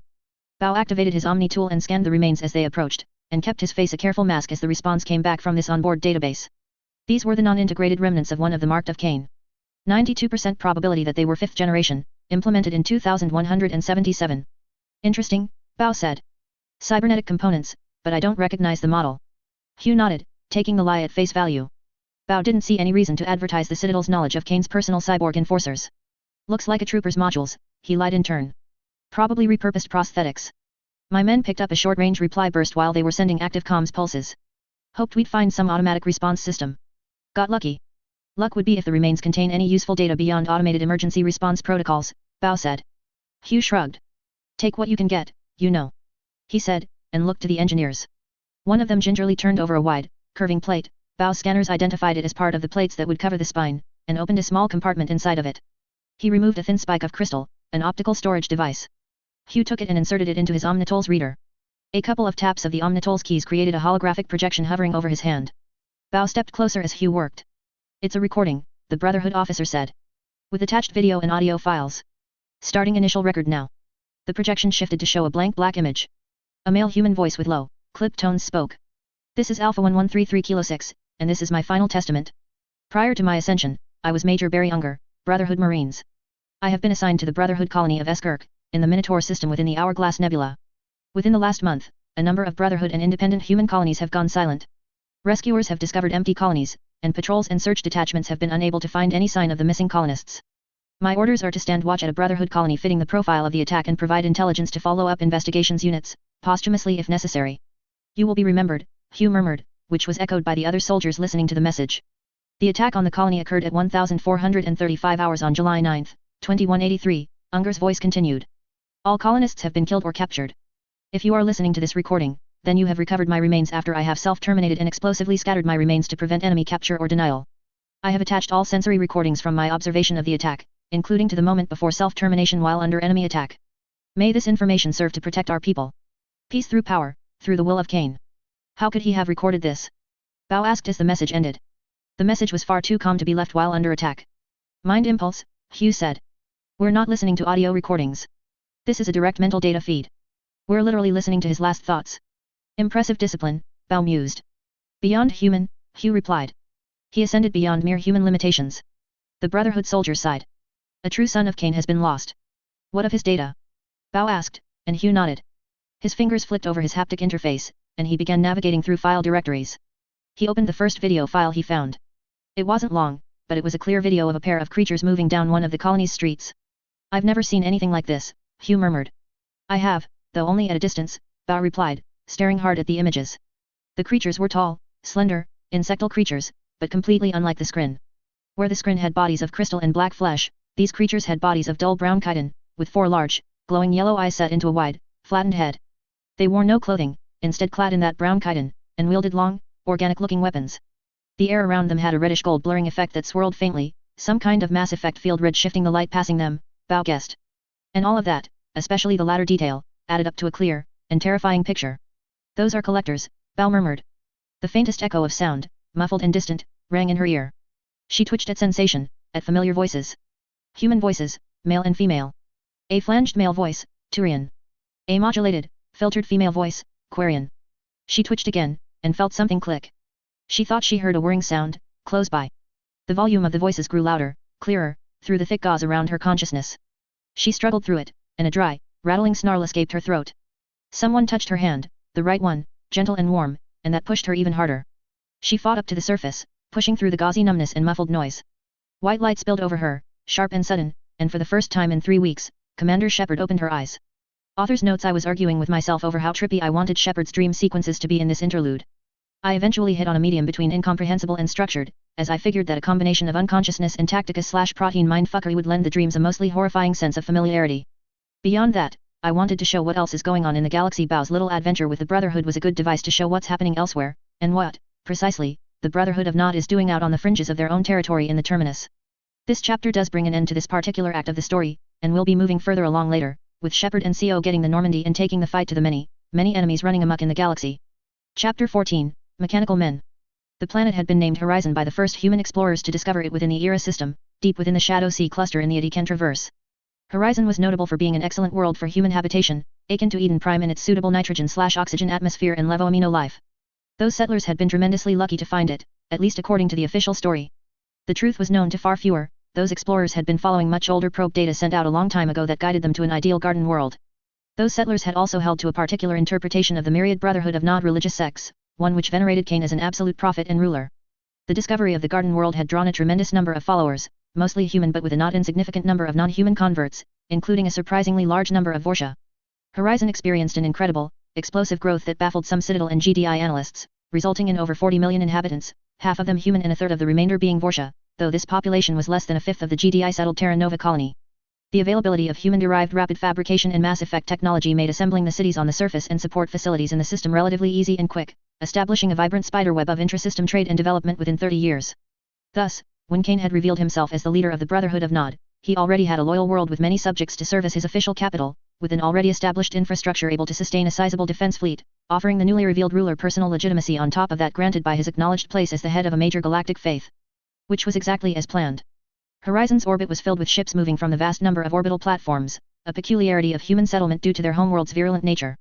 Many of Sol's teeming population were housed in orbital facilities, and after spending the better part of 2 centuries getting comfortable with orbital life, to the point that entire generations had never set foot on a planet's surface, humanity was comfortable with keeping large populations in space.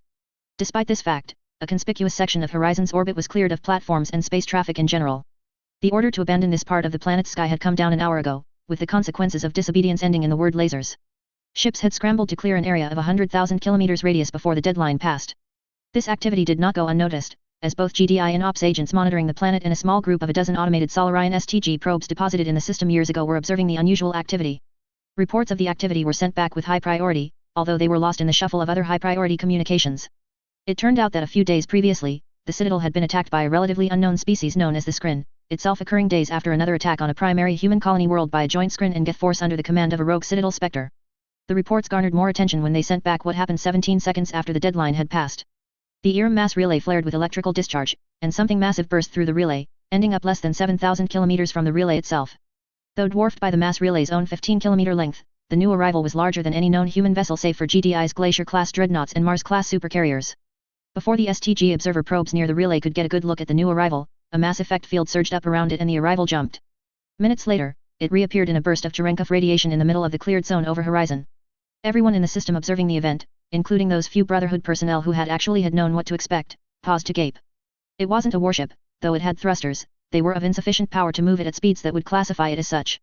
If it had been a warship, it would have been declared a violation of the Unified Human Armistice Treaty. But the UHAT was much less precise when it came to space stations. The looming bulk orbiting over Horizon was 2 kilometers in length, as vast as a GDI supercarrier. The traditional knot aesthetic ruled in its design, curving shapes coming to sharp tips and blade-like edges, glossy black hull plating, and red illumination coming from portholes and crystalline structures stylized into the outward appearance of tremendous stained glass windows. Function ruled in its design. For example, the great stained glass windows covered the most heavily armored hull sections of the station, but form was a close second. This was not a weapon of war. It was a temple.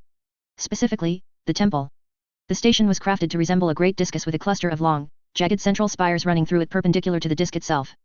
Bright, glowing red blades branched off from the spires like tremendous fans or swords, with the narrow spears of docking ports or communications antennae stabbing out into the void.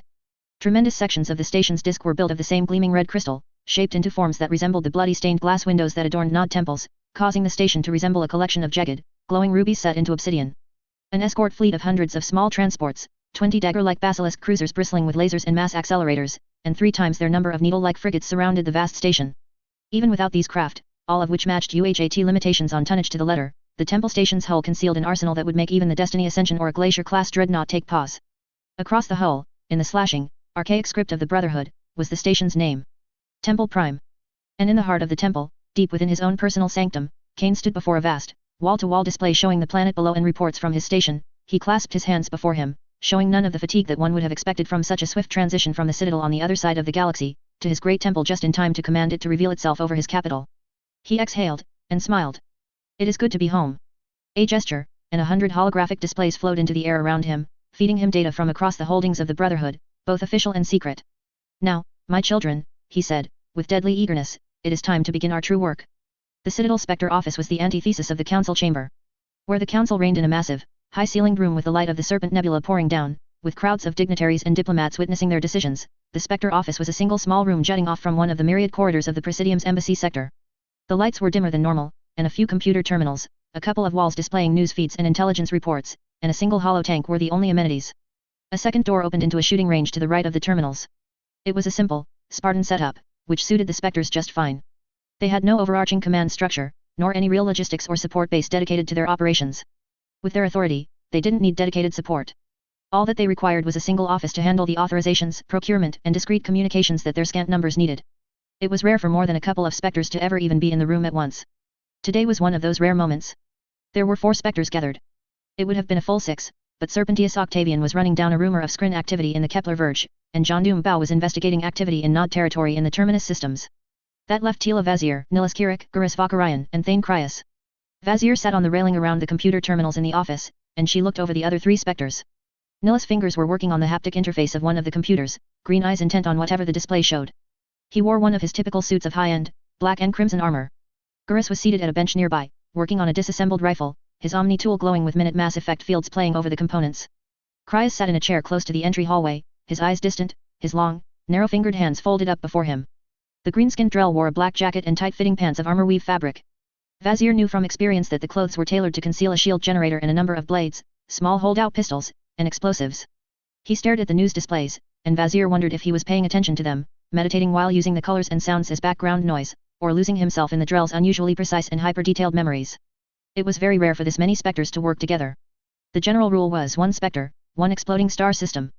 The galaxy was simply too big and the Council's interests too expansive for specters to work in teams. They were expected to handle problems on their own. Bringing multiple specters together only happened for truly critical missions.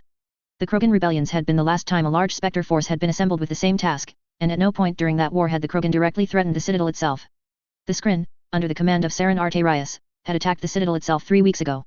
They'd killed CDF crewmen, CSEC officers, and GDI personnel that were under Citadel protection. The only reason the Council had not launched a full-scale military response was that they had nothing to mobilize against. Solarian STG teams and other Citadel intelligence wings were hunting for anything that they could use. But until that happened, the military was in a holding pattern. So, has anyone figured out what to blow up yet? Vazir asked. She glanced to Nilus. I'm hoping someone has. Nice as it is to meet up again, this isn't exactly a social call. Intelligence is still forthcoming, unfortunately, Nilus replied. The hollow tank beside Vazir lit up. Until that time, we only have a limited number of concrete leads. The Quarian data, Cryas spoke. His voice was a low, melodic rumble, vaguely reptilian. And kind of sexy, Vazir admitted. Though it has no direct connection to the Skrin. Skrin warriors, Gurus said, looking up from his rifle, were trying to kill the Quarians to keep them from giving us that intel. That's all the connection we need. Assuming these Skrin were under Saren's control, anyway, Vazir remarked. Nice to know all our enemies are working together, right? No schisms, despite the GDI theories on Skrin sects. We have little reason to believe these Skrin are of a schismatic faction, Thane said. The evidence of cooperation is circumstantial, but significant. These Quarians were targeted by mercenaries working for Saren, and then by Skrin that resembled those that attacked Eden Prime, also under Saren's control. You're assuming Saren is the one in control, Vazir pointed out. What about other possibilities? GDI reports said that the Skrin were capable of mind control. A fair point to consider, Thane replied. But I have reviewed the same reports, both from Earth and the Eden Prime attack. Saren's behavior is inconsistent with reported Skrin mind control victims. Vazir was about to speak again when Nilus finished whatever he was doing. The hologram behind her resolved into an image of the galaxy, a swirling maelstrom of stars with colored sections dividing it up into political sectors, Citadel sectors, shaded by dominant species, taking up a third of the galaxy's claimed space, terminus systems and their myriad species stretching across much of the remainder, and the intermixed tangle of GDI and hegemony territory. There were marked enclaves of Brotherhood territory scattered around the galaxy, predominantly clustered in the terminus and fringes of GDI claimed space. The individually claimed systems and small clusters held by individual council species weren't marked, but that was to keep the resulting riot of colors from hurting their eyes. A small but wide section of space beyond the terminus was marked as Geth territory, and the current location of the bulk of the migrant fleet, just outside GDI territory, was also noted. Weird, when you look at it this way, Vazir murmured, letting her thoughts ramble out into words. She always spoke her mind, when she didn't need to keep her thoughts hidden. How all the little pricks are causing so much trouble these days. She gestured to the terminus systems. But the biggest monster isn't even on our minds right now. The terminus must always remain on our minds, Thane said. A galaxy once split in two is now divided into 3 blocks, thanks to the humans. It makes for more interesting times. The Quarian data has been translated, at least as best as it can so far, Nilus cut in. Everyone turned toward him, recognizing his briefing voice. The Geth programming language is very unusual, not to mention the data is defended by extensive encryption. But with Quarian assistance, GDI and the Citadel have managed to understand areas of high Geth priority. Several system markers appeared. Vazir frowned in curiosity as she read the names for them. Theseus. Pax. Illista. Utopia. Asgard. Thorn. That's one hell of an inconsistent set of targets, Vazir said. Some of those are in GDI space, Gurus mused. Utopia contains Eden Prime. Asgard contains Terra Nova. Correct, Nilus said. Some of the others are far stranger. There is nothing of value that I have been able to find in Illista or Thorn. Theseus contains several worlds with extensive protein ruins, such as Pharaohs. Novaria is in the Pax system, Vazir said, and they all nodded at the ugly implications of that. Geth interest in one of the galaxy's most secretive corporate research hub was never a good sign. The question is, what do the Geth want with these worlds? Nilus said. None of them have any military value. 2 are primary human colony worlds, and Eden Prime had a protein relic of tremendous value. Perhaps Saren seeks something of equal value in the Asgard system, or on Pharaohs, Cryas suggested. Theseus is close, relatively speaking, to GDI territory. Illista is the strangest, Gurus said. It's on the far side of the galaxy from all of the other Geth points of interest. What would they want there? We will obviously need to investigate each of these systems to determine what Saren is after, Nilus said. We can alert GDI of the Geth focus on Asgard, Kryas said, and the others nodded. If no one objects, I would choose to investigate Pharaohs. Fair enough, Nilus said. Vazir frowned, thinking about the systems in question, and after a moment, she hopped off the railing. Novaria, she said. I've got contacts that can dig up a lot of dirt on what the corporations are up to there. She didn't mention what she'd done to earn those contacts. The shadow broker asked a lot, but he paid even better, especially when it came to protecting galactic status quo. But even as immune to the law as a Spectre was, public knowledge that she played assassin and saboteur for the broker wouldn't do Vazir any good. I suppose that leaves Thorn and Alista, Gura said. I think. I apologize, Vakarian, Nilus cut in abruptly. You have already been given an assignment. Direct from the council. He handed the Spectre a day top hat. Gurus took it, mandibles flush with his jaw, and glanced over it. Vazir watched the Turian's limited facial cues with interest. He seemed annoyed, at first, but then his expression and stance softened, before hardening in grim determination. I see, he said, and nodded. Alista or Thorn? It depends on where they choose to go, Nilus replied. Only one ship? Gurus asked. Yes, but with a Spectre on board, Nilus replied. Who will command it? Gurus asked. GDI has yet to choose, Nilus said, but I suspect they will make the call soon. Oh, now that was interesting. Vazir knew that the council was going to allow GDI limited access to assist in the hunt for Saren, if only to avoid further diplomatic rifts. But military access of any kind was a major concession. She'd been expecting GDI commandos or in-ops representatives, not a warship. What about the Veil? She asked as she mulled that over. The council isn't committing any ships, Nilus said. We'll have difficulty crossing the terminus systems without provoking a war. So will GDI and the migrant fleet, but I suspect that neither they nor the council care if they anger individual terminus species. Of course not. The terminus feared the council and GDI, but for different reasons. Terminus species worried that the Citadel would try to annex them, and hated the council due to long-term animosity. But GDI inspired a different fear. The Verge War had shown everyone what happened when one provoked the humans, and no one wanted to provoke a war of retaliation instead of conquest. The terminus might be a little less likely to attack any GDI ships, especially when backed by the migrant fleet, but that didn't guarantee there would be no war. And if GDI goes to war with the terminus, the council won't shed any tears, Vazir said. No, I suspect they won't. Nilus shrugged. No one is sure how the terminus systems will react. We'll have to keep a close eye on the situation, however. Our interests coincide, at the moment. He activated his Omni tool, and everyone's devices pinged. I am uploading all the Quarian data that has been translated. You may review it at your discretion. It wasn't a dismissed, the Spectres didn't have official ranks. But they had a hierarchy, albeit unspoken, and Nilus was one of the top Spectres. Kryas and Vakarian were younger, and they nodded at the unspoken end to their briefing. They turned and started to leave, Gura scooping up and reassembling his rifle. Vazir rose with the others, and as they started toward the exit, she stepped up beside Nilus and lightly smacked his shoulder. His head turned toward her in a sharp, avian jab. Kirik, she said. Keep yourself alive, okay? Getting slow in your old age. Nilus' mandibles parted slightly, in a gesture she'd come to learn was the Turian equivalent of a thin smile. A rare expression from someone with a dreadnought up his ass like Nilus.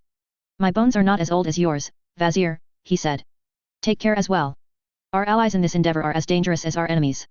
Vazir thought to the mysterious lord of information that she owed her own success as a Spectre too, and nodded. Between the broker, Nod, and GDI, and with the fact of Saren's betrayal hanging over them, he was very right. Their nominal allies could be just as deadly to them, and had secrets of their own. Temple Prime's appearance had shown that much. Which was just a slightly more precarious position than normal for Spectres. I'm not the one who got caught with my pants down, Kirik, Vazir said with a wry grin. Don't die on me. A promise I cannot keep, he admitted. On the other side of the galaxy, Admiral Stephen Hackett sat within the GDS Philadelphia II, among a nest of vipers, bears, and wolves, all clad in the uniforms of GDI military officers or the suits of civilian directors. It wasn't an entirely unfair comparison for many of them, and was not usually detrimental with the kinds of jobs they had to do. Politicians and military were predators by nature, and directing those predatory tendencies toward external threats was productive, whether they were cold rivals like the Citadel, or bloody foes like the Skrin. But Hackett knew that such predators could turn against their own if they smelled blood. It was far too common with both the civilian politicians and the internal politics of the military, and exacerbated by the institutional paranoia of spending centuries in an adversarial, at best, relationship with the Brotherhood of Nod. And today, he knew, some of those predators had the scent. Especially because 2 weeks ago, Kane had pulled a space station the size of a dreadnought out of his ass. And more than the mass was the name of the station, and the ugly symbolism. After all, every Tiberium war had, at one point or another, boiled down to a massive battle for Temple Prime. Hackett watched as a white, rectangular portal opened on the far side of the dark room, and for an instant a dark silhouette loomed in the doorway. Overhead lights trained on her as she entered, revealing a woman in the grey dress uniform of a GDI Marine officer. Other features became apparent as she crossed the room, extensive, ragged scars across her face, hair bound back into a tail, cold eyes, and from her left shoulder down, a gleaming grey, skeletal arm of ceramic and metal, Angular plates covering the machinery of the military-grade augment.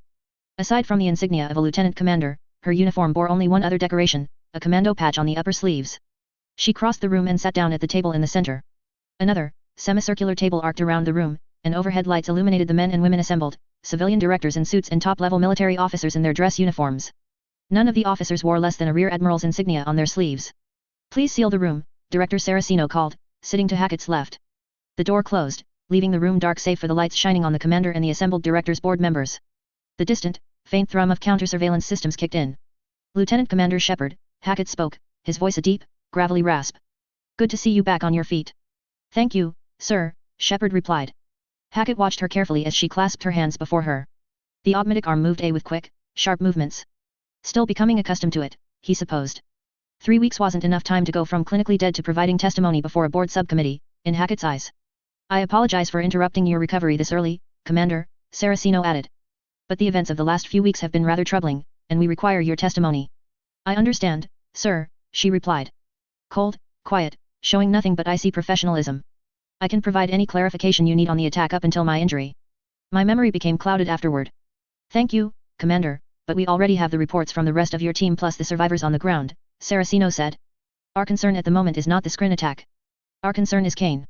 There was a very subtle tightening around Shepard's eyes at that. A twinge of wariness or suspicion.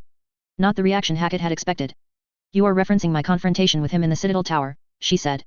"Captain Anderson gave us a truncated version of what he remembers from your report to him prior to being shot," Saraceno said.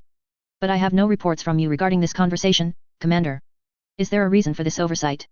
"I was occupied in the hours between speaking with Kane and getting killed, sir," she replied. The cold professionalism in her voice became a bit drier. "Between the factory raid, the extraction of high-value intelligence assets, and the screen attack I was unable to provide a report." "Sir." Hackett could barely hear the U-dolt hidden in the last word's pronunciation. If Saraceno heard it, he showed no reaction. "If you would, Commander, please tell this committee what you discussed with Kane when you confronted him," he said. "What part, sir?" she replied. "All of it, Commander," Saraceno said. "Do you want me to repeat the same details that Captain Anderson covered in his report, sir?" "I'm looking to fill in any gaps with regards to the captain's report, Commander," Saraceno said, irritation creeping into his voice. "Please, just tell us everything you discussed." Hackett frowned, wondering whether the commander was deliberately being obtuse or not. "I understand, sir," Shepard replied. "I'm just trying to make sure I'm telling you what you want to hear." Hackett's frown deepened, and Saraceno scowled. "Please, Commander," the director said after a moment, carefully controlling his annoyance. Hackett listened closely as Shepard explained in short, curt sentences how she had first pursued Kane, spoken with him, learned of his admission regarding the Tacitus, his warning relating to the Reapers, and his information on the pair of Quarians. "Commander," spoke up one of the other admirals, "why is Kane still breathing?" Hackett glanced at the admiral in question, Rear Admiral Ajaki, a lean, graying figure whose dress grays slung tight to his frame. Ajaki was head of Navy Intelligence Operations. He sat to the left of Admiral Folker, the civilian head of all in-ops branches. Both were men who favored paranoia, even over the GDI norm, and their reaction when Kane had first revealed himself had been to advocate immediate aggression against Nod Holdings in the Terminus. The Temple Prime revelation had only made their demands even louder and had gathered some more vocal followers. They wanted someone to blame. Someone on GDI's side, that they could immediately target and retaliate against for everything that had happened. A head for the chopping block. "I considered killing him, sir," Shepard replied to Ajaki's question. "I decided that the possibility of provoking a full-scale war with the Citadel by murdering a diplomatic envoy in the heart of the Citadel was not worth the potential gains." "Sir." "A reasoned decision, Commander," Hackett cut in. He glanced across the table at Ajaki, and the other officer stayed quiet. "Though this admission regarding the Tacitus is troubling. It implies security breach is far more extensive than we would have thought possible." Relaxing the security policies surrounding Nod was obviously a mistake, Ajaki murmured, and several other officers and directors grunted assent. "We would have detected things like Temple Prime much earlier." "Unverifiable. Those policies were put in place decades ago," Saraceno said. "Though we have to admit that Kane would not be able to achieve what he did without some support on the Citadel." "Citadel support or not, Kane was responsible for the Tacitus," Hackett cut in. He kept his voice carefully modulated to hide his own irritation. The last thing they needed now was for Saraceno and his anti-Citadel bloc to insert their agenda into this hearing. "That should be our focus, gentlemen. We need to be certain that our own command structure isn't playing to his tune." "Of course, Admiral," Saraceno said, "but penetration by the Brotherhood might also mean we face intrusion by Solarian. Then we step up security to deal with them, just as we need to deal with Kane," Hackett cut him off. "I'll authorize more stringent internal defense and counterintelligence." Everyone around the table shuffled in annoyance or resignation at that. Institutional paranoia was bad enough at slowing down day-to-day operations even without an active hunt for moles and security breaches. But there was nothing they could do about it but weather the tightened defenses. "What about the scrin?" Ashiki added. Was Kane responsible for them as well? I do not know, sirs, Shepard replied, drawing everyone's eye back toward her. However, Kane's warning, and what I saw from the Tacitus itself, would lead me to conclude that they aren't allies. Thank you for your input, Commander, Saraceno replied, but his tone was unquestionably dismissive. Gentlemen, I would advise we leave speculation out of this hearing. Agreed. Murmurs of assent. Hackett frowned, and spoke up before anyone could beat him to it. Commander, do you have any further corroboration regarding this Reaper threat? He asked.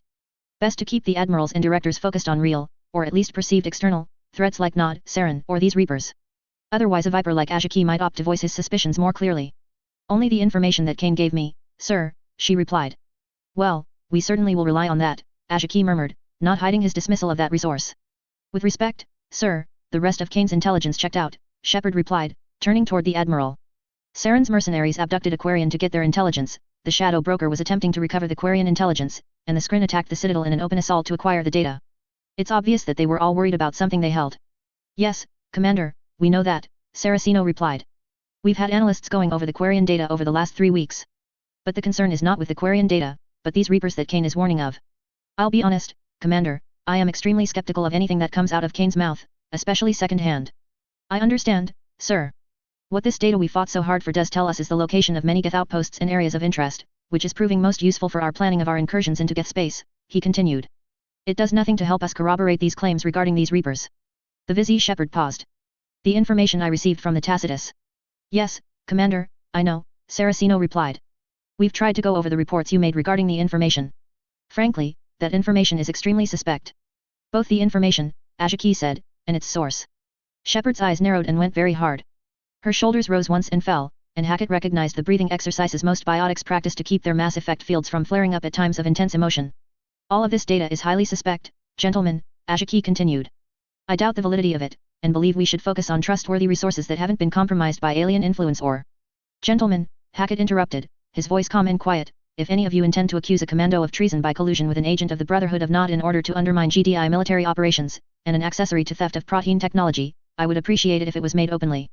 The same would go for accusations regarding mental health of GDI personnel after exposure to alien technology.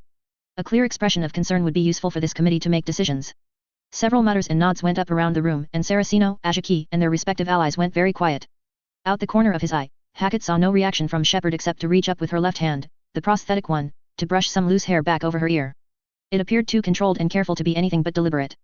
Ashiki glanced quickly to Folker, and then to Saraceno.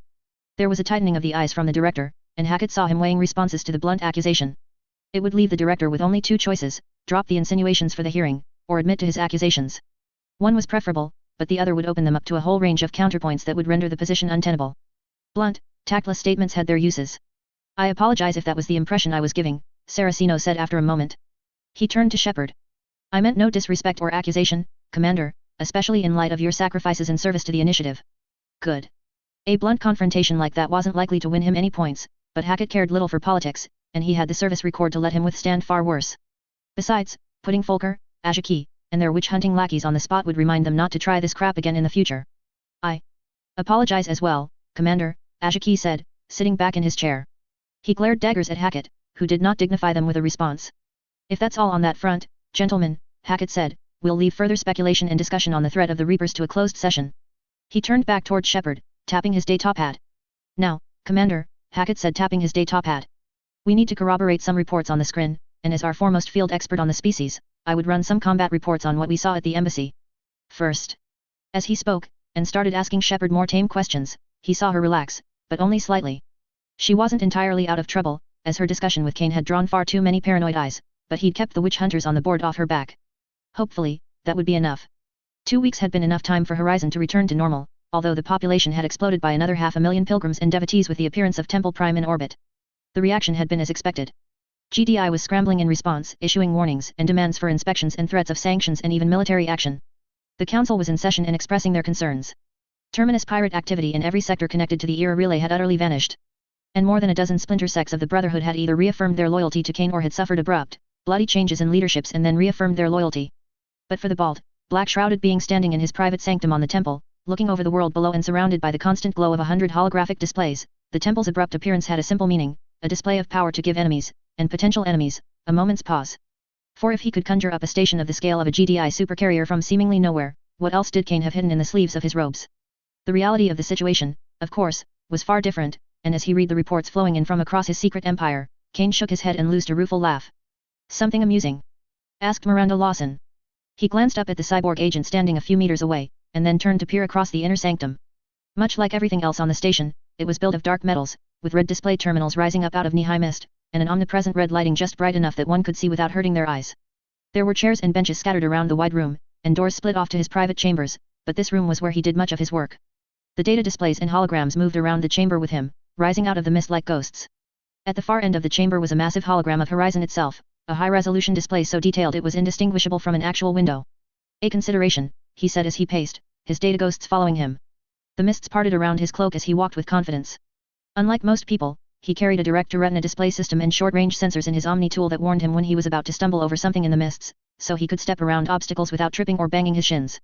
And, perhaps, a miscalculation, he added, pausing. He waved a small flock of displays as their reports finished, and brought up another group. Temple Prime has had its desired effect, but the reports of the most recent disappearances has made reconsider the wisdom of this sort of power display. You believe that the collectors are a reaction to the temple? She asked. He nodded, pensive, and dismissed the images after a few moments. It is possible that in attempting to dissuade others from acting against us, we drew attention from those with far more power instead, he mused. He looked up to Miranda, and shook his head. Or perhaps they were simply planning this already and the temple caused them to push their schedule forward. Or more worrying, the temple did not even factor into their plans at all. How so? His right hand asked, following him slowly across the room. He noted that she, too, moved with confidence in the obscuring mists. Perhaps Miranda had installed the same short-range sensor program in her own systems? Imagine our chances of success if our enemy considers the temple itself insignificant, he said. Miranda remained silent, and he made most of a circuit around the room, reading the entire way, before he turned back toward his agent. He had lived more than long enough to know when a human was troubled, and a quick study of her features told Kane that Miranda was worried about something other than this external threat. He had forced himself to rekindle his capacity to read human behavioral patterns after that unfortunate incident with Kovacs that had violently derailed many of his plans in the Third Tiberium War. If it would help him defuse his subordinates' issues. It took only moments to conclude what she was concerned about. Skrin are terrifying up close, he said, carefully couching his words to make them into an offhand comment. Even more so when one sees their abilities face to face. Miranda looked up at Kane, and then glanced away. It took her a moment to speak again. They would have killed me, she said. Not to mention that huge bastard with the grenade launcher. How exactly are we supposed to fight them when they have that kind of firepower? As I recall, you fought them well enough, Kane said.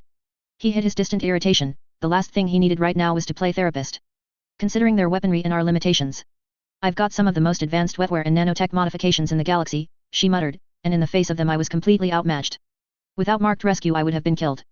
Indeed, Kane said, bringing up another set of reports. He perused them while continuing to speak. You were outmatched, strength for strength. That is a summation of the Brotherhood's entire history, however. She looked up at him, and he continued, deciding what to say to end this useless self-recrimination quickly. Your enhancements make you one of the most dangerous covert operatives in the galaxy, Miranda, he said.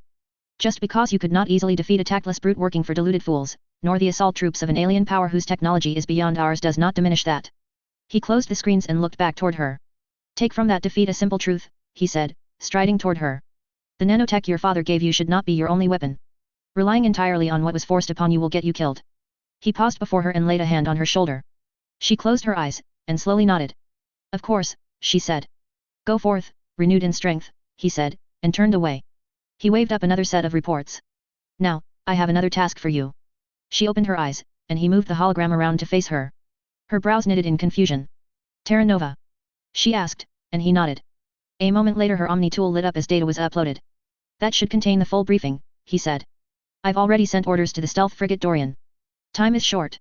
Of course, she said, her words faster and more urgent as she realized what she was reading, and what it could mean. She snapped a sharp salute. One vision. One purpose, he replied with a nod, and Miranda turned to leave, already speaking into her earpiece as she departed the sanctum, leaving Kane to his reports and commands. The office of Councillor Sparatus was far less opulent than Gurus expected it to be. The Turian was a person who took his work seriously. Gurus passed through the doorway into the wide, open, and mostly empty room, only decorated by a couple of framed battle honors and holos of the councillor's military career.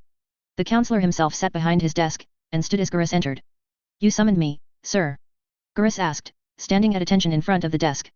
Spectre Vakarian, Sparatus said, clasping his hands behind his back. What is your opinion of the human species?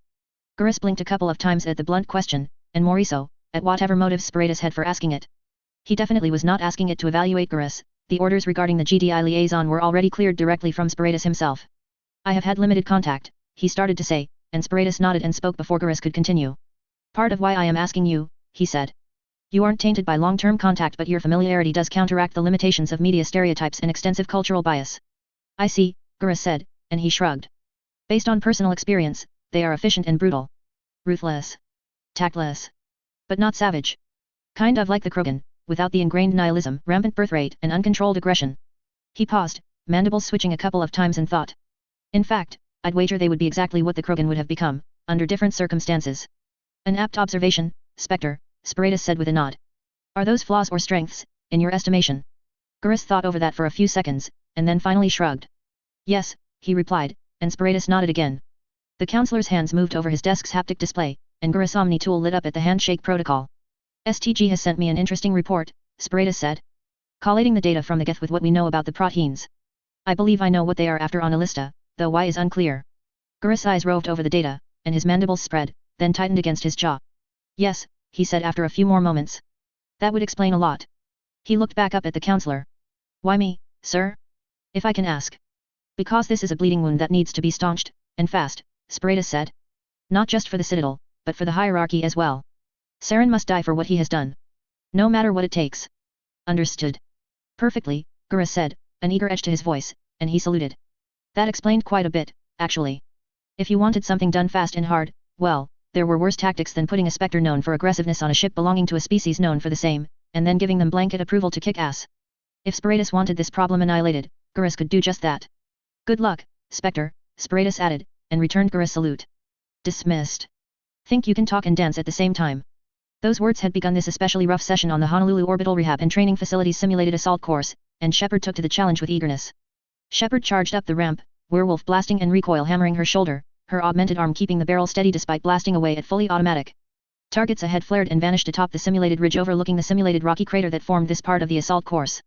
She reached the top of the ramp and slid into cover behind a head-height wall just as a pair of heavy machine guns 10 meters to the left of the targets began spraying foam mass accelerator fire upon her position. On a walkway a few meters to her left, a hulking figure in heavy armor raised a grenade launcher and dumped 3 sonic grenades into the gun nest. They flared and vanished. You're clear, Sparks, move up. Shouted the vaguely Hispanic accented voice of Lieutenant James Vega. Shepard rounded the wall and rushed across the walkway, charging through a doorway. Her HUD flashed an objective, close assault of targets in the next room. She switched to her grenade launcher module, loaded a stun round, and fired it through the next door.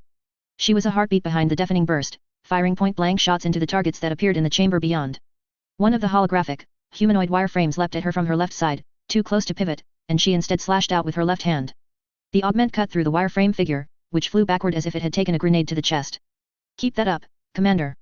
Vega shouted as he ran past her. We've got good time. This isn't about setting a record, Shepard growled, but she chased after the massive soldier all the same, determined to keep up with him. Just sayin', Sparks, you got damn good moves for a dead woman. He replied as they entered a larger room. The holographic emitters shaped it into a warehouse of sorts, and wireframe humanoid enemies started appearing, rifles firing simulated shots. The 2 GDI officers began advancing, cutting them down. I didn't ask for this, Shepard admitted as she cut down fake enemy after fake enemy. But these Augs kick ass. Vega laughed, and pressed the attack.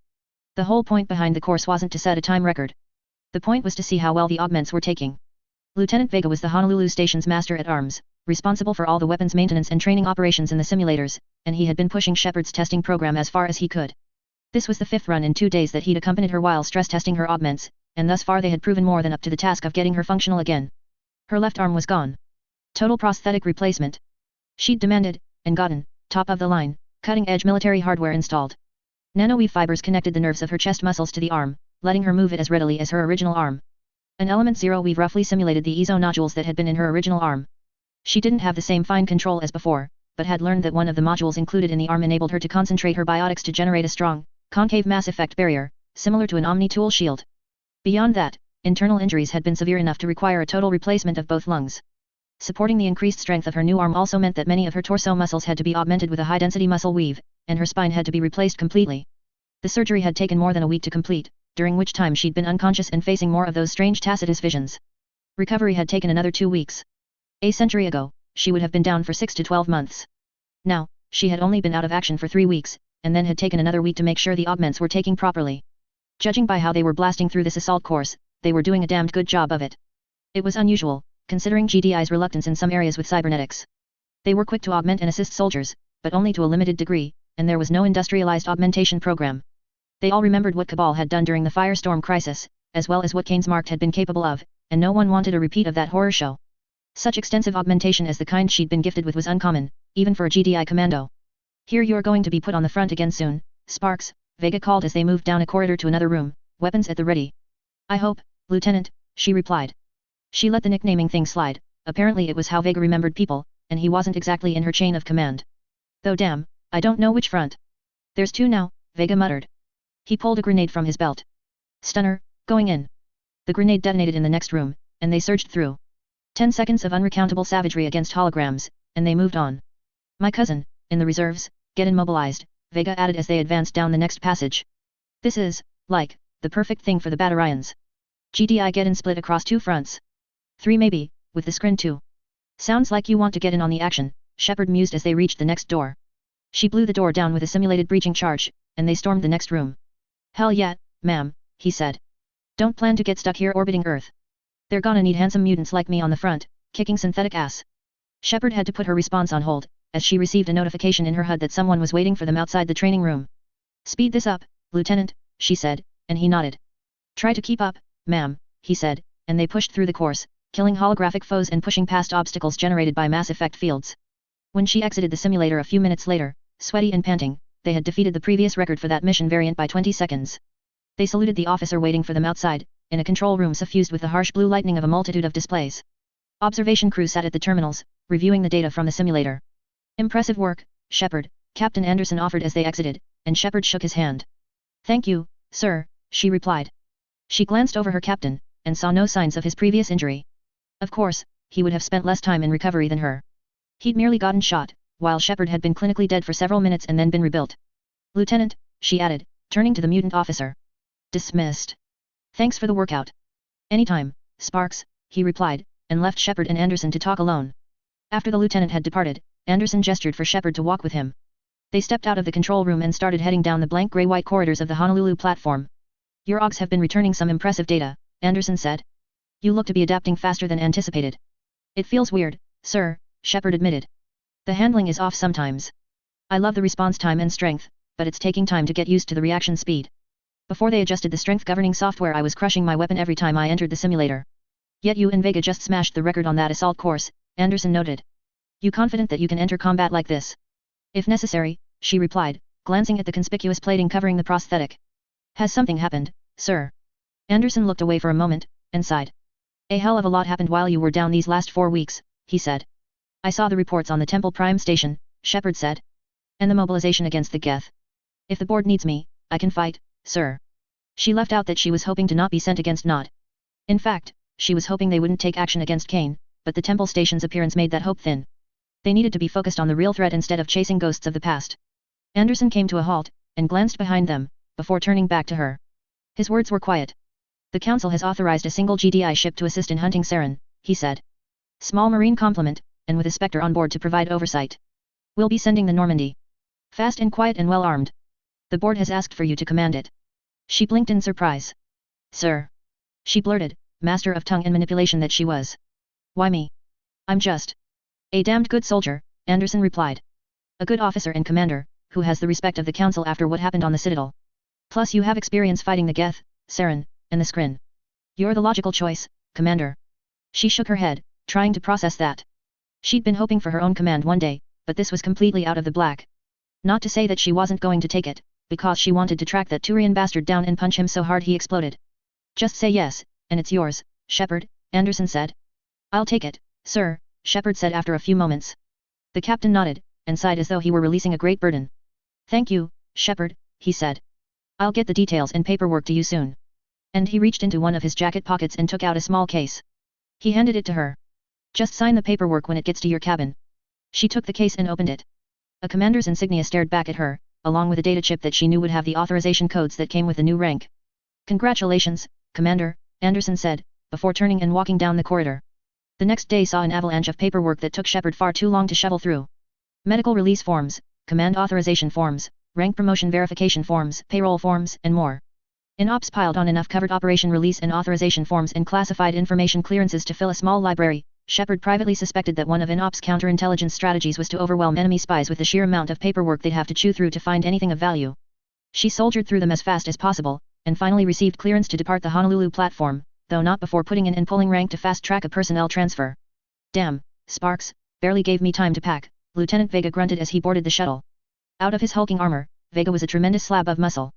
He had dark eyes and tan skin, with short-cut black hair and a face that looked like it would have been somewhat handsome if it hadn't been for the crystals jabbing through his skin. Shaved, glassy green crystals poked out of his forehead and left cheekbones, and others jutted from his forearms and poked at his shoulders and chest enough that they were visible through his uniform grays. Didn't think a grunt like you had much to keep, Shepard asked, and he shrugged, showing off rippling muscles. Shepard tried not to be distracted by them. Admittedly, there was a lot of James Vega to not be distracted by. Hell, his pecs probably had pecs of their own. More like I got to copy and send all the weapon logs and simulator records to the next guy, so he doesn't freak out when he comes on duty, Vega said. Plus, get stationed at a comfy place like this, you start setting down roots, you know. I thought you didn't like comfy postings. Shepard asked. You wanted to be on the sharp end. Hell yeah, but comfy has its perks, Vega said. Saw enough of the sharp end while I slogged around in the Verge War. Batarians don't fight friendly. Nobody fights friendly, Shepard said, but then nodded. I fought in the Verge too. Mostly ship-to-ship actions, boardings, station assaults. When the enemy goes low-tech, things get real ugly. Ground fighting wasn't much better, Vega grunted. Rather fight Skrin than take on Batarians in urban fighting. You'll get your chance, Lieutenant, Shepard promised. Vega nodded, expression grim but determined. And you might change your mind when you meet them. Squishing bugs, ma'am? He asked, and a smile forced its way through the seriousness. What I was born to do. The Normandy was docked with the Philadelphia too, and after an hour's worth of security checks and even more paperwork, Shepard finally got a chance to take in her ship from an observation deck overlooking the docking rings. Captain Anderson stood with her, with Vega looming a few steps away, gawking at the frigate. It looks different, Shepard mused. While she had gotten a good view of the ship from the outside when she had been assigned to it a month ago, the fact that she was in command of it now made her give it a much closer and sharper inspection. She could see the Turian influence in the design, in how much more narrow it was than typical GDI warships of the same tonnage. Most GDI ships were effectively massive flying bricks, unsubtle and no-nonsense. The Normandy was blocky as well, but leaner and sharper. No real curves, not like the knot vessels she had seen, but instead the design was dominated by angular slopes and flat planes. Yet it was still lean and sleek compared with other GDI designs. A dagger among an arsenal of broadswords. But closer inspection also showed modifications, of the kind only human rapid fabrication were capable of. The Orca deployment bays on the cargo section were expanded. She counted at least 2 additional Guardian batteries. A set of tube-shaped missile launchers had been bolted to the hull, and the main battery now consisted of a twinned-ion cannon instead of the single-barreled version standard on frigates. Are those disruptor torpedoes? Shepard asked, gesturing toward the tubes. In case you need to sneak up on someone to deliver a knockout blow, Anderson confirmed. Where are we getting the power for a twinned-ion battery in those Guardians? She asked. Normandy's drive core is twice the size of standard frigate drives, Anderson reminded her. You won't be able to move as fast as normal if you are using it to charge both cannons, but the core should let you recharge and shoot a hell of a lot faster, while still keeping the shields and point defense functional. That kind of firepower would give us a chance to take on cruisers, Shepard mused. Can we even call this beautiful monster a frigate anymore? Anderson chuckled. She's yours now, he said. I hope you never need to use those guns TP bring down Saren, but that's wishful thinking. What about you, sir? She asked, turning toward the captain. The board has set up a special task force to deal with Saren, he said, the smile fading. Admiral Hackett is commanding it, and we're going to be moving against the Geth soon enough. Not a good idea to start a two-front war, but... He shrugged again. They want me on board. I've dealt with Saren before. They want the closest thing they can get to an expert on him. She saw right through that. You're getting kicked up the ladder, Shepard said. Anderson sighed and nodded. I told them I would rather command a ship, he said. I would have preferred to captain the Normandy and let you continue to act as a ground officer. But the board said otherwise. Half of them see you as their rising star, because of how you worked with the Citadel. The other half want to see you burn because they think you're a Nod sympathizer. Kane's stunt on Horizon has made them even more leery. So they all want you to have a command of your own. If I win, I'm a legend, she said, exhaling. If I fail, I'm a scapegoat. Typical. Not unexpected, but... She shook her head. More fair than what you've got, sir. I know, Anderson said. But at least on this task force, I can do some good. Hackett's a good officer and he listens to his subordinates and advisors. Also. Anderson straightened up. Admiral Parker is organizing a rapid response force to deal with Geth and Skrin incursions, but you'll also be able to call on them if needed. If you find a target that's too big or too valuable for the Normandy's arsenal, feel free to call them in.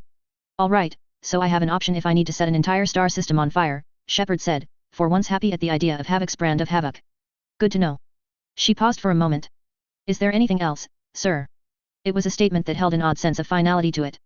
Though the Normandy was already hers, Anderson had yet to really transfer command in a personal sense. She could see him hesitating, peering out at his frigate. Finally, he turned to her and held out his hand. "She's a damn good ship, Shepard," he said. "Take good care of her." "I will, sir," she replied, shaking his offered hand. "Good luck, and good hunting," he said. "Bring that son of a bitch down." "Hard as I can, sir," she promised. As with her exterior inspection, Shepard found the interior of the Normandy falling under much closer scrutiny as she entered it. Maybe it was the fundamental realization that this was her ship, and not simply the fact that she was part of the ship's crew, that was making her give the Normandy such an evaluative eye. "Commander," Joker called as she walked down the crew corridor, and she looked up to see the pilot limping toward her. "Joker," she replied. "Good to see you again." "And it's good to see you're back among the living, too," he replied. "Unless, well, you're a zombie. I recommend Presley's skull as the softest, if you were gonna snack on anyone's brains. Might have some metal bits added on, but I'm not going to eat anyone," she replied. "That's reassuring, Commander," he said. "Hey, maybe if you kill a bunch of Geth and Skrin, we can strip them for parts? Turn you into a giant killer doom cyborg?" "I doubt it," Shepard said, shaking her head, but made a mental note to ask Talai about the idea. That also reminded her. "Eva, status of the ship's crew?" she asked. "All crew accounted for," the Normandy's Eva replied. "In addition, Council Spectre Liaison and Migrant Fleet Advisor and Bodyguard are present and accounted for. If you wanted to know if we were here, you could have just asked, Captain," called a familiar voice. Shepard turned to see Talai walking up the crew corridor toward them, or she presumed it was Talai, as she wore the same Quarian suit from before. Behind her loomed Kal Rieger, or so Shepard guessed as well. "It's Commander for now, Talai," Shepard said with a smile. "But good to see you. I figured you would be down in engineering." She then nodded to Talai's bodyguard. "Kal Rieger." "Ma'am. I didn't know Talai warranted a bodyguard," Shepard said as she walked with him toward the CIC. "I didn't ask for him, but my father assigned a guard anyway," Talai muttered. "Price of being an admiral's daughter, ma'am," Kal Rieger replied. "Besides, it was convenient. We were together. I was already protecting Talai's aura anyway." "Your father is an admiral?" Shepard asked, and Talai nodded. "Long story," she said. "I might explain it later once we're underway." "Hopefully it won't take too long," called a Turian voice from the other side of the CIC. "I'm ready to get this business concluded." Shepard grinned again as she saw Garrus Vakarian standing beside the CIC, and beside him was Lieutenant Kaiden Alenko. Garrus reached out a hand, and she shook it, and then returned Kaiden's salute. "They didn't tell me you were going to be our Spectre liaison," Shepard said, and Garrus shrugged. "They said that they needed to mitigate collateral damage," Garrus said. "The Council was afraid I would start dropping asteroids on colonies if they let me run loose after Saren, so they leashed me to your ship." "Biggest mistake they ever made," Kaiden promised, and Garrus barked a laugh. "In truth," the Turian said, "Councillor Spiratus wants Saren dead, and he thinks you're the best chance to do that." "Really?" Shepard asked, skeptical. "Surprising, I know. But he was adamant that we take down Saren fast, and before things got worse. So here we are." Shepard nodded, and walked up toward the CIC command station. She checked crew status anyway on her Omni tool as she did so, and saw everyone was at their stations. With a nod, she reached down and activated the ship-wide intercom. Shepard leaned against the railing, and exhaled. "This is Commander Shepard to all crew. We are preparing to launch." She paused, and double-checked that all pre-flight operations were concluded. They were. The Normandy could detach and depart the system at any time. "Speeches are not my thing," she lied as she finished making sure the Normandy was ready. "So I'll be straight and honest with you. We have our orders, find Saren Arterius and stop him from attacking our colonies. No matter what it takes." What else to say to the crew? They needed to know the stakes, at the very least. To know what was at risk, and what they faced. He has an army. An armada. Technology we haven't even begun to properly understand. And a willingness to destroy entire worlds to his own ends. He has attacked one of humanity's core colonies. He and his minions attacked our allies. He has attacked the Citadel itself. There is no limit to what he is willing to do to. Now that they had an idea, they needed to know what was most important of all. All of that is irrelevant. This is the GDS Normandy, the finest ship in the GDI Navy. Her crew are the finest hand-picked officers and marines in the galaxy, both human and non-human.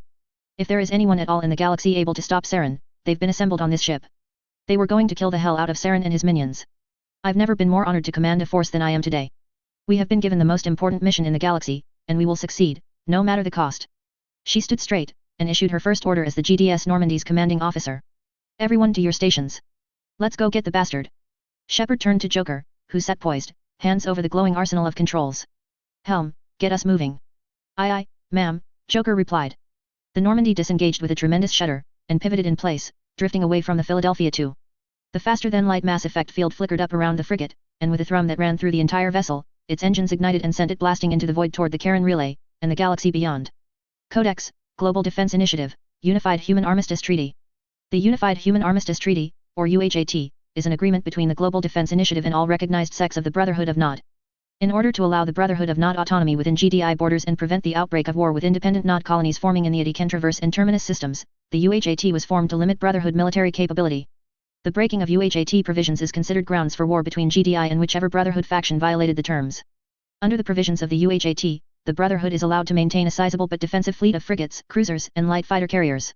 UHAT prohibits the deployment of Brotherhood military ships to the sovereign territory of any other interstellar nation without just cause. The UHAT lists these exceptions as unprovoked aggression by the other party, direct attack by the same, or joint GDI/Nod operations. Brotherhood forces may also engage in limited military action pending executive approval by the GDI Directors Board. Strict mass limitations are imposed on cruisers and light carriers, though not on frigates or fighters. Dreadnoughts, heavy carriers, and supercarriers are banned. There are no limitations on space station mass or firepower, due to the prevalence of massive orbital habitat platforms, but there are limitations on the engine capabilities of these stations in order to prevent loopholes from being used to turn craft classified as space stations into warships. Brotherhood terrestrial forces are not restricted by the UHAT, beyond specific provisions regarding cybernetics. The latter is a formality, as both Nod and GDI observe restrictions on cybernetic augmentations due to the Firestorm crisis, in which an out-of-control AI seized vast numbers of Nod cyborg troops and turned them against both factions. Although neither GDI nor the Brotherhood are signatories of the Citadel Conventions, both sides do recognize and observe many of their restrictions, and recent amendments to the UHAT match the WMD limitations of the conventions. Chapter 15, Approach. Shepard felt like it had been years since she had last been in the Normandy's briefing room. And even then, the last brief had been with Captain Anderson in charge. The first brief on her own ship felt odd. Unwelcome. But necessary. The group present was more sizable than her previous brief as well, due to the number of specialists. Aside from Lieutenant Alenko, Navigator Presley, and Chief Engineer Adams, there was also their two liaisons, Talai and Gurus. Shepard had also called up Lieutenant Taylor, who had been below decks when she had come aboard, and was now their zone trooper complement CO. Rounding out the group was the head of their Orca squad, a woman Shepard hadn't met while coming aboard, Lieutenant Anastasia Telfair, a slender Korean woman with blonde streaked black hair and blue eyes. A quick check of her service record showed she was a recent transfer from the GDS Kursk, and had been flying their air cover during the attack on the embassy. We've got our orders and our objective, Shepard started, but not much in the way of leads beyond the systems outlined in the geth data. That hasn't changed yet, has it, Talai? We have some progress on decrypting the information, she said. But not enough to narrow down actual objectives. Navigational data is easy to translate, and there are repeated uses of code structures indicating military deployments, and flags on the priority tags that we haven't been able to translate. Much of the geth's programming language has evolved into something previously unrecognizable over the last few hundred years. Have you been able to narrow down their objectives within the systems? Shepard asked. Not yet, but the fleet's best engineers are on it, Talai said. Just getting access to this code is a major step forward in understanding the geth, but it could take years to fully decipher. The Council suggested that we target the Alista system first, Gurus said. STG found something of interest when cross-referencing the system. He rose and crossed the room, activating the holographic display at the rear. A map of the Alista system appeared. It was a typical star system consisting of 5 planets. This was found in orbit over Hesino, the 4th planet in the system, Gurus said. Sensor data spilled over the display, showing a standard hydrogen-helium gas giant with a wide set of rings. Dull bands of brown and a periodic streak of gold made up the gas giant's atmosphere. But that wasn't what drew her attention. Gurus zoomed the sensor data in on an object orbiting Hesino. Said object, once she had a good view of it, was once the size of a Turian dreadnought. It was long and narrow, with wide planes and flat surfaces. Blocky, in a way similar to GDI ships, but sleeker and narrower. Instead of flat right angles like what GDI favored, there were an abundance of 45 and 60-degree angles. She could see furrows along the ship's flanks, and a line of large, circular shapes cut into the starboard side of the ship's hull, about 15 meters wide each. Her mind's eye filled in details that she thought should have been there, green and blue lights that would have been glowing in the furrows, escort craft moving in precise patterns, and the gleam of charged guns ready to fire. But the great ship was not in pristine condition. From about 2/3 of the way back, the dreadnought was blasted into twisted wreckage. The straight lines of the ship were transformed into the broken, curving, skeletal strips of metal and ceramic that had been molten and then cooled again into solid shapes. A cloud of debris barely recognizable as parts of the ship drifted around it, matching its orbital trajectory with within a few kilometers. Closer inspection of the ship's silhouette showed a small legion of impact craters that marred the clean lines and gleaming hull. All of the details, the shapes, the arrangement, even the damage to the hull from the detonation to the rear, added up to a fact that Shepard's instincts simply confirmed. That's a protein ship, Shepard said, and Gurus nodded. A Valis prospector found it, and sat on it for a half a decade until he could find the best buyer. Ceres University organized an expedition 2 months ago to investigate. Last reports indicated they're still on site. Shepard peered over the images and sensor data, and heard Omni tools lighting up behind her. The ship was mangled and battered in a way that upset her more than it should have. The clean, angular lines of protein aesthetics being smashed and bent, especially in the aft sections where the engines would be located. It was almost like looking at a GDI warship that had been torn apart in combat, which was confusing. Why should she care about a protein ship? Maybe the Tacitus had left a deeper mark on her than she thought. If these readings are right, Adam said abruptly, then this ship wasn't destroyed in combat. I'm no expert on protein engineering, but I know a botched scuttling when I see it. Shepard turned toward him, to see that he was studying the same data on his Omnitol's projector. He looked up and pointed at the screen. Drive core is detonated, but it only took out the aft engineering sections. I think. You can tell by the way the superstructure is twisted outward. Lots of burning on what looks like interior bulkheads. No signs of it taking fire, Telfair added. Explain, Shepard asked, curious. It's covered in impact marks. Not from enemy fire. Those craters along the ship's hull. She said, pointing. Those are too big, and don't have enough penetration compared with the thickness and hull composition from these readings. Likely meteorite impacts instead of mass accelerator fire. Ship was in pristine condition when it blew. Plus, see those hatches amidships. She gestured to the line of circular hatches along the starboard side of the wreck. Bet my pilot's wings those are launch tubes. Not sure for what, but see here, here, and here. She highlighted gun emplacements, and a moment later a series of wide cones indicating firing arcs. Another series of cones originating from the tubes were overlaid on the display. None of them immediately overlapped. There's no visible weapons systems with firing arcs that can immediately shoot anything coming out of them. So they're likely tubes for escape pods, shuttles, or fighters. Hell, maybe even missile tubes. But they haven't opened, so whatever was in them wasn't deployed. Missiles and fighters would have launched if it was under attack and shuttles and escape pods would have been fired if they had to abandon ship. Not botched, Taylai cut in. They turned toward her. The detonation came from amidships, but it was directed toward the aft end. You can tell from the way the internal bulkheads were damaged. Relatively little damage forward, but heavy damage to the aft. Not sure how they did it, but they deliberately destroyed the engine sections. Or maybe it was just good damage control, Gurus suggested. Taylai shook her head. I'm Quarian. Trust me. We know how to disable ships without damaging the parts we want intact. Looks like they also put themselves into a stable orbit before blowing the drive core, Presley said. He highlighted the debris cloud in the several kilometers immediately around the vessel. You can see a lot of debris still following the ship. Not enough to make up the whole mass. I guess a lot of it probably decayed and crashed into the gas giant. But there's enough wreckage keeping pace with the ship that I think it was put into that orbit and then disabled. Anything else? Shepard asked. The rest of the crew shook their heads. Not without a closer look, Taylai said. If I get a look at the scientists' research data, I could get a much better understanding of what happened. Shepard nodded, looking back over the vessel. Her gut agreed with them, which was another odd sensation. It didn't feel like it was her instincts that were matching their assessment. What about the Ceres University team? Shepard asked. About a dozen scientists, Gurus said. With some mercenary guards as security. No Citadel troops. I think they were worried about military involvement. His mandibles spread a bit and then tightened against his jaw. Interesting. The team sent out a request for an expanded security team about 2 weeks ago, citing worries about their research. A few additional security personnel were hired, including some Krogan. They found something worth killing over. Shepard asked. But the Geth flagged this site as a target before they made that request, right? Correct, Taylai said. But I don't know why they haven't attacked it yet. STG reports that they sent a routine update 7 hours ago, so all is still clear, Gurus added. If we get there quickly, we might be able to secure whatever they've discovered and get out before the Geth know what's happened. Anyone we know on the team? Shepard asked. No one that stands out, Gurus replied. The head scientist is an Asari. Dr. Lyarati Soni. Shepard nodded, and turned back to her crew. A gesture with her Omni tool opened a COMM link with Joker. Joker, set course for Alista. Whatever the Geth want on that ship, we want it too. Captain David Anderson stood on the CIC of the GDS Thermopylae as the frigate exited faster than light speeds. Anderson found himself grateful for the ship. Her captain, Commander Nathan Reynolds, had offered Anderson transport when his particular Wolfpack squadron of 6 frigates had been summoned to rendezvous with the rest of the 4th Fleet. This particular star didn't have any designation beyond a string of numbers and letters, like a billion more charted stars in the Milky Way. No one had gotten around to naming it yet. Nonetheless, it was relatively close to a mass relay, less than 6 hours cruising time, and the Geth couldn't monitor every star system along every cluster in the traverse.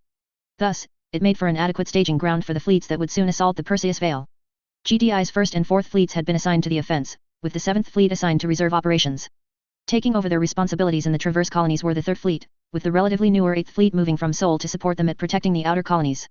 2nd and 5th, meanwhile, were continuing to prosecute the Verge War while 6th maintained its position at Seoul's Karen Relay, Arcturus, and the inner colonies like Eden Prime and Terra Nova to defend the homeland.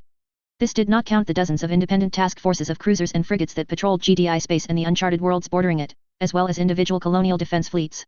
Which meant that 3 full fleet battle groups were moving to attack Geth space, and 2 of them, 1st and 4th, were assembled here in a force totaling over 1,500 light and heavy ships. The first thing that stood out on the CIC's display were the two monsters sitting at the heart of the battle fleet, two supercarriers, one the 4th Fleet's Mars-class GDC Krishna, and the other the 1st Fleet's larger and most powerful Jupiter-class GDC Zeus. They were the hearts of each of the two battle groups assembled. Each was an unsubtle brick, 2 kilometers wide and about half that long, shaped like a tremendous plate of metal hull. Nearly half the surface area on both the top and bottom of the ships were open, revealing tremendous service and support bays for frigates, fighters, and even docked cruisers. Other bays were receiving towed asteroids from tenders that were being dropped in and subsequently torn apart by thousands of mechanical arms and mining lasers, the harvested materials being carried deeper into the ship to be further refined and built into spare parts and components for the fleet. The sword of each of the fleets, however, were the dreadnoughts, 6 mountain-class ships shaped like hexagonal columns a kilometer in length, each mounting a pair of massive spinal ion cannons, one on the dorsal and keel sides, and with 48 intermixed ion and mass accelerator batteries on each of the remaining 4 planes to provide broadside fire. 3 belonged to each fleet, the GDD Vesuvius, GDD St. Helens, and GDD Pamplona for the first, and the GDD Chernobyl, GDD Tunguska, and GDD Sarajevo of the fourth. Yet these monsters were dwarfed by the glaciers. There were only 2, much like the supercarriers. Each fleet had a single example of those titans. They were tremendous vessels nearly 2 kilometers long and a quarter the width. Massive, paired kilometer-long ion cannon structures were built into the keel and dorsal planes of the colossal dreadnoughts, an entire reactor and command, control, and aiming system for each gun. They were mounted on massive rotary structures to allow the guns to pivot and traverse fire, offsetting the titanic inertia of the dreadnoughts they were attacked to. Over 200 batteries covered the ship's flanks, and recessed within the bow of each vessel were deployable anti-surface ion arrays like the ones that annihilated the Batarian base on Torfan. They were the GDD Ragnarok and the GDD Tiber River. Nothing in the galaxy short of the Destiny Ascension and maybe Kane's new toy could possibly stand up to the glaciers. And beyond them, Anderson could see the markers of hundreds of cruisers and thousands of frigates. And on the visual display, the stars beyond the 2 GDI battle groups moved. Because for all the might of the 1,500 GDI warships assembled, they were utterly and totally dwarfed by the Quarian migrant fleet. GDI had put out the call to war, and the Quarians had answered. Live ships the scale of dreadnoughts, with tremendous artificial gravy wheels rotating in the bow sections, sat at the heart of their fleets. They were surrounded by other Quarian-made ships of similar but smaller scale, and beyond them a titanic swarm of freights, frigates, and cruisers with designs from one side of the galaxy to another. Many Quarian ships were moving back and forth between the supercarriers, undergoing ad hoc refits and upgrades. GDI was nothing if not generous with the ion streams when war beckoned. Sobering sight, hey? Asked Commander Reynolds, a tall, handsome officer with brown hair a bit longer than regulation length. Anderson nodded. I worry about how many will come back when we're done, Anderson said, and found his words more tired than he expected. We'll be sending the Geth to the hot place, don't you worry, sir, Reynolds offered. Special place in hell for those bastards. He paused, glancing at his Omni tool. Got a call for you, sir. Admiral Hackett. I'll take it on my Omni tool, Anderson replied, and stepped away from the hologram and its massive armadas. He moved into the corner of the CIC, rear of the command consoles, and opened a COMM bridge, synchronizing with the frigate's COMM network. A moment later, Admiral Hackett's face appeared. Anderson, good to see you finally arrived. The image of the Admiral paused and looked away at something outside the projector's line of sight. Make your way to the Zeus as quickly as you can. Something wrong? Anderson asked. Nothing that can't be handled. Issues with coordination with the Quarians. Hackett shrugged. But I'd rather you get here so we can discuss strategy sooner rather than later. Is there a reason for the urgency? Anderson asked. Not over open channels. Just get here as fast as possible. Hackett out. Log update, mission time, day 31 on station. She paused, and cleared her throat. Cataloging of protein artifacts on the ship continues as predicted. Most artifacts are of limited immediate value. Mostly just components of the ship that either match Citadel designs to close specifications, or damaged beyond recognition. Some have functions unknown at this time. Marilla has secured what she thinks is a cache of personal weapons, but they are not functional at this time. Lyra Sony paused, correcting her drift down the darkened corridor. Like most of the ship, there was no power to this section. Artificial gravity plates had not been installed yet. They just didn't have the resources, which was a chronic problem across the entire expedition process. At least she was actually getting support on this expedition. Most of the time she operated on her own. Academic stigma made life harder than it should be, especially when she opted to spend her maiden stage doing something useful and intellectual instead of playing dancer or mercenary. Addendum, the parallel technological development, at least in terms of standard components, is very curious. It is only some of the specialized components that truly diverge from Citadel designs. In particular, the Element 0 components match Citadel specifications to a degree that the only difference is superficial, even beyond the fact that we based initial designs around basic protein structures. On the other hand, armament and power generation systems are remarkably more powerful, at least going by initial estimates based on other components of the ship. The destruction of this vessel's drive core has forced us to rely on supposition and projection. She floated down the corridor, her Omni tool displaying a steadily scrolling sensor reports from her equipment and drones. Continued attempts to access the sealed chamber attached to the vessel's command center have so far proven unsuccessful. Spectrographic analysis indicates a 74% match to the materials in the Citadel's base construction, although only a 14% match to the materials used in the construction of the Citadel's exterior hull and core. Attempts to reactivate the vessel's central computer remain unsuccessful as well. We can hook up power generation to the computer itself, but it simply will not activate. This is almost certainly a security system that we need to bypass. This is a separate issue from unlocking the doors, although accessing and unlocking them is time-consuming. We have found them easy to operate, seal, and unseal once we have overridden the locks on each door. Rex is pleased at the added security this offers us. Grink and his team have finished their disassembly of one of the vessel's point defense weapons. They report a remarkable similarity to ion cannon construction, indicating that the Proteans used weaponry similar to humans. I suspect that we could learn a great deal about directed ion streams from this ship's computers. She paused, and shook her head, then partitioned off the next part of her dictation and locked it under her biometrics. I will have to make sure to keep these details quiet. The last thing we need is to tempt either the security staff or the board at Ceres to sell these discoveries to the council before we've fully researched these pieces. We aren't here for weapons of war, and I do not want to exchange academic integrity for military funding. Of course, that was the idealist in her. She understood that the entire reason why she had a full research team under her was because she was investigating something with great strategic value. Everything she found here was likely to be turned into weapons at some point, regardless. But that didn't change her opinions. She heard a harsh voice behind her, coming up the corridor, but the words were clearly formed. With military funding, you wouldn't need Krogan stinking up the place, called Grink. Lyra spun around, eyeing the Vorsha, his needle teeth white in the species' ever-present feral grins. The harsh sounds of his voice were at odds with all the other Vorshas she had heard. But then, Grink had apparently upgraded his own auto-translators to override the literal translation, which, apparently, converted all their spoken language into a broken version of the recipient's own. Not to mention that he had added an extra air of sophistication to it. One human scientist said it reminded her of limeys, whatever those were. The grey-skinned Vorsha wore a standard military hardsuit shaped to fit one of his small, lean species, and had an attached skull-clinging hood of Turian design, slightly modified to fit his head shape better, but with a long fringe in the back. From what Lyra had learned, this particular type of hood was similar to Turian formal headwear, or what humans called a top hat. Grink peered at her, one eye partially concealed behind visor monocle over his left eye. Then we would have soldiers looking over everything we did, Lyra replied. I'd rather we use mercenaries, if only because we can pay them to stay on the perimeter instead of watching over our shoulders. I would prefer something other than Krogan, Grink muttered. Or if we have to settle on Krogan, at least more like Rex. At least he doesn't smell as bad as the others. Lyra shook her head and ignored the Vorsha and his weird scent fixation. He was the odd one out of their crew. His body evolution had edged him toward hard environment survival, and he had picked up his combat skills and technical aptitude from somewhere. But Grink didn't have any real formal education as a scientist, as his lifespan didn't allow it. As it was, he was 17 years old, a ripe old age for a Vorsha. It did make him an excellent member of the team, though, because of the value of his experience and his skill with electronics. Lyra suspected he was nearly as skilled as a lifelong Quarian, it was just that his skills were focused on weapons. Rex discovered a probe, 10 light minutes out, Grink added as he drifted past her. Whose? Lyra said, looking up, interest sparked. Anyone taking a look at the system got her attention. It could be a government, a private prospector, or a pirate. Unknown, Grink said, picking up one of her tools and looking at it closely with his monocle eye.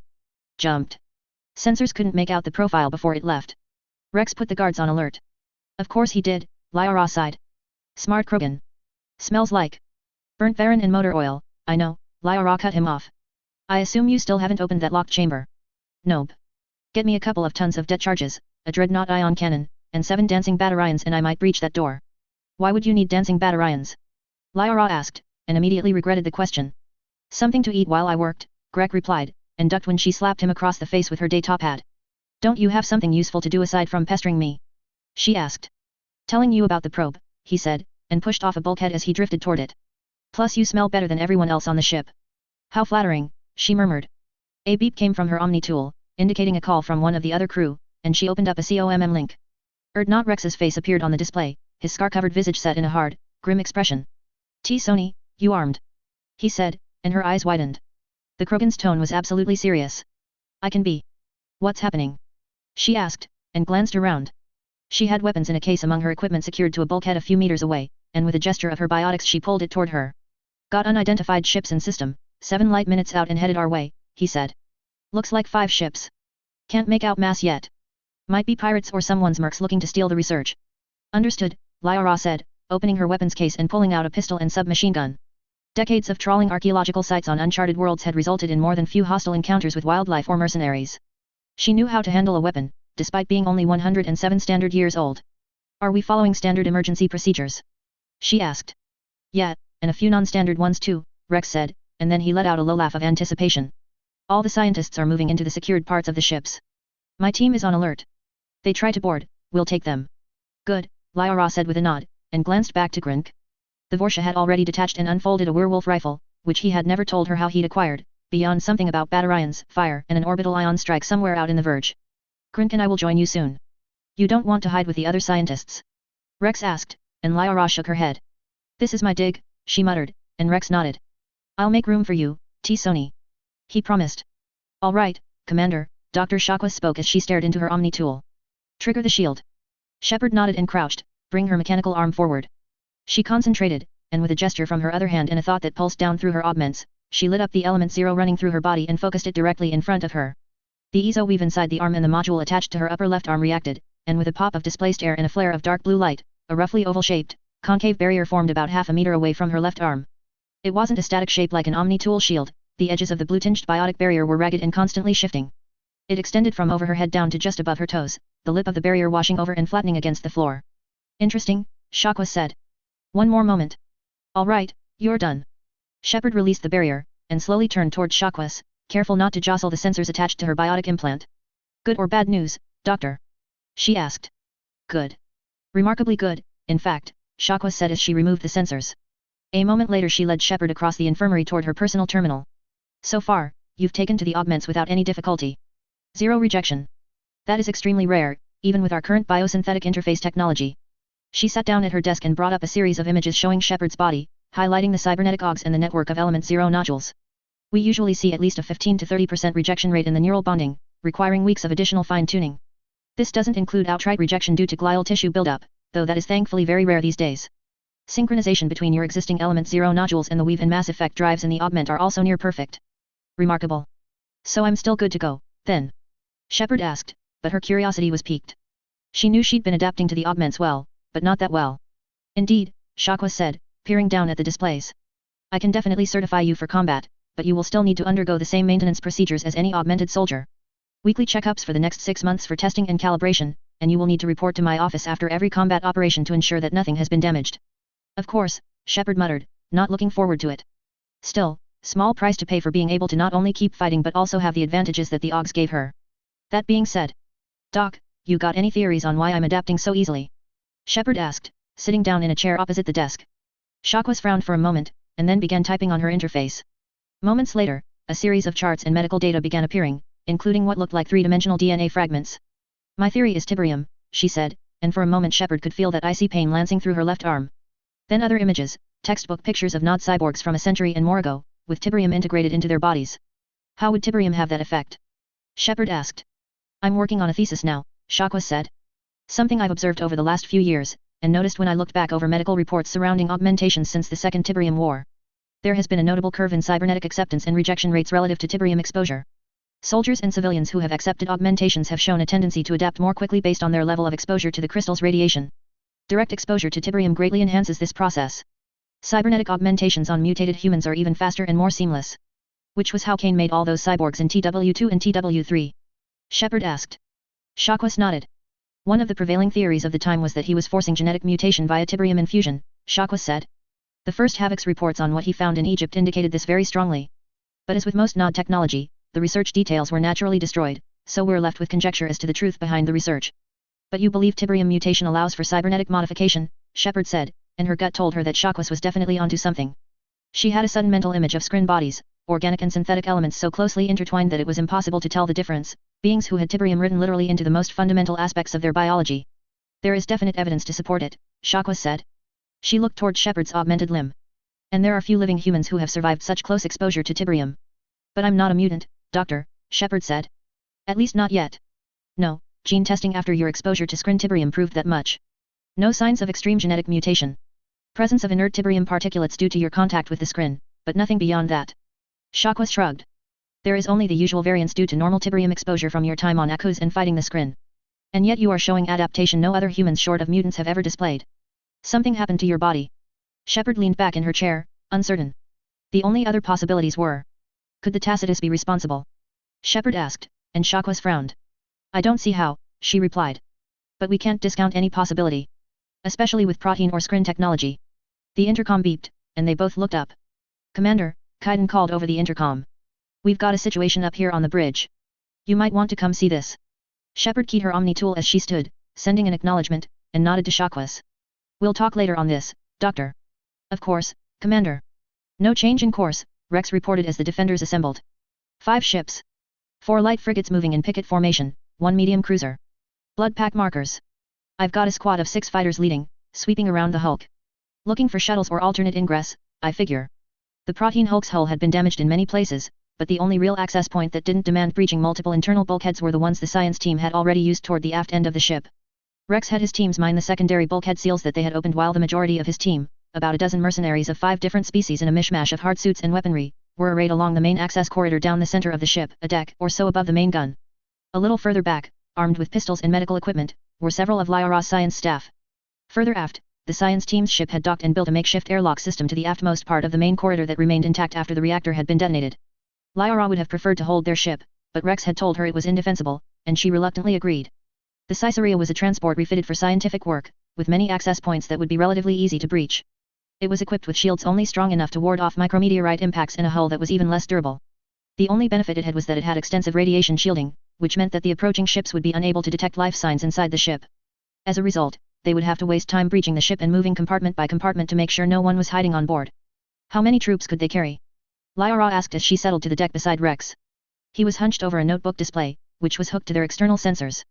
Lyra checked her own Omnitol's readings, and confirmed that all research data on their own transport had been removed to off-site backups on the hulk itself and then wiped. Depends on what they're carrying, Rex replied. Blood pack are Vorsha and Varen, with Krogan leading them. Usually a squad of Vorsha for every Krogan. You can fit a lot of them into a small space, but without Krogan to lead them there's no point, and my people. Rex snorted, somewhere between a grunt and a laugh. We like our space. You could fit maybe 30 Krogan on that cruiser, a third that many in those little frigates. Maybe half would be ground commanders. He shrugged. A squad or 2 for each frigate, 10 for the cruiser. Worst estimate 200 Vorsha and 20 Krogan, as the command staff on all of those ships would be Krogan. Against 20 of us, Lyra murmured, and Rex nodded. An ugly smile spread over his face. This sounds like fun, he said. Behind them, Lyra heard Grint laugh quietly. It was not the cackle of a typical Vorsha, but calmer and colder. It was unsettling, until Lyra reminded herself that the unsettling Vorsha in the Turian top hat was on their side. Then, on the display, the cruiser's thermal signature came to a halt about 100 kilometers from the docked ships. The frigate's thermal markers drew closer, getting to within 10 kilometers of the pair. They hovered there for a few moments. Watching to see if we use the Guardians on them, before sending boarders across, Rex muttered. He let out another low grunt laugh. If we had one, I might consider using it. Light the arrogant Pyjaks up. Slits appeared on the bottoms of the frigates, and each of them launched a small assault shuttle. They jetted across the distance between the 2 ships, and the frigate started away. The lean, red-painted shuttles advanced and swooped down upon the Caesarea. No surprise, they send the weaker lots from the frigates first, Rex mused. Their Vorsha will go first to accept fire, Grint added. Krogan enjoy fighting, but not stupid risks. The youngest and weakest will always attack first, to prove themselves atop a mound of dead enemies. He then pointed to the cruiser. Once we kill them all, they will send the real warriors. The Battlemasters and Berserkers. Then we'd best repel them quickly, Lyra said, trying to steady the pre-battle apprehension that flowed through her. Reports flashed over the sensor displays. The blood pack had breached the Caesarea and were working their way through it. She saw packs of Vorsha in light environment shits, with hulking Krogan in blood-red armor following. White, stylized skulls of various species were painted on their armor. Lyra kept looking at their shotguns, massive, black-painted weapons with glowing blue lines, a type she was unfamiliar with. By contrast, the Vorsha carried a mixture of low-quality submachine guns, pistols, and assault rifles. 10 minutes passed as they breached the cargo section, and started sweeping every nook and cranny. 20 minutes, and they were in the labs, opening desks and cabinets, making sure no one was hiding in lockers. They grabbed any research equipment and loaded it into bins and cases, and a Vorsha team was tasked to haul them back to the shuttles. Nearly 40 minutes after they had boarded the ship, and the Krogan and Vorsha were still grabbing anything of value. Lyra watched and waited, both grateful for the time it was taking for the mercenary pirates to clear the ship, but also wishing they would hurry it up so they could get this madness over with. Maybe they're just going to ignore us on the wreck entirely, Lyra suggested.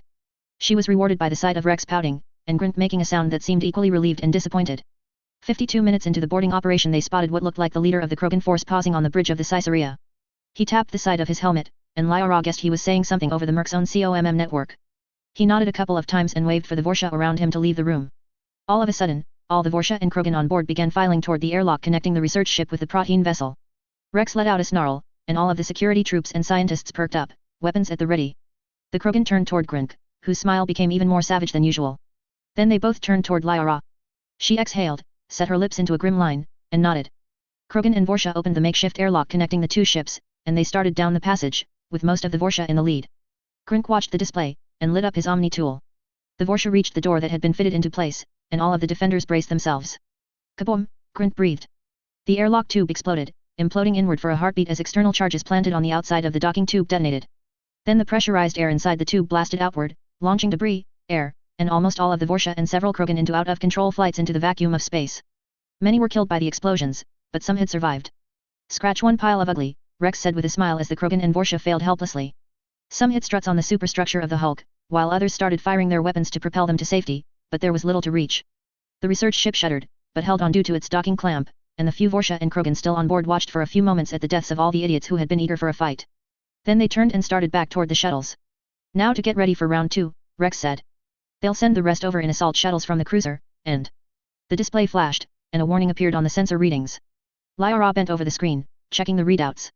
Odd radiation readings, she said as she studied the readouts. Coming from the middle of the ship. Like... She gasped. In the middle of the Caesarea's cargo bay, a roiling silver-white portal formed, and half a dozen tall, lean humanoid creatures emerged, formed of gleaming dark blue crystal, with snake-like heads, eyes like sapphire gemstones, and bladed fingers. Half of them had needle-like cannons hanging off their forearms, and the others wielded heavy guns half Lyra's height with crackling lighting running down spines that extending along their flanks. And looming behind the intruders was the shimmering, glassy silver bulk of a Skrin mastermind. I'll be blunt, captains and admirals. We're in the shit. Admiral Stephen Hackett peered around the holographic table of the GDC Zeus war room. The wide table had a deep holographic tank built into it, nearly 8 meters in width, and it showed a glittering sea of pinpricks, thousands strong, a diagram of the capital ships of the entire Allied fleet. Everything as or greater than a cruiser was displayed, which was still enough to present a sandstorm of warships. Sitting around the table were about 24 men and women. About half wore GDI uniforms, the rest were Quarians in their hardsuits. 5 of the latter were members of the Quarian Admiralty Board, the rest were their sub-captains who commanded formations within each of the Quarians' larger fleets. Surrounding the table was a gleaming white mass effect barrier and counterintelligence privacy system that cut them off from the command center that enveloped them. Rings of consoles manned by crew spread out from the central command platform where the brass were meeting, and holographic displays of reports coming in from the fleet and its scouts and recon units hovered in the air overhead or were shown in massive wall displays. As a general rule, supercarriers didn't waste much space. They were as big as they were because they needed every square meter of their hull's volume to fit the massive munitions stores, mining chambers, fabrication bays, and refitting facilities to support the associated fleet. The only concession made to anything not directly related to repair and maintenance were the command centers. Since every supercarrier was intended to be the support center for cluster-wide military operations, they were all outfitted with an enormous central command to coordinate the fleet. We have one of the largest combined fleets in the galaxy, Hackett said. But we're up against an enemy that, honestly, I don't know if GDI's standard tactics will work well against. The Verge War has tested our doctrine and tactics, and we've seen the results. Half a decade and more of war against a second galaxy power, and while they had conquered multiple core hegemony colonies and shattered what economy the Batarians had, the losses were high and they were still plodding along in a war of brute attrition. GDI was winning, but the costs. Agreed, spoke the accented voice of Admiral Raelzora. The Quarian Supreme Commander leaned forward over the table, clasping his fingers together. And of course, the Geth are a far greater enemy. We have fought them for 3 centuries with little effect. The migrant fleet hasn't had the kind of support needed to capitalize on any gains it has made, added Admiral Hongarel, a Quarian wearing a darker environment suit. Hackett had read his dossier. Both Hongarel and Raelzora were warmongers pushing for greater action against the Geth, and they had gained traction in the last few years thanks to GDI support giving the Quarians extra firepower. Hongarel was also the commander of the Quarians' heavy fleet, their main formations of dreadnoughts, cruisers, and heavy frigates. Our first fears when attacking have always been that if we suffered too much damage in an offensive, the non-combatant elements of the fleet would be at risk. Even with our support, gentlemen, Hackett said, you have to understand that GDI's reinforcements are stretched thin. We have only a single fleet protecting our main strategic bottleneck. 2 entire fleets are still committed to fronts that we cannot pull them away from. It will be another month before we've moved to regular wartime mobilization and put the 9th Fleet into action, and at least 2 full months before we've finished training the crews for the 10th and 11th Fleets. He didn't mention that 9th, 10th, and 11th Fleets weren't going to be tasked with aiding in the Geth offensive, they were going to be sent into the Verge to finish crushing the Batarians before being redeployed to defend against both Nod and the Geth. Temple Prime had some on the board in an utter panic. Understandable, Raelzora said, Nod. You are concerned at Geth preparations as well. We humans have a term, Hackett added. Von Neumann. It's a name for a self-replicating force able to exponentially increase their numbers by using resources to build more of themselves. Such a force would reach a point that we couldn't realistically hope to defeat them. The Geth certainly represent the potential to be such a threat, agreed Admiral Shailaron, one of the female admirals. She commanded the patrol fleet, a lighter fleet element that handled perimeter security and internal patrols, mostly lighter frigates and cruisers. It is the other reason why we have had little success against the Geth. If we pushed too hard against them, they would shift to full military production. We do not have the resources to push an attack into their industrial areas before they would rally enough resources to drive us back. She paused. We know this from bitter experience. GDI faces a similar problem, Hackett agreed. We have a preference for sector domination and comprehensive attacks. Slow and powerful and unstoppable. We can't give the Geth time to recover and von Neumann us to death. Especially when they've had a full month to prepare. You are suggesting a full-scale, all-or-nothing attack, Rael'Zora suggested, and Hackett could hear the agreement in his tone. Full-scale, yes, all-or-nothing, no, Hackett said, and he knew why Rael'Zora wanted that. The center of Geth power lay in the same system as Renegade, the Quarians' home world. They wanted to go home, and anything that would give them that chance. GDI tactics demand aggression and raw destructive power, Hackett said. Use of overwhelming force and shock and awe tactics. It has solid effect on organics, but I doubt it would have the same impact on the Geth. On the other hand, if we hit the Geth hard enough and fast enough, we can demonstrate superiority. You are suggesting that we force the Geth to surrender. Hongarl sputtered. Is it possible to negotiate with the Geth? Hackett asked. The Geth do maintain the capacity for communications, remarked another Quarian admiral, Zal'Koris. He was apparently the commander of the civilian fleet, which made up the vast majority of the Quarian navy, but lacked the firepower of the other two fleets. Attempts to communicate with them have proven ineffective, however. Despite our best efforts. They've already communicated their intentions rather clearly, Zal'Koris, Hongarl muttered. Burning Quarian ships send an adequate message. Yet Saren has them under his thumb, spoke up another Quarian, a female named Darozen. Hackett's dossier on her was rather light. She was a scientist who commanded a small force of specialist vessels. He didn't know why she was considered a peer with the other 4 admirals. Perhaps they are willing to communicate, especially when brute force and technological strength are demonstrated. Saren has been able to unite both the Geth and Skrin under him. You think it is possible that we could bring the Geth to the negotiating table? Hackett asked her. His dossier mentioned she was more of a scientific specialist, and the migrant fleet's foremost expert on the Geth's technology and behavior. They are machines, but they are rational machines, Darozen replied, thoughtful. Self-preservation and survival are foremost on their priority list.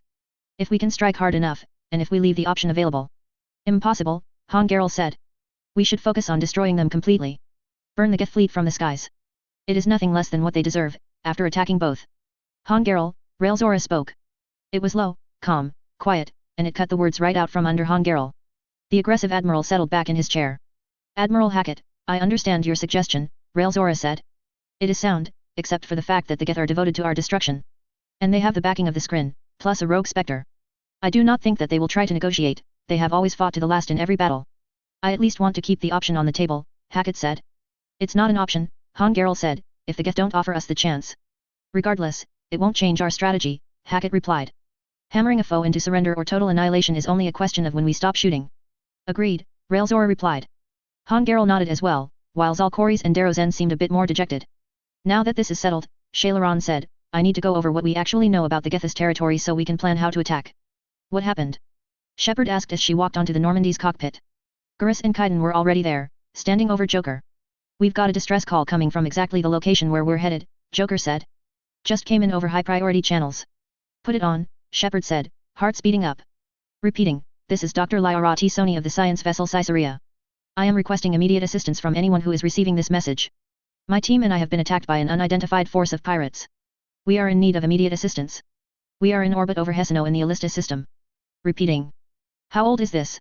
Shepard asked. Timestamped 1 hour ago, Kaiden replied, and Shepard nodded. Garrus. Already sent upward, he replied. Turian ships patrol this cluster, but I don't know how long it will take them to get here. They should respond with all speed, but a Spectre order will likely get them moving even faster. Good. Joker, EDA. 17 minutes until we reach the system, Joker relied, dead serious. Hope we get there in time. Okay. Everyone to the deployment bay and get armed up. Presley, sound general quarters. As they started toward the elevators, Shepard mentally echoed Joker's fears. The scientists had already been besieged for an hour, and it would be at least 15 more minutes before they arrived. Would there be anything left besides corpses? The Skrin intruder let out what Erd-Not Rex guessed was a warble of surprise as he head-butted it in the middle of the chest and sent it toppling off its feet. He then grabbed the prone intruder's leg with one arm, and fired his shotgun into its face at point-blank range. The Skrin warrior let out a deep, echoing cry of pain as the head blasted in half, and Rex spun, extending his arm. The intruder went rising up into the air, and Rex brought it slamming down on the deck hard enough to break both floor plating and crystal armor. Then he spun and hurled the intruder back the way it had come, into the pack of disintegrators that were bounding down the corridor. Puny Skrin, he muttered with a grin filled with his own orange blood, and pumped the shotgun. The corridor was a charnel house. Organic blood and corpses littered the passage, a mixture of Rex's security force and the Krogan and Vorsha blood pack troops who had joined the Skrin, now assaulting through the corridor that the airlock had been attached to. Glittering silver gore and broken crystalline insect bodies filled the passage as well. Blood and charred and severed body parts floated in the null gravity, sprays of viscera that would have been graceful and artistic if they hadn't come from the recently deceased. 2/3 of Rex's security team, including all of the other Krogan, had been killed. So had a couple of the scientists, men and women who had no place in combat, but T-Sony's display of her own quad by taking up a spot on the line had inspired them to fight as well. They'd been among the first to die, but they had taken bullets meant for other people, so Rex respected them for dying with a gun in hand, at least. Rex, we're sealing this door. T-Sony shouted as the Krogan Battlemaster turned and overheated his shotgun directly into a pack on oncoming Vorsha who were letting their feral bloodlust get over the fact that had guns in hand. Intruders and some Krogan were moving up behind them, all carrying heavy weapons. Rex backed away from the advancing enemy, beating down his own instincts with centuries of brutal combat experience and titanium hard discipline. His blood sang for him to charge in, to crush and beat and bite and rip and tear their guts, but he controlled it. He beat it down, muzzled it, kept it leashed, only using it to feed his own controlled brutality when the right moment called for it. The leash on his blood rage was what made him a Battlemaster instead of just another berserker. Plasma and lightning slashed past him, intermixing with the tracers of mass accelerator fire from behind Rex, where the rest of the science and security teams were desperately trying to hold off the scrin. Out of the corner of his right eye, Rex spotted one beam strike guard in the middle of the chest, and he keeled backwards with half his chest ablaze and the other half molten. A pitch-black sphere erupted down the corridor in the direction of the enemy, surrounded by a corona of dark blue lightning, and the drifting body parts and blood shifted toward it with violent speed, along with the half-dozen Vorsha and the intact disintegrators still in the passage. The biotic singularity tore them from their places on the walls or floor, overpowering magnetic boots and whatever tech the scrin used, yanking them toward the micro-black hole. The blood and debris and shredded bodies closest to it began a violent series of orbits, a sphere of gore and ruin. A missile screamed over Rex's shoulder, and he spun away and dove toward the airlock door, where the survivors were laying down suppressing fire. The explosion behind him was oddly hollow, some of the sound and force absorbed by the singularity itself, but Rex knew that the rest would have torn into the enemy being dragged toward the miniature black hole. What force did reach him helped propel the Krogan's graceless leap through the doorway. Seal it! T-Sony shouted while someone else reached out and grabbed the tumbling Krogan by one of his armor's shoulder plates. It slowed him down enough that he could correct his spin and reactivate his magnetic boots. A moment later, the Krogan Battlemaster turned to find himself facing an upside-down T-Sony, who was sweeping him with her Omni tool. Scratch another pack of fools, Grint called. The Vorsha adjusted his monocle visor and reloaded the rocket launcher. The situation is still somewhat sticky, however. Did we lose anyone this time?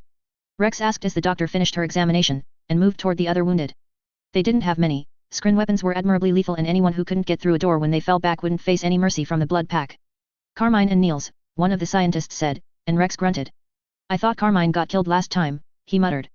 Rex kept telling him that stupid helmet was for Turians and it would limit his visibility. What about our flanks? A low rumble ran through the hull, and Rex's HUD showed vibrations coming from one of the side passages that they had mined. They continue to find my toys, Grint reported, and his feral smile widened a bit.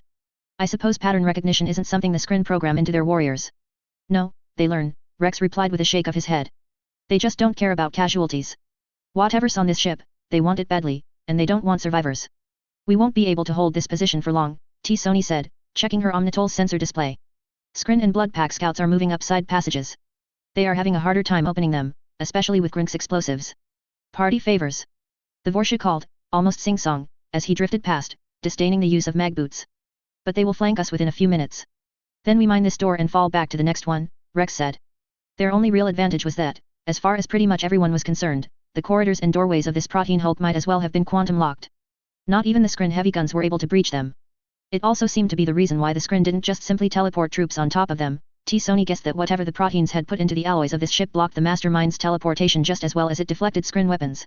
However, the Scrin were able to bypass the doors somehow, which apparently annoyed T-Sony to no end. Their science team had taken days to figure out just how to get at the door's controls and write up a compatible programming language, but the Scrin were breaching them in minutes. They're outside, T-Sony said, cutting into Rex's thoughts. Get the wounded up and moving, Rex called to the survivors.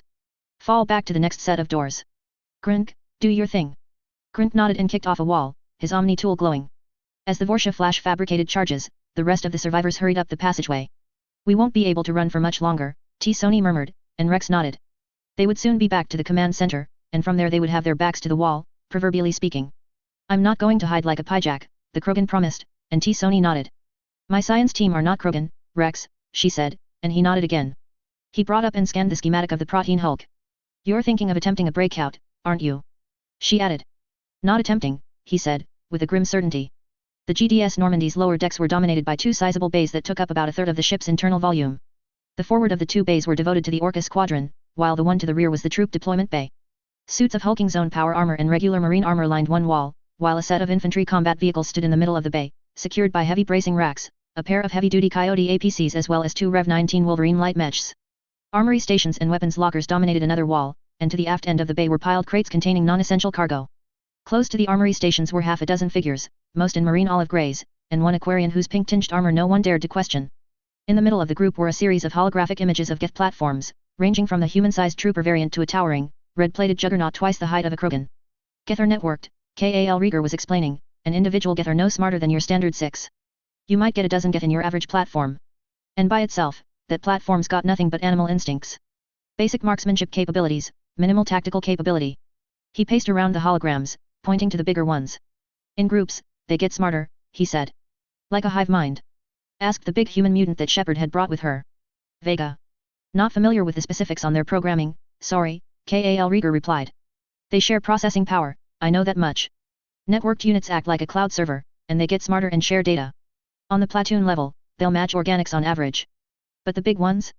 Juggernauts, Primes, and the Armatures and Colossus variants, they have extra processing capability. They operate as mobile servers for a lot of Geth. Their command units, another human, Lieutenant Taylor, remarked, and Kal Rieger nodded. Right. Take them out, confuse the smaller ones, disrupt their command network. So rule of thumb, Vega said, shoot the big ones first. Kal Rieger nodded. What about weapons? Jacob asked. I fought them on Eden Prime, but they were pretty resistant to most of our guns there. Geth specialize in strong shields, the Quarian replied. But their individual platforms aren't that tough. Overload mines, shock weapons, disruptor, or phasic rounds, all work well on them. Maybe some hacking apps, though you've got to be constantly adapting them because Geth respond to you fast. The bigger ones are tougher, you'll need AP ammunition for them. What about an arc weapon? Vega asked. Saw some prototypes in development on the Honolulu station. Used a laser to alter electrical charges and then fired a big arc of lightning. Kinda like those old Soviet guns, though a lot more really. An alarm suddenly sounded, and they all looked up. Their omitals flashed a moment later, and the Marines immediately started hurrying to the armor station. Kal Rieger moved with them, and even though he didn't recognize the alarm itself, he knew exactly what the sudden, intent yet anxious reaction from the GDI Marines meant. General quarters. Combat imminent. Humans began gathering their weapons and armor suits. Zone trooper harnesses slid open, and Navy and Marine technicians began to converge on that part of the room, emerging from other parts of the bay. They ran immediate checks on the Coyotes and Wolverines, helped troopers climb into their zone armor, and attach hard suit pieces to the Marines. A tidal wave of charging hums, clicking components, and hissing seals filled the space.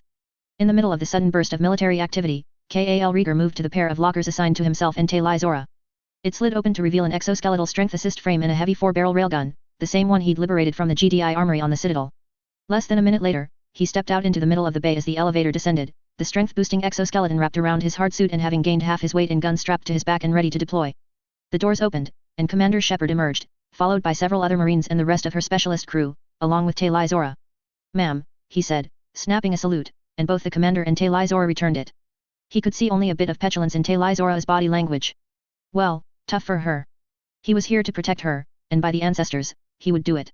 Kal Rieger, Shepard replied, and moved past him, leaving him to stand with Taylai Zora. She looked him over, and he suspected she might be cycling some cold water as she did so. It was the usual response among the female crew whenever he was fully armed and ready for combat.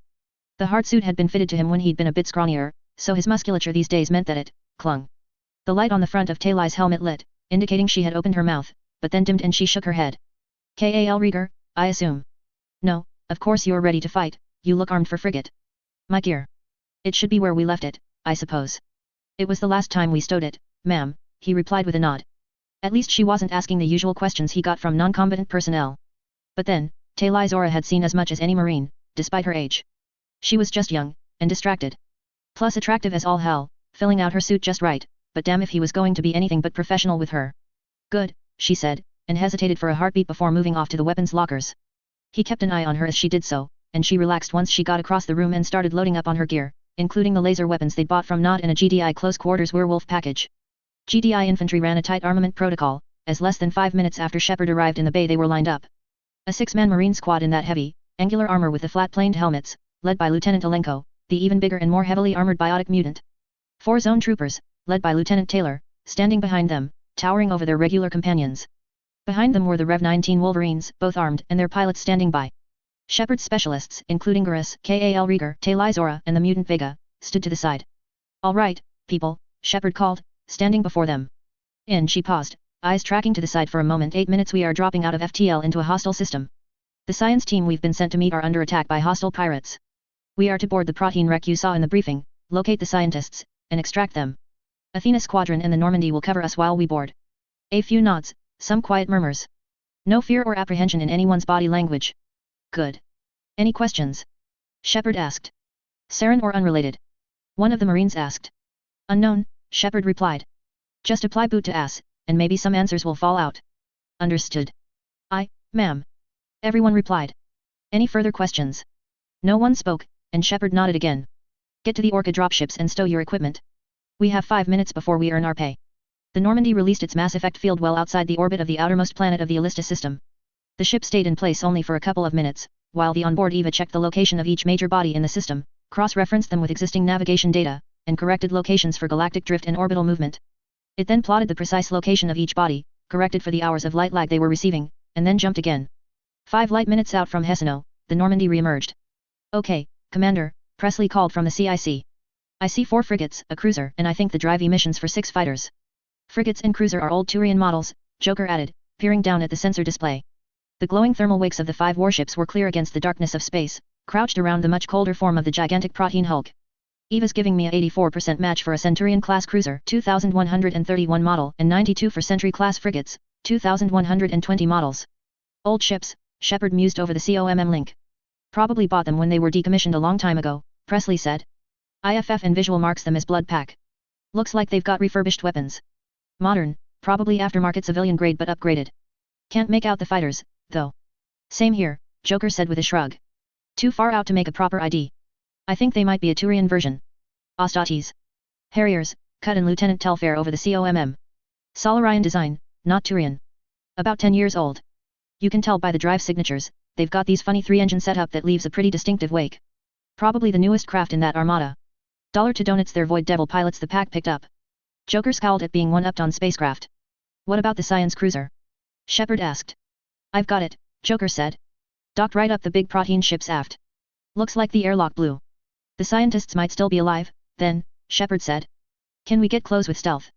No, they'd see us coming, Joker said. You can bet they'll have cameras watching for an approach. Normandy couldn't get within 1,000 clicks without getting spotted, even without Presley's dolphin impression. Then we go loud and violent, Shepard replied. Can you keep them occupied? Outnumbered 4-1 in frigates alone. Joker asked. Plus a full-sized cruiser and fighter escort. They might as well just blow themselves up, save us the trouble, Telfair added, and Joker grinned. We'll get you in, Commander, Joker promised.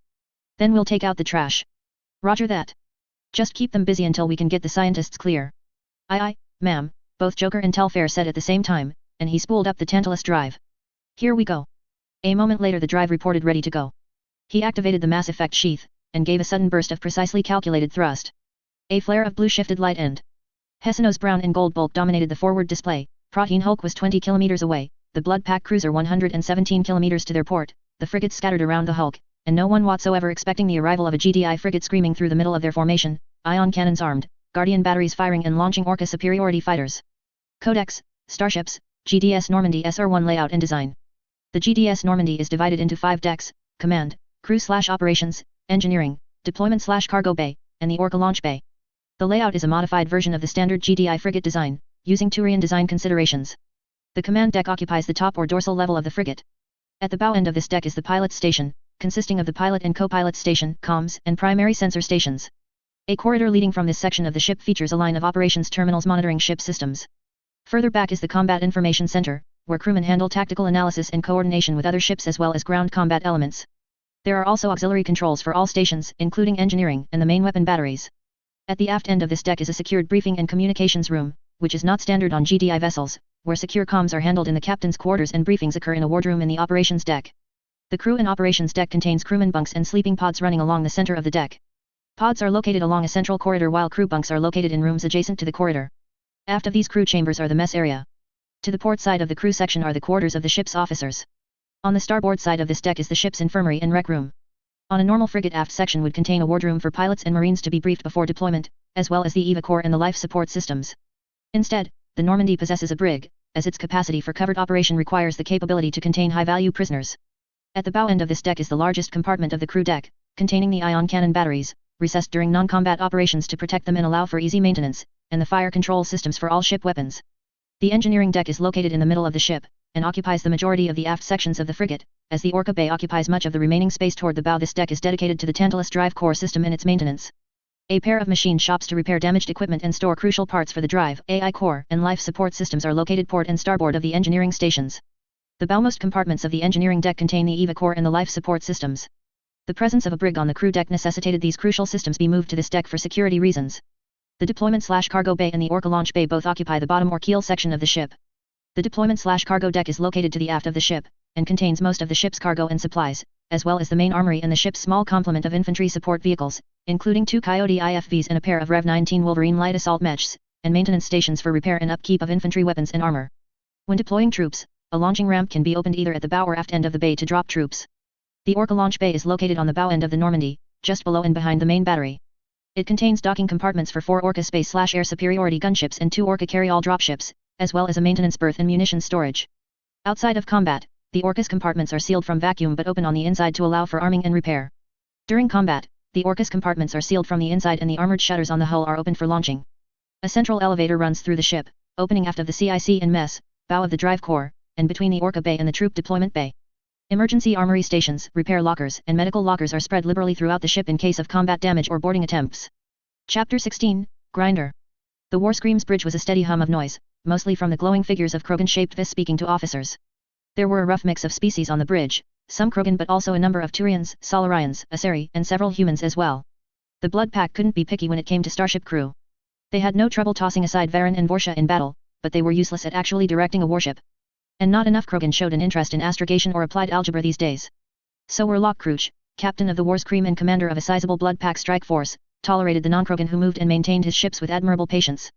He also tolerated the steady progress of his assault teams and their allies with the same. After all, these were dug-in ticks he was dealing with, and if the visual data being relayed back was accurate, they had at least one Urdnot among the mercs protecting them. Not to mention they couldn't just use flamers or missile launchers if they wanted T-Sony alive. Also, he had to be patient because a furious outburst at how long it was taking might anger the thing towering over his bridge crew. The Skrin mastermind was massive, and it stood with worrying serenity in the center of the bridge, where Crouch would have been sitting if Saren had not ordered him to bring the crystal beasts with him. No one looked at the mastermind as it stood still and quiet. No one wanted to draw its attention. They had all heard the rumors of what had happened at the Citadel, and the reports that a creature like this could seize control of any of them instantly if it had the inclination. But the Skrin seemed to show no interest in anything around it, as far as Crouch could determine. It simply stood, slowly swaying back and forth, the gemstone eyes on the front of its bulbous body focusing on nothing in particular. Damned creepy. Down below in the cargo hold, the other mastermind was regularly ferrying Skrin troops onto the ship to augment the Blood Pack arriving via boarding shuttles. It couldn't get them inside the Prothean wreck for some reason. Saren himself had warned Crouch that the Skrin weren't be able to get past Prothean-built structures. Otherwise Crouch would have just ordered the masterminds to envelop the scientists by teleporting troops in from every direction. 7th Pack reporting, one of the 6 images growled on his left flank. Crouch's left eye turned toward it, and he nodded. Heavy losses while advancing up parallel corridors. Large numbers of mines and traps. Estimate they will reach the Prothean ship's bridge in 8 minutes. How many left? Crouch asked. No casualties among the Krogan contingent. 17 Vorsha losses. 9 disintegrator losses. 1 intruder lost. No Ravager casualties. 32% of buzzers lost. Order them to slow down, Crouch said. Check for traps while advancing. Minimize further casualties. We'll need their numbers when we pin T-Sony on the bridge. Orders relayed, the 6 replied, and Crouch exhaled. He turned back toward the data feeds from the other units, and paced between each image, deliberately cutting across the field of view of the mastermind as he did so. No reaction. Frigates? Crouch asked after a few seconds. No reports of viable secondary ingress points, replied another 6. Hull damage appears superficial. Drone scouting within damaged hull sections report no hull breaches allowing internal access. Launching hatches are sealed and inoperable. Have them keep searching, Crouch said, and snorted in annoyance. He pushed that emotion down. Annoyance led to anger, and anger led to rash decisions. Rashness could lead to boldness and decisive victory, but in Crouch's 4 centuries he had seen boldness lead to defeat and ruin just as often. Radiation spike. Called one of the bridge crew, an Asari. Definitely a faster-than-light transition. How big? Crouch demanded, turning toward her. And where is it? Radiation output is small. Frigate or light freighter at best, the sensor officer replied. The local hologram in the CIC section of the bridge updated with an approximate location, about 5 light minutes out. Crouch scowled. Get me a picture of that area of space, he said. I want to know what's out there. Whoever it was had been in system at least long enough to see what was happening. If they were Citadel military or civilian they would call for help. If they were merc, pirate, or scavenger they might hide and look for scraps to scavenge once the Blood Pack were done. Either way, they weren't an immediate threat, and Crouch expected that he would have finished his mission long before the Citadel mustered an appropriate military response. Still, he wanted to know what he was. Resolution complete. The picture is blurry, but the Asari paused. On screen, a hologram appeared of a blocky ship, long and gradually tapering, with a pair of long, blocky engines on the port and starboard sides. Crouch froze as he saw the ship's shape, and recognized the design philosophy it embodied, Turian blade-like structure coupled with GDI brick shape.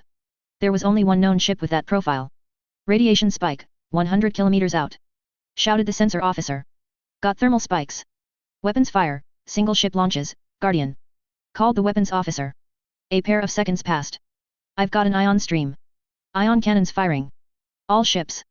Crouch shouted, pulling up his command frequency. Engage and destroy the Normandy. Repeat, engage and destroy the Normandy. First blood was mutual, it went to both the GDS Normandy and the blood pack frigate Gutbutt Eater less than 3 seconds after the former burst out of its mass effect sheath and into slower than light speeds. The blood pack frigate was ahead by about 40 kilometers, heading in the opposite direction. Respective velocities meant both craft were whipping past one another, flicking into knife range for only a heartbeat, but both ships' computers fired their Guardian batteries as they passed. Normandy's EVA fired every laser facing the blood pack ship. Dorsal, port, and keel batteries sent short pulses into the passing enemy frigate, slicing into armor plating and boiling away sensors, hull, and thermal vents. Gutbutt Eater 6 returned fire with its own facing Guardians, and while it was skilled enough at the task, it was only a 6 and was tasked with 1,000 other duties at the same time, and thus its calculations on hitting 2 high-speed objects with multiple laser beams while they passed with only a couple of milliseconds firing windows were imprecise. One Guardian beam missed the Normandy's hull by millimeters, the other 2 slashed across the GDI ship's hull and boiled plating, blinding several sensors. A lucky shot sliced straight through the port Guardian power conduits, and it went dark. Well, that's not a good start, Joker muttered as they screamed past. A quartet of bangs shot through the hull, faintly shaking the bridge, and the CIC lit up with the Orca gunships coming around and chasing the Normandy. Joker's eyes flicked over the sensor display, tracking all 11 hostile targets in the battle space as the frigate dove toward the protein hulk. Commander, where am I dropping you? He called as the massive dreadnought zoomed closer. Ion fire ripped past at something, and an Orca zipped over the top of the frigate less than 200 meters out, its guns blazing at a blood pack fighter. The Orca vaguely resembled its atmospheric incarnation, but with a shorter tail section mounted with maneuvering thrusters, and the 2 turbofan systems replaced by glowing, horizontal ion thruster. Main mass accelerators flanked the cockpit, with an anti-ship ion gun and a sizable array of missiles mounted on the gunship's keel. Get us within a kilometer of the starboard side of the ship, as close to the hull as you can manage, Shepard ordered. Cover us with a thruster burn when we launch. You'll be right in our heat wake, Joker advised. Might get a bit crispy, ma'am. We can take it, Shepard replied, and he nodded. Aye ma'am. Got a course locked in, called Presley over the whip's internal COMM, and a marker appeared on the protein ship along with multiple angles to approach it. Joker slid into one of the trajectories he indicated. Warning lights flashed as 2 of the blood pack fighters launched interceptor missiles, but one of Athena Squad's Orcas picked several off and the rest were destroyed by the Guardians.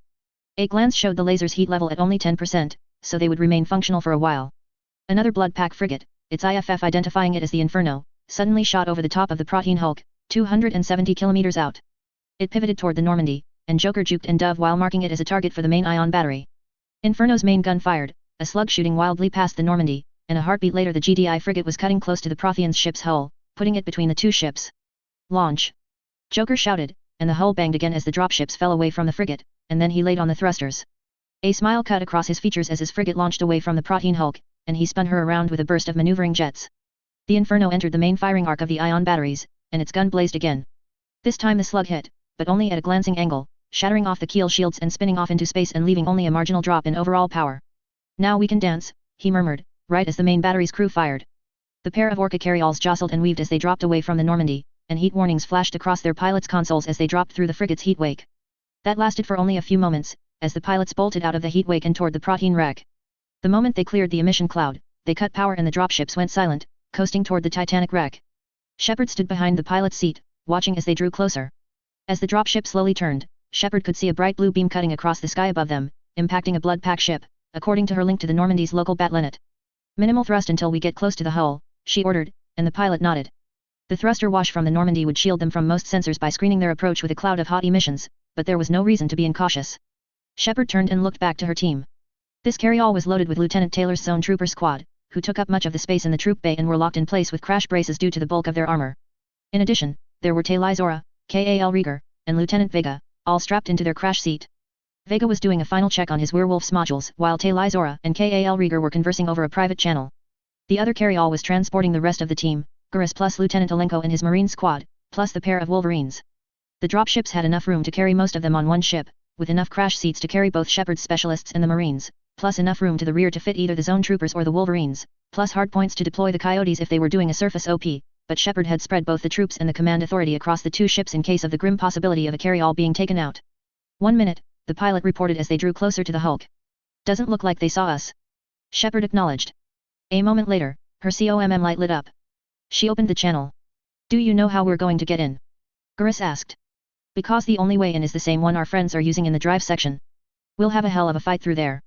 Not so sure, Shepard replied, and turned back to the ship. There's. She paused, blinking, and her eyes moved over the hull. They settled on the circular launch hatches for a moment, and... Entryway. Shepard blinked, and heard Gurus speaking in her ear. Sorry, Gurus, what? You cut off for a moment, the Turian said, and she grunted. Sorry. I think. She looked toward the hatches again, and a flicker of familiarity shot through her. A memory, of the hull on a ship of similar construction irising open, fingers sheathed in metal and vacuum seals touching something next to said hatch, while holding a glowing blue-white weapon in the other hand, other figures gathering around to retake the lost warship. Adjust course toward those hatches, Shepard said abruptly, and highlighted the target location on her HUD. The pilot didn't hesitate, and their trajectory changed. The other carry-all followed a moment later. Shepard. Gurus asked. I know how to get in, she replied. They won't see us coming, either. We'll be moving in over the hull. Roger that, Gurus said, and Shepard turned back toward her team. Vac and mag check, 30 seconds. She ordered, and they rose, checking their seals and magnetic boots. Affirmative sounded a few moments later. We're going on a hull walk, so be ready. Kal Rieger, you're on point once we're down. While they were all 0G certified, Quarians were intimately familiar with boarding operations, especially exterior hull maneuvers. Weapons were readied, and the zone troopers released from their braces, enormous werewolves ready to fire. They lined up at the rear of the dropship, first to be out the ramp once they landed. The zone troopers with their heavy armor and strong shields would clear the landing zone first before the lighter infantry followed. Touching down now, the pilot reported, and a moment later a powerful shudder rolled through the dropship. Magnetic seals active. We're attached. Ramp clear. The rear doors of the dropship hissed open, and released air rushed past them. The zone troopers stepped out immediately, moving with long-legged, ungainly grace. Their weapons darted and swept in quick, tight arcs. Clear, Commander, Lieutenant Taylor called. Kal Rieger followed, stomping down the ramp with his maws in hand, and Shepard, Vega, and Talizora followed suit. A dizzying starscape spread overhead, and to her right Shepard could see the massive wall of Hessenos ring reaching up and out into space. Periodic flashes and another line of brilliant blue indicated the space battle raging overhead, and warned of the urgency of their mission. 50 meters away, the other Orca carry-all had settled down, magnetic clamps extending from it to latch onto the protein hulk.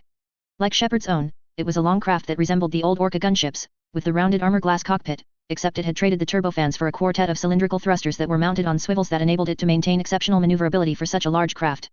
It had an elongated belly with a rear-facing loading ramp, and a turret-mounted mass accelerator on the top to cover troops. The other carry-all lowered its ramp, and the Wolverines stormed down followed by Gurus and the Marines.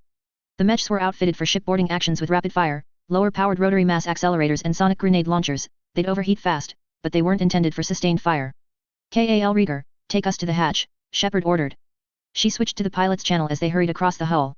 Hold position, power down to minimal life support. Don't move unless they spot you. If they do, get back to the Normandy. Acknowledgements came back over the COMM. As they moved across the hull, Gurus pinged her again over the officer's COMM channel. Pulled some maps off the Caesarea's computer, he said. Looks most of the system was wiped but they still had an internal layout of most of the ship. That'll be helpful, Shepard replied. Feed it to everyone. Done. Looks like they explored most of it, but there's a compartment attached to the bridge that they haven't unlocked yet. Might be what Saren's after, Shepard guessed. Can we contact the scientists? Nothing's coming from inside the ship, Alenko replied. The hull's blocking transmissions and I can't try to reach them without lighting up everything in system. Might be able to establish comms once we get inside. Several seconds later, Kal Rieger had reached the edge of the nearest hatch, and the rest of the fire teams caught up within a few moments. Okay, Shepard, Kal Rieger said. Now where to? There's a way to unlock this, Shepard said with a frown, and she started working her way around the edge of the hatch. From afar it had looked small, maybe a missile tube, but up close it was a much larger beast. At this range it was clearly a fighter tube, if not a shuttle launch tube. Shepard watched the edge of the hatch as she walked, trying to line it up with her memory which wasn't her own. After about 30 seconds, she abruptly halted and crouched, something about this position being familiar. She waved her left hand over the spot that the Tacitus memory brought up. Nothing happened, and she blinked in surprise. She did it again, and again nothing occurred. Shepard scowled in confusion, and glanced at her hand, and then muttered under her breath. Obviously. She switched her werewolf to the cybernetic left hand and waved the organic one over the familiar location. Lights shot up around her fingers, symbols and shapes coiling around her fingers. Shepard nodded and started moving her hand through the images. She didn't understand them, but she didn't need to, not with the Tacitus memories guiding her. What the hell is that? Vega murmured, standing behind her. You read protein, Sparks. No, Shepard replied, concentrating. Oh. Some kind of passcode. Proteins. She frowned as she moved through the activation motions, putting together bits and pieces of the alien knowledge she'd gathered. I don't think they used passcodes. Not like we do. The memory of how to operate the system was the passcode, she realized. The Tacitus had given her the way to open this door, not just in the memory itself but in the fact that she possessed the memory. And she knew that if she hadn't been deemed suitable for carrying that information, the Tacitus wouldn't have passed it on. Shepard didn't know how she knew this, but that didn't mean she couldn't use it. The code is something else, Shepard said. The Tacitus. You think that protein artifact gave you a key? Alenko asked her, and Shepard shook her head. I think it made me into the key, she said. The hull hummed beneath her, and the hatch started to split open. Shepard stood, the lights vanishing from around her, and she took up her werewolf again. Her team gathered around the hatch as it slid apart, opening like an iris, to reveal a cold and dark tube. Shepard crouched at the edge, peering inside. Keep it tight. Garrus, take your team and run parallel to us at the first branch we find. Maintain comms. Don't know what we'll find in there. She stepped down, and took point into the protein rack. Lyra fired her submachine gun blindly down the corridor. Bolts of white energy and plasma screamed back up the passage toward them, intermixed with mass accelerator fire. A body, one of her scientists, a Solarian named Callan, floated past her. Too many. Rex shouted. Blow it. Unworthy. Krink screamed over the gunfire, and triggered his Omni tool. Explosives erupted down the passage, shredding several Vorsha, pulping a disintegrator, and annihilating a swarm of buzzers. Those Vorsha who survived fell back several steps, while the scrin surged forward, the buzzers reforming into a new cloud and pouring up the passage around the white-hot beams from the quadruped scrin. Krink detonated another set of explosives, and the buzzers were consumed in the blast. A Krogan roar sounded over the din, and the Vorsha surged forward again, firing their weapons with wild abandon. T-Sony. Rex shouted, and Lyra spun out of cover. Bullets whipped past her, bouncing off his barriers, but none was concentrated enough on her to breach them. Or at least, not before the Asari formed and unleashed another microsingularity in the Vorsha's path. They were yanked off their feet, screaming and flailing and firing wildly. A corona of blue fire raged around Rex for a moment, and a discordant field of warped gravity fields crashed down around the singularity. The resulting explosion hurled the Vorsha into the glassy smooth bulkheads hard enough to powder bones and liquefy organs. Then Grint triggered the last set of explosives, just to make sure they got the message. Seal the door.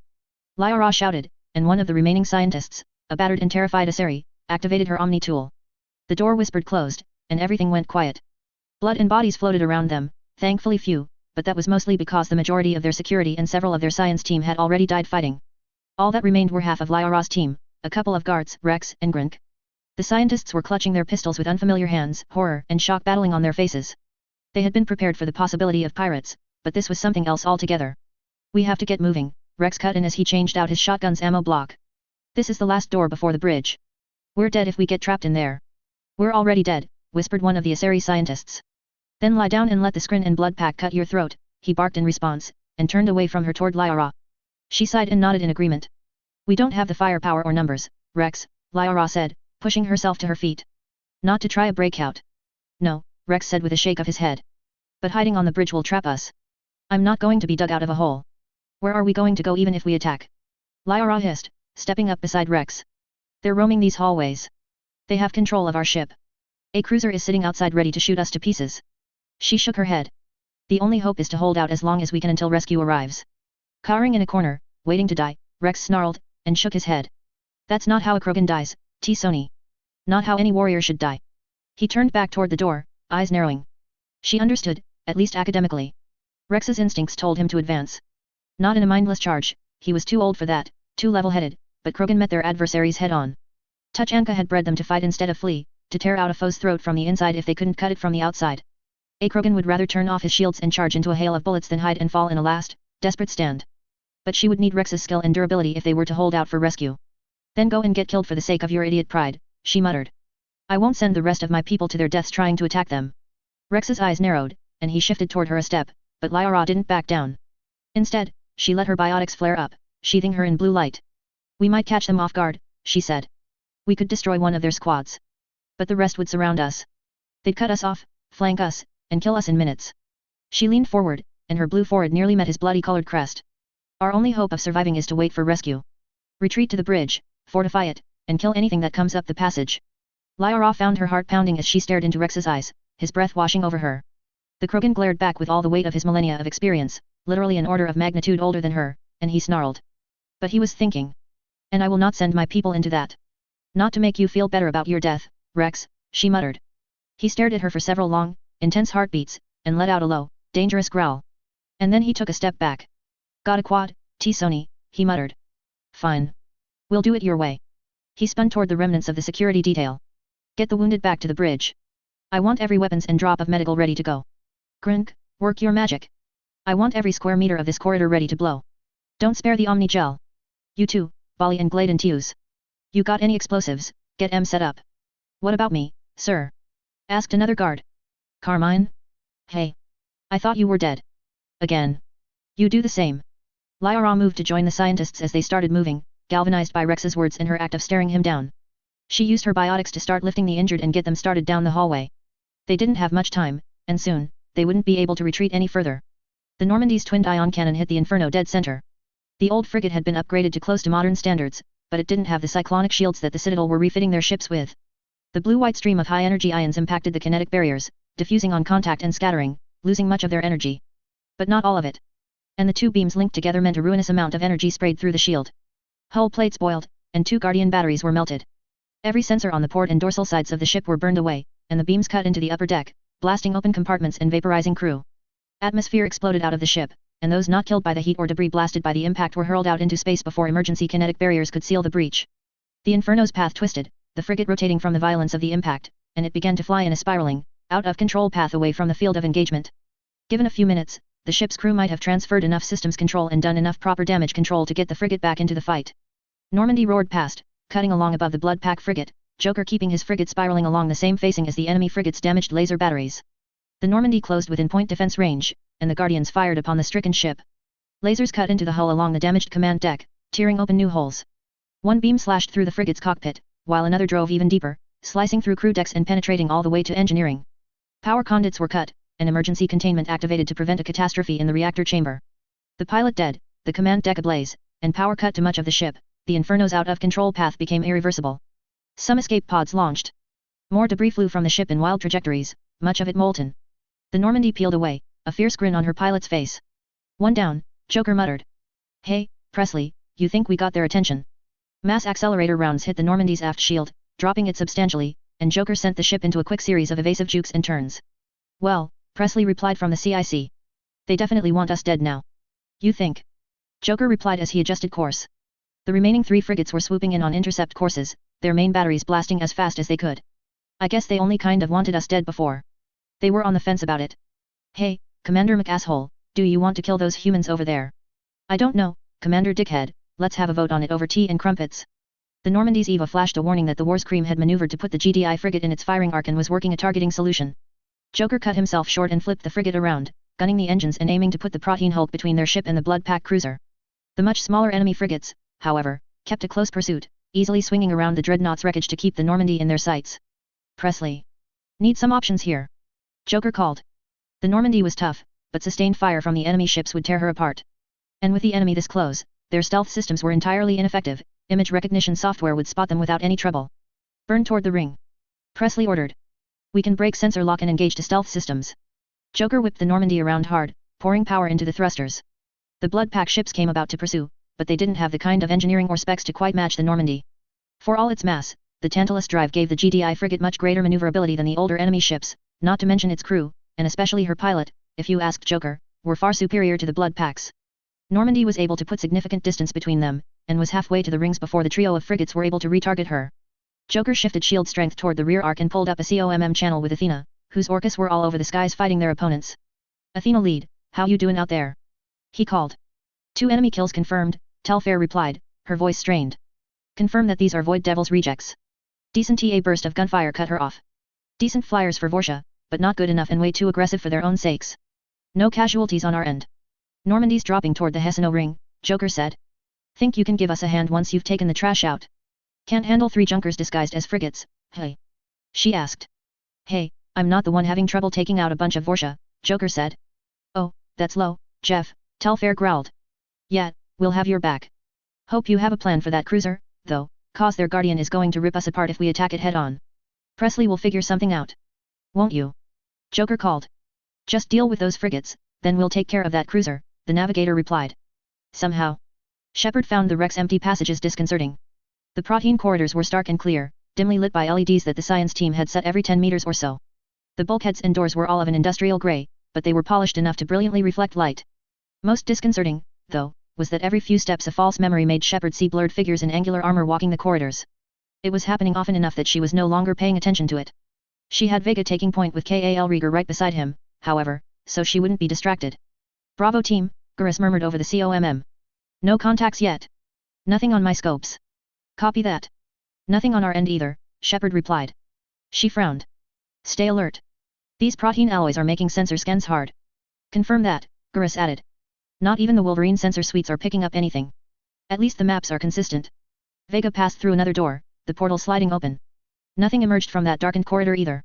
They moved toward an intersection, which Shepard suspected led to living quarters and the main corridor running through the ship, and as they paused to check the side passages, all clear, the COMM interface on Shepard's HUD blinked, indicating it was getting a signal. She ordered a halt with a raised fist, and checked the signal. It was an intermittent one, an automated series of distress comms from someone's suit. It wasn't encrypted blood pack communications, she quickly realized. Shepard isolated that band and checked for any other signals on that band, and was rewarded with a weak, unencrypted transmission from someone's COMM network. She pinged it, and spoke. This is Commander Shepard, GDI Navy. Does anyone read me? Respond. A pause. She started to repeat when a female voice spoke abruptly, the transmission filled with static but the words audible. T. Sony, please repeat. Dr. T. Sony, this is Commander Shepard, GDI Navy, responding to your distress call. Thank the goddess, the Asari said, with that distinct burst of shocked and hopeful elation. I knew help was coming. Where are you now? Shepard asked. Main bridge, T. Sony replied. We're safe for now, but the screen and blood pack will break through any moment. Shepard froze, and her heartbeat redoubled. Repeat that, scrin? There are scrin on the ship. Everyone around her looked up at that single word, and she heard Talai murmur something under her breath. Limited numbers, T. Sony said. Most of the enemy are blood pack. Krogan and Vorsha. I don't know. Any further words were cut off as a doorway down the hall abruptly opened, and a dozen Vorsha charged through, followed by a pair of Krogan. They came to an abrupt halt when they saw the GDI troops in front of them, GDI troops they had no idea had even boarded the ship. There was a brief, startled heartbeat where no one, Krogan, Vorsha, Quarian, or human, moved, instead staring at one another in mutual confusion. Sup guys, Vega said, before shattering the moment by shooting one of the Vorsha in the face. Then the killing began. The second GDI squad was moving roughly parallel to Shepard's team, and were approaching a T-junction, one end splitting off toward the remnants of the wreck's engineering decks and medical wing, and the other to starboard fire control, at least as far as the Ceres University team had been able to determine. Garrus took point, Lieutenant Alenko just behind him, with the Wolverines following and the Marines in the rear. 8 infantry and 2 mechs charging down a passage with deadly intent made a hell of a lot of noise, so Garrus was ready and had his eyes on his suit's sensors. Thus, when Garrus HUD gave him a warning that Shepard's team were engaged a heartbeat after Vega fired his first shots, the Turian already had the maps of the protein dreadnought up and ready. He picked out a route through corridors and chambers to flank the enemy contact markers that were being fed to him. And just as he started to issue orders, his sensors picked up a new set of contacts emerging through the doors ahead, moving from the fire control section back toward engineering and the medical section. They came to a halt almost immediately, still around the corner, and Garrus counted their numbers with a practiced eye, enough element 0 masses to account for a dozen mixed small arms, plus enough larger power sources and EZO masses for several heavy hardsuits. Mass and thermal signatures of a large group of Vorsha and several Krogan. Faint, barely noticeable M signatures matching the odd radiation markers for scrin. Ready grenades! Garrus shouted, and he heard the pair of Marines behind him with smart grenade launchers deploying them from their werewolves. At the same moment, he heard a shout from the other side, a Krogan bellow, and his sensors picked up projectiles flying toward the intersection. Mass, M profile, and shape were analyzed in flight. Stunners! Alenko shouted, beating Garrus by a heartbeat. Down and harden! The words had barely escaped before the grenades flew into the intersection. Bursts of static washed over Garrus' HUD, momentarily blinding him, along with a sharp squeal from his radio before the suit squelched it. His sensors cut out as well, and Garrus also heard the faint echoes and ringing of tremendous noise, and his visor darkened automatically to shut out the flash from the grenades. Garrus reacted immediately, throwing himself to the ground, and he felt the impact beside him as Alenko did the same. Over the ringing in his ears, the Spectre heard the mutant beside him bellow a command, while through the static Garrus caught sight of blurry, distorted shapes storming around the intersection. Blind fire, R12. Alenko shouted. And the noise in Garrus' ears was drowned out as the Wolverines filled the air with a sandstorm of hypervelocity rounds. The audible assault was brutal and encompassing. 4 heavy rotary mass accelerators unloaded, each barrel spinning into place for 3 seconds, firing until it nearly overheated, and spinning away to cool while the next unloaded. Both Wolverines' side-mounted grenade launchers fired as fast as they could, sending several microgrenades per second to join the thousands of grain-sized hypervelocity rounds each mech fired. Garrus lay prone, letting the noise and violence wash over him as his suit's scrambled sensors rebooted and his HUD cleared, and he raised his own marksman carbine. Behind him, the other GDI Marines were also firing, sending a tidal wave of smaller caliber bullets down the corridor, intermixed with their own sonic grenades that impacted with white flashes of body liquefying noise. The insane barrage of blind annihilation served its purpose. Gurus couldn't tell how many Vorsha, Krogan, or Skrin they had killed as they charged around the corner, but the blind tidal wave of bullets and grenades had slaughtered everything that tried, spreading scorched and bloody meat, crystal gore, and broken armor across the pristine protein corridor. It also kept the enemy survivors back until the GDI troops' electronics could recover. A COMM light from one of the Wolverines lit up several seconds into the blind fire. At 50% heat, sir, said Sergeant Bornell, the higher ranking of the two Wolverine operators. Copy that, Gurus replied. The Wolverines would overheat in a couple of seconds, making them less effective at clearing. Launch grenades around the corner on my mark. Marines, storm that corner, Wolverines, opposite corner, and shield us. Mark. The two Marine Grenadiers opened fire, their munitions arcing over and around the corner. At the same time, both Gurus and Alenko leapt up, the Wolverines went silent, and the combined force surged up and charged down corridor. Alenko reached the corner first, just as the grenades went off, and a glassy howl of fury and pain sounded. Gurus was right behind him, and they rounded the corner together. Blood, the red of Vorsha, orange of Krogan, and silver of Skrin, was spread liberally on the walls and floor where the grenades had struck home. The shredded remains of another couple of Vorsha and a pair of disintegrators lay scattered, and a battered, bleeding Krogan was recoiling from the detonation. Gurus spotted other movement, a looming intruder, a pair of other Krogan, some Vorsha survivors. His rifle tracked toward the nearest threat in his firing arc, a Krogan starting a charge, roaring and raising a shotgun. The Krogan's shields were disabled by the grenades, and it took a single shot from the carbine to blow his head apart. Gurus saw and felt a mass effect field rise up around the surviving intruder, yanking it off his feet, and then the Spectre was stepping aside with the unthinking muscle memory of years of training and experience in room clearing. Orange viscera bounced off his shields and armor, and he kept firing, splitting open another Krogan's skull. The rest of the GDI Marines were piling around the corner, the Wolverines behind them and preventing potential crossfire into their backs. The Blood Pack and Skrin didn't get a chance to recover from the grenades. 7 Marines and a Spectre unloaded into them at nearly point-blank range. Vorsha flew apart, Krogan were blasted off their feet and pummeled before they could start healing or raging, and the intruder was blasted into free-floating crystalline slurry. It was over in seconds. Victory through superior firepower. The first group didn't last long. The Krogan didn't even fire on Shepard's team, instead falling back through the doorway while the Vorsha served their role as ablative meat shields. It took only a couple of seconds to cut down the Vorsha soldiers, and by that time the Krogan had locked the door behind them when they were clear. That made Shepard pause. How, un-Krogan-like. But the door opened as soon as she approached it with the rest of her team, and they piled through. They followed flickers of Krogan contact down the next couple of passages, but they didn't stop to fight, instead continuing to retreat into a larger room. The GDI troops gathered outside the door and carefully opened it, entering a cavernous chamber. From the scientist's description, they had suspected that this room was a large medical wing for the ship's crew and soldiers. When the door opened, Shepard knew where they really were. An augmentation facility. One side of the darkened room contained lines of vertical cylinders large enough for a human-sized figure, along with enormous tanks and pods lined in armor glass. They looked at first glance like stasis pods, and they were after a fact, but Shepard knew simply by glancing at them that there was more to them.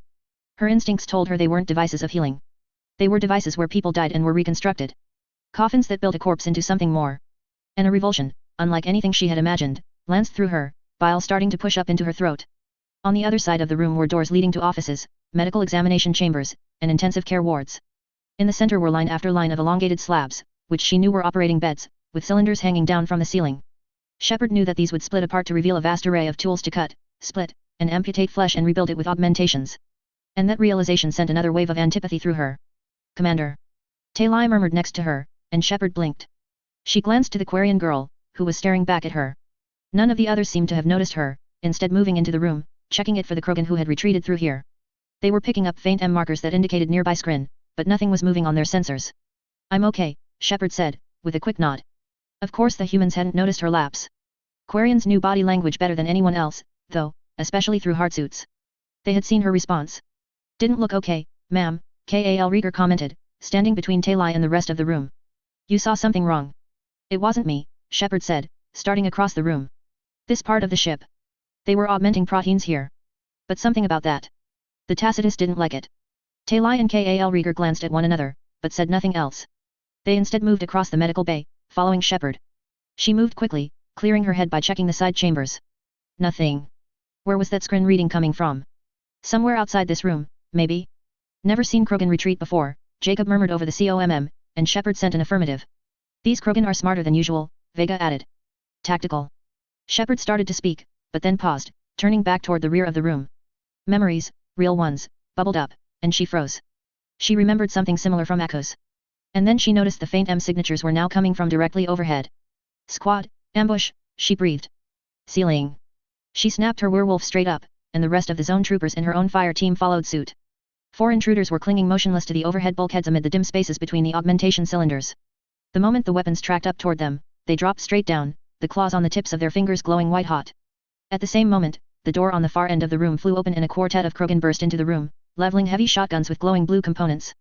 And then 2 Ravagers slammed to the deck beside the intruders. Lieutenant James Vega had never fought the Skrin. Sure, he'd run sims, based on both the old versions from the Third Tiberium War, and some of the newer ones from the Echoes, GDI Embassy, and Eden Prime Data, but never face-to-face with the real thing. One never knew how one would handle combat with an unknown foe until the blood started pumping and the bullets started flying, coupled with the twin realization that someone was really trying to kill you and someone was trying to kill the men and women next to you. So when a Ravager the size of a small car touched down beside him, its Tiberium crystals gleaming in the dim light and reflecting off armor and physiology that could tank a dozen sonic grenades, James Vega did what came naturally. He kicked that Pendajo in the face hard enough to crack its eye, and then shoulder-checked it into one of the big medical slab tables. Vega then leapt atop the Skrin monster and shoved his werewolf into its face, shotgun module armed, and began pulling the trigger. The rest of the room was wrapped up in instantaneous chaos. The intruders and the other Ravager were leaping to the attack, although 2 of the former were already being blasted by a torrent of heavy weapons fire. One of the zone troopers was grappling with an intruder, screaming as the creature's claws melted into his arms. The Krogan were storming into the room, 2 accelerating at full charge while the others were raising their new, glowing weapons. 2 enormous bursts of white fire screamed out from the heavy weapons, slamming into one of the zone troopers. The first blast hit the trooper's shields, heat bleeding into and scorching the armor. The second hit the soldier across his right flank, consuming his werewolf and right arm in a flash of brilliant heat. All of this was on James' peripheral. The Ravager beneath him was bucking and twisting violently, but for all its size, Vega was almost as strong and had better leverage. Or he guessed he had. He'd never wrestled a spike-firing alien quadruped with Tiberium-based physiology, but the Skrin couldn't dislodge the crazy human mutant who was shooting it in the eyes. Silver gore splattered from the thing's head, and he shoved his werewolf inside the plating, blasting over and over until the shotgun overheated. Hey, asshole! Vega shouted as his shotgun cycled to an assault rifle. Why aren't you dead yet? The Ravager responded by whipping around, screeching a glassy howl of fury and pain, and then it fell on its side as Vega sent several bursts through the gaping wound. For a heartbeat he thought he'd killed it, but the Skrin instead rolled across the floor, trying to crush him underneath its bulk. There was a flash of light as the Ravager rolled and bucked, and one of the beast's legs went flying off. It twisted, screaming, and a zone trooper leapt into the Ravager's stomach. His werewolf was venting steam from an overheat, and an electric blue, transparent blade flared over the trooper's left arm. The power-armored figure drove the Omni blade into the Ravager's stomach, and smoking silver blood erupted from the wound. One of the Skrin's legs whipped around, hitting the trooper in the chest and sending him flying back. But it had distracted the frenzied Skrin war construct long enough for Vega to cycle to his cooled shotgun again. He squeezed the trigger, and saw a spray of liquid glass flying into the air as the gun's flechettes penetrated. With a snarl of mangled Spanish, Vega twisted the shotgun in the wound and kept firing. He'd seen the images from the embassy attack, of GDI Marines impaled to walls and floors by Tiberium spikes. If it got loose, it would start killing with those same spikes. A Krogan corpse hit the floor beside him, a neat, first-sized hole burned in it by an ion blast. Vega ignored it and kept firing. The other Ravager screamed and stumbled, the steady, savage pounding of a Moz beating it back until multiple shotgun and grenade blasts could finish it off. Vega ignored it and kept firing. An intruder fell to the deck a few meters away, and a shotgun blast tore out its guts. Vega ignored it and kept firing. The Ravager he was grappling went still, and its muscles slowly relaxed. Silence filled the chamber, save for a few groans of pain. Vega grunted and pushed the corpse off, and found Aquarian hand reaching for him. He nodded to Kal Rieger, and accepted his help to his feet. The Quarian Marine's Moz was held up in his other hand. Vega glanced around the room. Skrin and Krogan bodies were scattered about, and 3 of their zone troopers had been downed. Sergeant Henning was staked to a wall by the other Ravager's spikes, Corporal Griselli had been rent open by intruder claws, and the Corporal Nagray had one arm completely burnt off by those new Krogan guns. Lieutenant Taylor was helping that Nagray back to his feet. None of the Quarians were hurt, nor was the commander. Shepard was standing over one of the fallen Krogan, shaking orange blood off her left arm, the alien's helmet punched inward. Her head moved back and forth, checking the room and likely everyone's vitals. There was a slight droop to her shoulders for a moment, before they straightened again. She turned toward the wounded zone trooper. Corporal Nagray, can you fight? She said, and the injured trooper nodded behind his visor. He grabbed a fallen heavy werewolf in his intact hand. Yes, ma'am, he said, standing straight. As long as the painkillers hold out. Cover our backs, Shepard ordered. Taylor, Vega, police those new Krogan guns. InOps will want them. Her head twitched toward the fallen as Vega did as ordered, grabbing one of the heavy shotgun-like weapons. It dimmed as he picked it up, and smoke rose from one end. Looks like it's got some kind of self-destruct, Vega said, carefully handling the weapon. He saw no energy surges or anything that looked explosive when he scanned it with his Omni tool. Behind him, he heard Shepard sigh quietly, and turned back to glance at her. Vega knew she was recording a confirmation of death of the other two troopers. It was impractical to carry dog tags when one was in power armor, after all. She finally turned away from the dead, her Omni tool flickering for a moment as she triggered an order. A moment later, smoke began to rise from the seams of the dead trooper's armor as the recovery protocols initiated. They couldn't carry the dead home, so vital components were being slagged. Nothing would be left for the enemy to salvage. Let's move out, Shepard barked, and Vega nodded. He secured the disabled Krogan weapon to his armor's back hardpoint and took point, werewolf up and ready. The bridge corridor was a charnel house, helped by local artificial gravity in this section, which meant all the corpses were piling up into rudimentary cover for the attackers. Rex and one last guard, good old Carmine, still alive somehow, plus the surviving scientists, Lyra and Grink, were keeping it locked down as best they could. The blood pack were still pouring up the passage, the Vorsha in a savage frenzy and the Krogan right behind them. Blasts of white-hot fury lanced up the corridor, burning into the walls but unable to do more than scratch the Prothean's stark mirror finish walls. Last surprise for you. Grink screamed over the din, and detonated his last set of explosives. The hallway shook, and Vorsha and Krogan died, launched back down the corridor in pieces. There was a moment of silence as the blood pack retreated, their ranks disorganized and bloodied. The defenders took a moment to recover as well, medical was applied, drinks of water were taken, and ammo blocks were checked. Lot of Krogan, Rex muttered, checking around the corner again. At least 24 of his kin lay among the 50 or so Vorsha and a near equal number of disintegrators and maybe a dozen or so intruders. There was even a Ravager in the pile of bodies. Grink's explosives were pretty damned effective. Last time I saw wave attacks like that with Krogan were during the rebellions. What does it mean? Lyra asked, crouching beside him and nursing a bad wound in her right arm. Nothing medical couldn't fix, but still an ugly one. Either they've got a lot of Krogan or they're desperate, Rex mused. He glanced back at their own wounded. Several science personnel and a couple of surviving but critically wounded guards were hidden behind the bridge consoles. The room was your typical cold, stark protein architecture. Nothing but that reflective finish and bridge consoles built in lines surrounding a central hologram and what might have been projectors for screens on the walls. 2 doors led off from the room, one to the corridor they guarded, and a side door to that sealed room Sony couldn't figure out how to get into. Krogan try not to waste their own kind, he added. Tactical efficiency. Battlemasters want to keep Krogan alive if possible because we can't afford to lose too many whelps. It's why they use Vorsha for wave attacks now. Warlock chiefs wouldn't be hurling Krogan into a meat grinder like this unless they had the numbers to spare or they really wanted what was in this room. We just have to hold on until GDI troops get here, Lyra said, and Rex nodded. Yeah, and he gestured down the hall with his rifle. You don't think that they don't know that too? Lyra stared back for a moment, her lips pressing together in a grim expression that translated well across species. They'll hit us with everything, she whispered. And put on even more pressure the closer GDI gets to us. Exactly, Rex said. He looked down the passage again, and spotted more movement. Brace yourself. Here they come. She nodded, and her biotics flared up again, surrounding her with that ass-kicking glow he liked to see. Rex set his feet, grinned, and had his rifle up and firing when the Vorsha came at them once again. Kruch was a patient Krogan. 1 frigate. He roared, gripping the neck of one of his non-Krogan officers. 1 group of poorly equipped scientists. He lifted the choking Solarian up into the air and hurled him across the bridge. How have you not killed them yet and brought me Sony? After all, he hadn't killed his gunnery officer.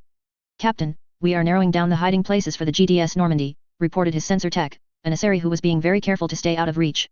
There's only so many places they can hide without being spotted by visual scans in those rings. Keep it boxed in, Kruch ordered. Have image recognition sensors ready to pick it out the moment it emerges. Manu ever the war's cream so that we can fire the moment we have a visual. Aye, sir, the cruiser's pilot replied. And rescind my previous order regarding caution to the boarding teams, Kruch added. Destroy those GDI troops and take that damned bridge immediately. He paced back and forth across the bridge, keeping his rage under control. Bridge crew kept out of reach, which was very good. Medics were tending to the Solarian he'd made an example of, which was better.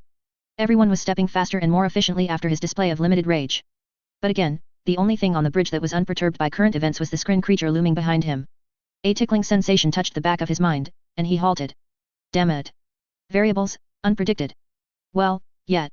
They hadn't expected GDI of all things to get involved. Query, reinforcements. Kruch exhaled. No. Not yet. They could handle this without any backup. Uncertainty, deception, self, potential, destruction, advisory, pride, disregard, objective is priority. I know, he growled quietly. The Blood Pack's alliance with Saren had its drawbacks, and not just in having this alien thing in his thoughts. Kruch turned back toward his minder, and glared at it. Several seconds passed, and then the mastermind slowly shifted its bulk, a slight movement of its legs and center of gravity to bring its gemstone eyes to meet his. Command, remains for Prime Unit Kruch, advisory, maintain command. Or? He asked, refusing to be intimidated. Response, open-ended. A chill ran down Kruch's myriad organs, and he slowly turned away. Not that he would show this thing the sliver of anxiety that had wormed its way in with his annoyance and anger. He had a mission to complete. Stop annoying me, he muttered. Let me end this. The mastermind's ensuing silence was a deep relief. Joker's hands hovered, tense and ready. Asteroids and dust that formed the rings of Hesino drifted past, millions of bits of rock ranging from grains of sand to chunks the size of dreadnoughts. Joker, Telfair's voice murmured faintly in his ear. I see it, he muttered, marking the target. She couldn't hear him, the Normandy had gone totally silent, only receiving point-to-point telemetry from the other Orcus. They had shot down the remaining Harrier fighters with minimal damage but couldn't get close to the frigates without drawing far too much Guardian fire. What he and Telfair both saw was the frigate Gutbeater, looking for round 2 as it and the other 2 blood pack ships, Manticore and Heedless, hunted back and forth over the area they'd last spotted the Normandy in. Gutbeater, however, was very close to spotting the Normandy visually. They were having trouble, of course, because he'd parked the frigate behind an asteroid and activated the IES stealth system. It'll cross your line of sight in 10 seconds, I know, he groaned. He watched the countdown timer, and keyed the battery control team while wiping the sweat from his forehead. Prep to fire on my mark. Outside, the red-painted blood pack frigate started to pass around the rocky edge of the asteroid. Active sensor pings washed over the Normandy. Fire. Joker ordered as he initiated a full burn and dropped the stealth systems. Both ion cannons roared through the frigate's superstructure, vibrating the whole vessel, and twin spears of blue fury struck the Gutbeater amidships. The bleed-through of high-energy ions evaporated hull plating and drove deep, slicing partially through to engineering. Fire and atmosphere exploded out of the hole ripped in her flank. Normandy jumped forward, darting over the top of the stricken frigate, and Guardian batteries opened fire. Lasers carved through fatigued hull plating and drove deep into the wounded frigate. They cut into the core reactor, slicing cables and control systems and piercing the main reactor itself. Fire burst out of the ship, and it ceased maneuvering, momentum carrying it on an out-of-control tumble through the rings. A few moments later the blood pack frigate crashed into an asteroid nearly as big as itself, and broke in half amidships. That's 2. Joker shouted as he began weaving among the rings, and he heard cheers behind him from the rest of the crew. The other 2 are closing in, Presley reported a moment later. I see 'em, Joker replied, and he plotted a careful but swift course through the asteroids. He highlighted the Heedless and had the Eva work up a targeting solution. The enemy frigates were already firing, mass accelerator slugs ripping past the Normandy but unable to hit the agile ship amid the asteroids. The cruiser is trying to get a lock on us too, Presley reported, and Joker nodded. His eyes weaved through the field of rocks orbiting Hesino, and he picked out a path. A twitch here, an adjustment there, and guns are charged, came a call on the intercom from the firing station, and Joker flipped the Normandy over. It wasn't an easy maneuver, Normandy wasn't a fighter, and more than that, it was flying through a gas giant's ring. But he wasn't an ordinary pilot, and he had already picked out the course he would need. The Normandy's Eva finished plotted the firing solution, and Joker sent the order. The 2 ships were moving at eye-watering speed, hundreds of kilometers apart, in a thick field of fast-moving asteroids. They were both trying to target each other while hundreds of rocks shot past their lines of fire every second. The Heedless shot missed by a kilometer. The Normandy's ion cannons hit bow on. Ion bleed-through slagged the bow of the Heedless, melting armor and burning into the cockpit. It slid wildly for a moment, before starting to turn back as someone deeper in the ship took control. The frigate came about on a course leading away from the Normandy, trying to disengage long enough to repair damage. 4 Orca gunships fell on the wounded frigate like swooping eagles, missiles, ion, and mass accelerator fire raking the dorsal and aft ends of the ship. Return fire from the Guardian was spastic and inaccurate with the beating it had just taken from the ion cannons, and the Orcas were untouched as they tore the Heedless apart. Engines blew to pieces, missiles tore into armor and crew compartments, and a massive burst of flame lanced out of one side of the ship as something detonated deep in the frigate. The Orcas wheeled around and strafed one more time, cutting up into the frigate's keel. Debris and burst of flaming atmosphere escaped, the latter winking out immediately. Heedless was set adrift, power systems guttering out and the ship going dead. One for Athena. Telfair yelled over the COMM. Joker snorted, flipping the ship back over and maneuvering toward the last frigate. Maybe half for you guys, he replied. You can paint an eighth of a frigate on your hulls. Excuse me, but we killed the thing, Telfair said. But hey, I'll be generous, you get points for an assist. Yeah, right, in your D. Joker started, but paused. On his screen, the Manticore was looping around and heading back toward the protein wreck and the war's cream. Hey, our buddy's going away. That's no fun. Yeah, it's almost like we killed 2 other frigates in under a minute, Telfair mused. Form up on me, Athena, Joker said, frowning and bringing the Normandy on a general evasive maneuver that would lead it back toward the protein ship. The war's cream didn't bother firing at such a small, evasive target at this range, but he knew it was only because there was no way to hit something this small with a slow-firing cruiser main gun. Taking out frigates that were underpowered compared with a beast like the Normandy was one thing. But a full-size cruiser was a different monster altogether. We got a bigger problem now, he said, considering how to attack something of that size. Joker's eyes moved over the heat displays. Excess heat was being vented, and he estimated that they had an hour or more in combat endurance left before the heat built up to the point that they'd have to disengage. They had time. But Shepard and the science team might not. A grenade flew over the top of Rex's head as he grappled with the furious young Krogan, and landed in the middle of the blood pack troops just outside the doors. The detonation threw the whelp off balance, and the older Krogan grinned, pulsed his element 0 nodes to increase his mass, and twisted. Rex's shifting center of gravity and his massive upper body strength worked to hurl the kid off his feet and into the wall next to the doorway. Rex charged, and slammed into him so hard that near unbreakable bones crunched. The young pup wheezed and slid down to the floor, out of the fight for the moment. T-Sony had deployed another singularity in the middle of the door, and Grink's werewolf was roaring out burst after burst around the howling pinpoint of black. Vorsha and Krogan were caught in the altered gravity field, and Grink killed them with methodical fire. T-Sony was shooting as well, aiming at the few beyond the singularity's grip, and Rex joined her. Bloodpack fell, bled, and died. Regroup! Shouted one of the Krogan, and the survivors began backing away, laying down wild suppressive fire and using the corpses of their own dead to cover them. The floating corpses flopped to the floor, suspended blood splashing across the deck, and the three standing defenders took cover again, T-Sony panting and wiping her bloodied face. Carmine was still alive, somehow, but he was in no shape to fight, what with a dozen wounds to his arms and neck from where the Vorsha had tried tearing him apart when they'd crossed the threshold into the bridge. Rex checked his ammo again, nodded toward T-Sony, and turned toward the wounded Krogan, who had pulled off his broken helmet. With his face exposed, Rex could clearly see his youth, skin that still hadn't turned leathery with age and hardship, and a crest that hadn't grown into a solid plate yet. He lay in a puddle of his own blood, seeping out through rents in his armor, but he was still Krogan, and a big, tough one at that. He kept trying to stand up, and Rex knew he would heal up soon if he wasn't put down. The older Krogan pointed his shotgun at the struggling youth's forehead. "What clan are you, whelp?" he asked. "You don't look like Warlock." "No," exhaled the wounded pup. Despite the Krogan's wounds, his voice was deep and strong. "There is no clan. Only glass in the pack. Tank bred." Rex exhaled. That explained quite a bit. Cloning and accelerated aging had been one suggested counter to the genophage, as the tech was certainly available. But aside from a deep-seated cultural hatred for the idea, Krogan were born from wombs and eggs, not test tubes. Anyone cloning a Krogan army would get a nuclear response from the council. But Saren didn't give a damn about the council, did he? Born from glass mother, the youth grunted. "We sing our battle song in honor of Warlock and the pack." He pushed himself almost to his feet, before Rex kicked him back down to the floor. "To kill. Kill for our salvation." "Salvation from what?" Rex asked. "The enemy that threatens us all," the youth said. "We will defeat the enemy that kills us in our eggs before we can draw weapons." "A cure for the genophage," Rex said, freezing in place. He stared at the battered whelp, who shook his head. "I don't know," he replied. "That is what was whispered in the tank." "Rex!" T-Sony shouted, and gunfire ripped through the doorway. "Scrin! They've got another Ravager." He heard Grink's laughter at that warning. "Damn!" Rex scowled, and for a heartbeat he debated. The whelp could be a useful source of information, after all, but with the enemy approaching again. The young Krogan started to push himself back up, and Rex ended the internal debate by pulling the trigger, blowing the whelp's head off. Couldn't leave an enemy asset at their backs. He'd just have to find whoever was in charge of Clan Warlock himself and beat the info out of them. Rex rushed back to the door, just as a Tiberium spike shot past and hit one of the consoles, burying into the metal. Hey! Looked like not all of protein engineering was so durable after all. He poked his head out quickly and yanked it back before the Ravager could get a shot off.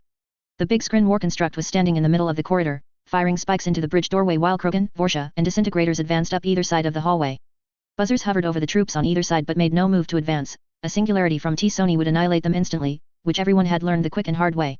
He didn't see any intruders. Maybe they killed them all. Dark energy gathered around Lyra, and she sent another singularity into the middle of the corridor. The Ravager stood firm, even as corpses and living bodies were yanked toward the black hole. The Skrin creature kept firing, the spikes twisting in mid-flight to tumble out of control, while the rest of the blood pack held back lest they get dragged into the maelstrom. A couple of corpses were knocked free of the field's grip by the Ravager's spikes and sent tumbling down the corridor. Rex fired bursts into the bodies being hurled around by the singularity, but within seconds he had no clue which were dead and which were alive. Some of the enemy were shooting back, but they had the same problem with the corpses and viscera whipping around and blocking their line of sight. "We can't stop that Ravager," T-Sony shouted over the gunfire. Grink hurled another flash-fabricated grenade down the passage, whooping when it blew up. "We don't need to," Rex said, spotting an adventurous Krogan pup who was moving around the flying bodies and trying to get a clear shot. He blasted the kid off his feet with a long stream of rifle fire. The singularity faded as the biotic field broke down, and the spinning wall of dead flesh hit the floor. Bloodpack and Skrin surged forward, howling for blood. Grink dropped another grenade among them, killing half a dozen, but that just made them angrier. The Ravager's spikes abruptly stopped as the enemy got close. "Brace yourself!" Rex shouted, setting his feet and switching his rifle for a shotgun. The Bloodpack surged toward the door, ignoring the bullets tearing into some of them. He started firing his shotgun, knocking them off their feet, and saw T-Sony grit her teeth and ready another blast of biotics. And a blue beam blew straight through the horde of Bloodpack, killing 4 Vorsha. A second ion stream followed a heartbeat later, slaughtering 2 of the tank-bred Krogan and another Vorsha. The Ravager whirled around, only to start jerking and twitching as chunks of armor the size of Rex's head were blasted out by rapidly cycling railguns.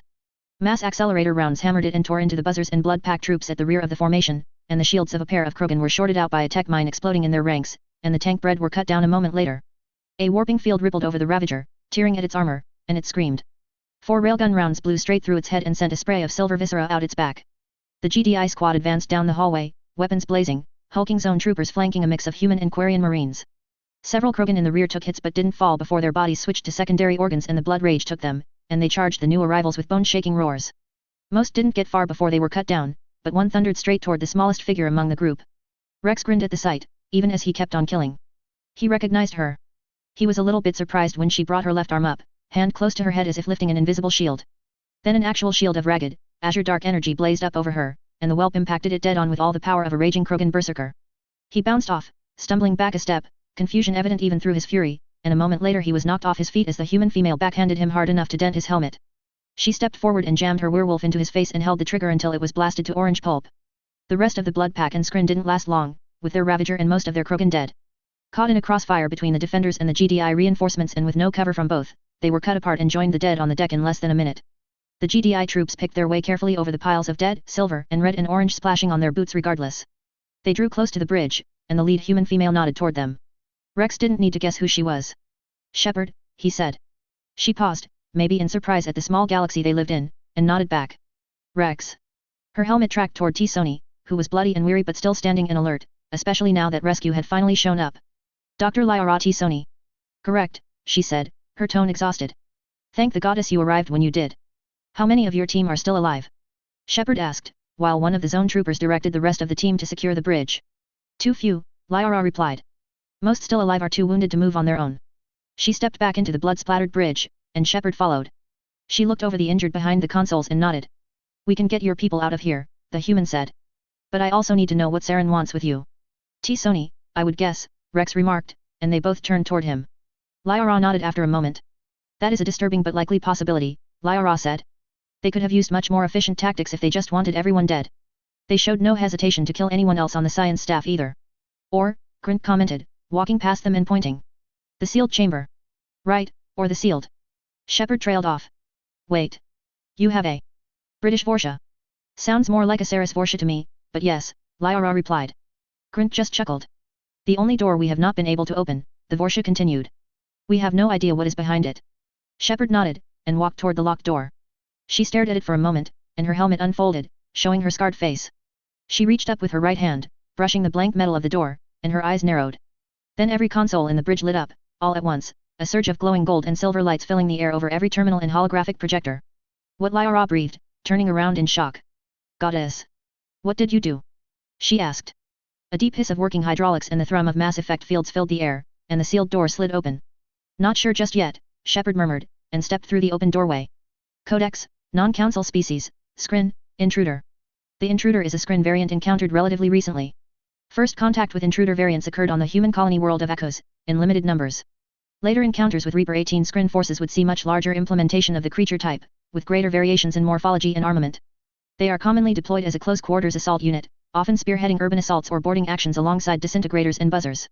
Prevailing theory is that the intruder is specifically intended to fight humanoid species in their own territory following the Third Tiberium War, where human infantry proved superior to the Skrin equivalents. Intruders are humanoid in body type, standing at anywhere from 1.5 meters for smaller reconnaissance variants to 2.5 meters for heavy assault versions. Despite their humanoid structure, intruders match the typical cellular structure of Skrin constructs, with the fusion of soft organic tissue and hardened mechanical components typical of the species. There is a higher ratio of soft tissue to hardened tissue, though mostly in the appendage's muscle equivalents, with high-density musculature enabling abrupt bursts of speed, extreme bursts of strength. While possessing a head section much like humanoid species, an intruder's cognition center appears to be located deep inside the creature's armored torso. Decapitation does little more than disorient the creature briefly, and decapitated intruders have been reported to engage and fight as normal shortly afterward, leading to suspicions that there are secondary sensory mechanisms located elsewhere in the body. Intruder armament varies widely. The most commonly seen weapon is an arm-mounted plasma launcher akin to a flamethrower. Other intruder variants have been encountered wielding heavy cannons that fire a large, destructive bursts of guided plasma or rapid-fire beams similar to those fired by disintegrators. Close combat specialists have been encountered armed with thermal claws that can cut through most personal armor near instantly. Intruders appear to be relatively low-ranking among the theoretical Skrin hierarchy. They have been observed acting as command units for disintegrators and buzzers as well as directing Ravager units as well, while acting subordinate to shock troopers and masterminds. Despite this, they are observed to be the most intelligent of the lower-ranking Skrin infantry, employing ambush tactics, feints, and surprise flanking maneuvers where other Reaper 18 Skrin have used brute force and raw firepower.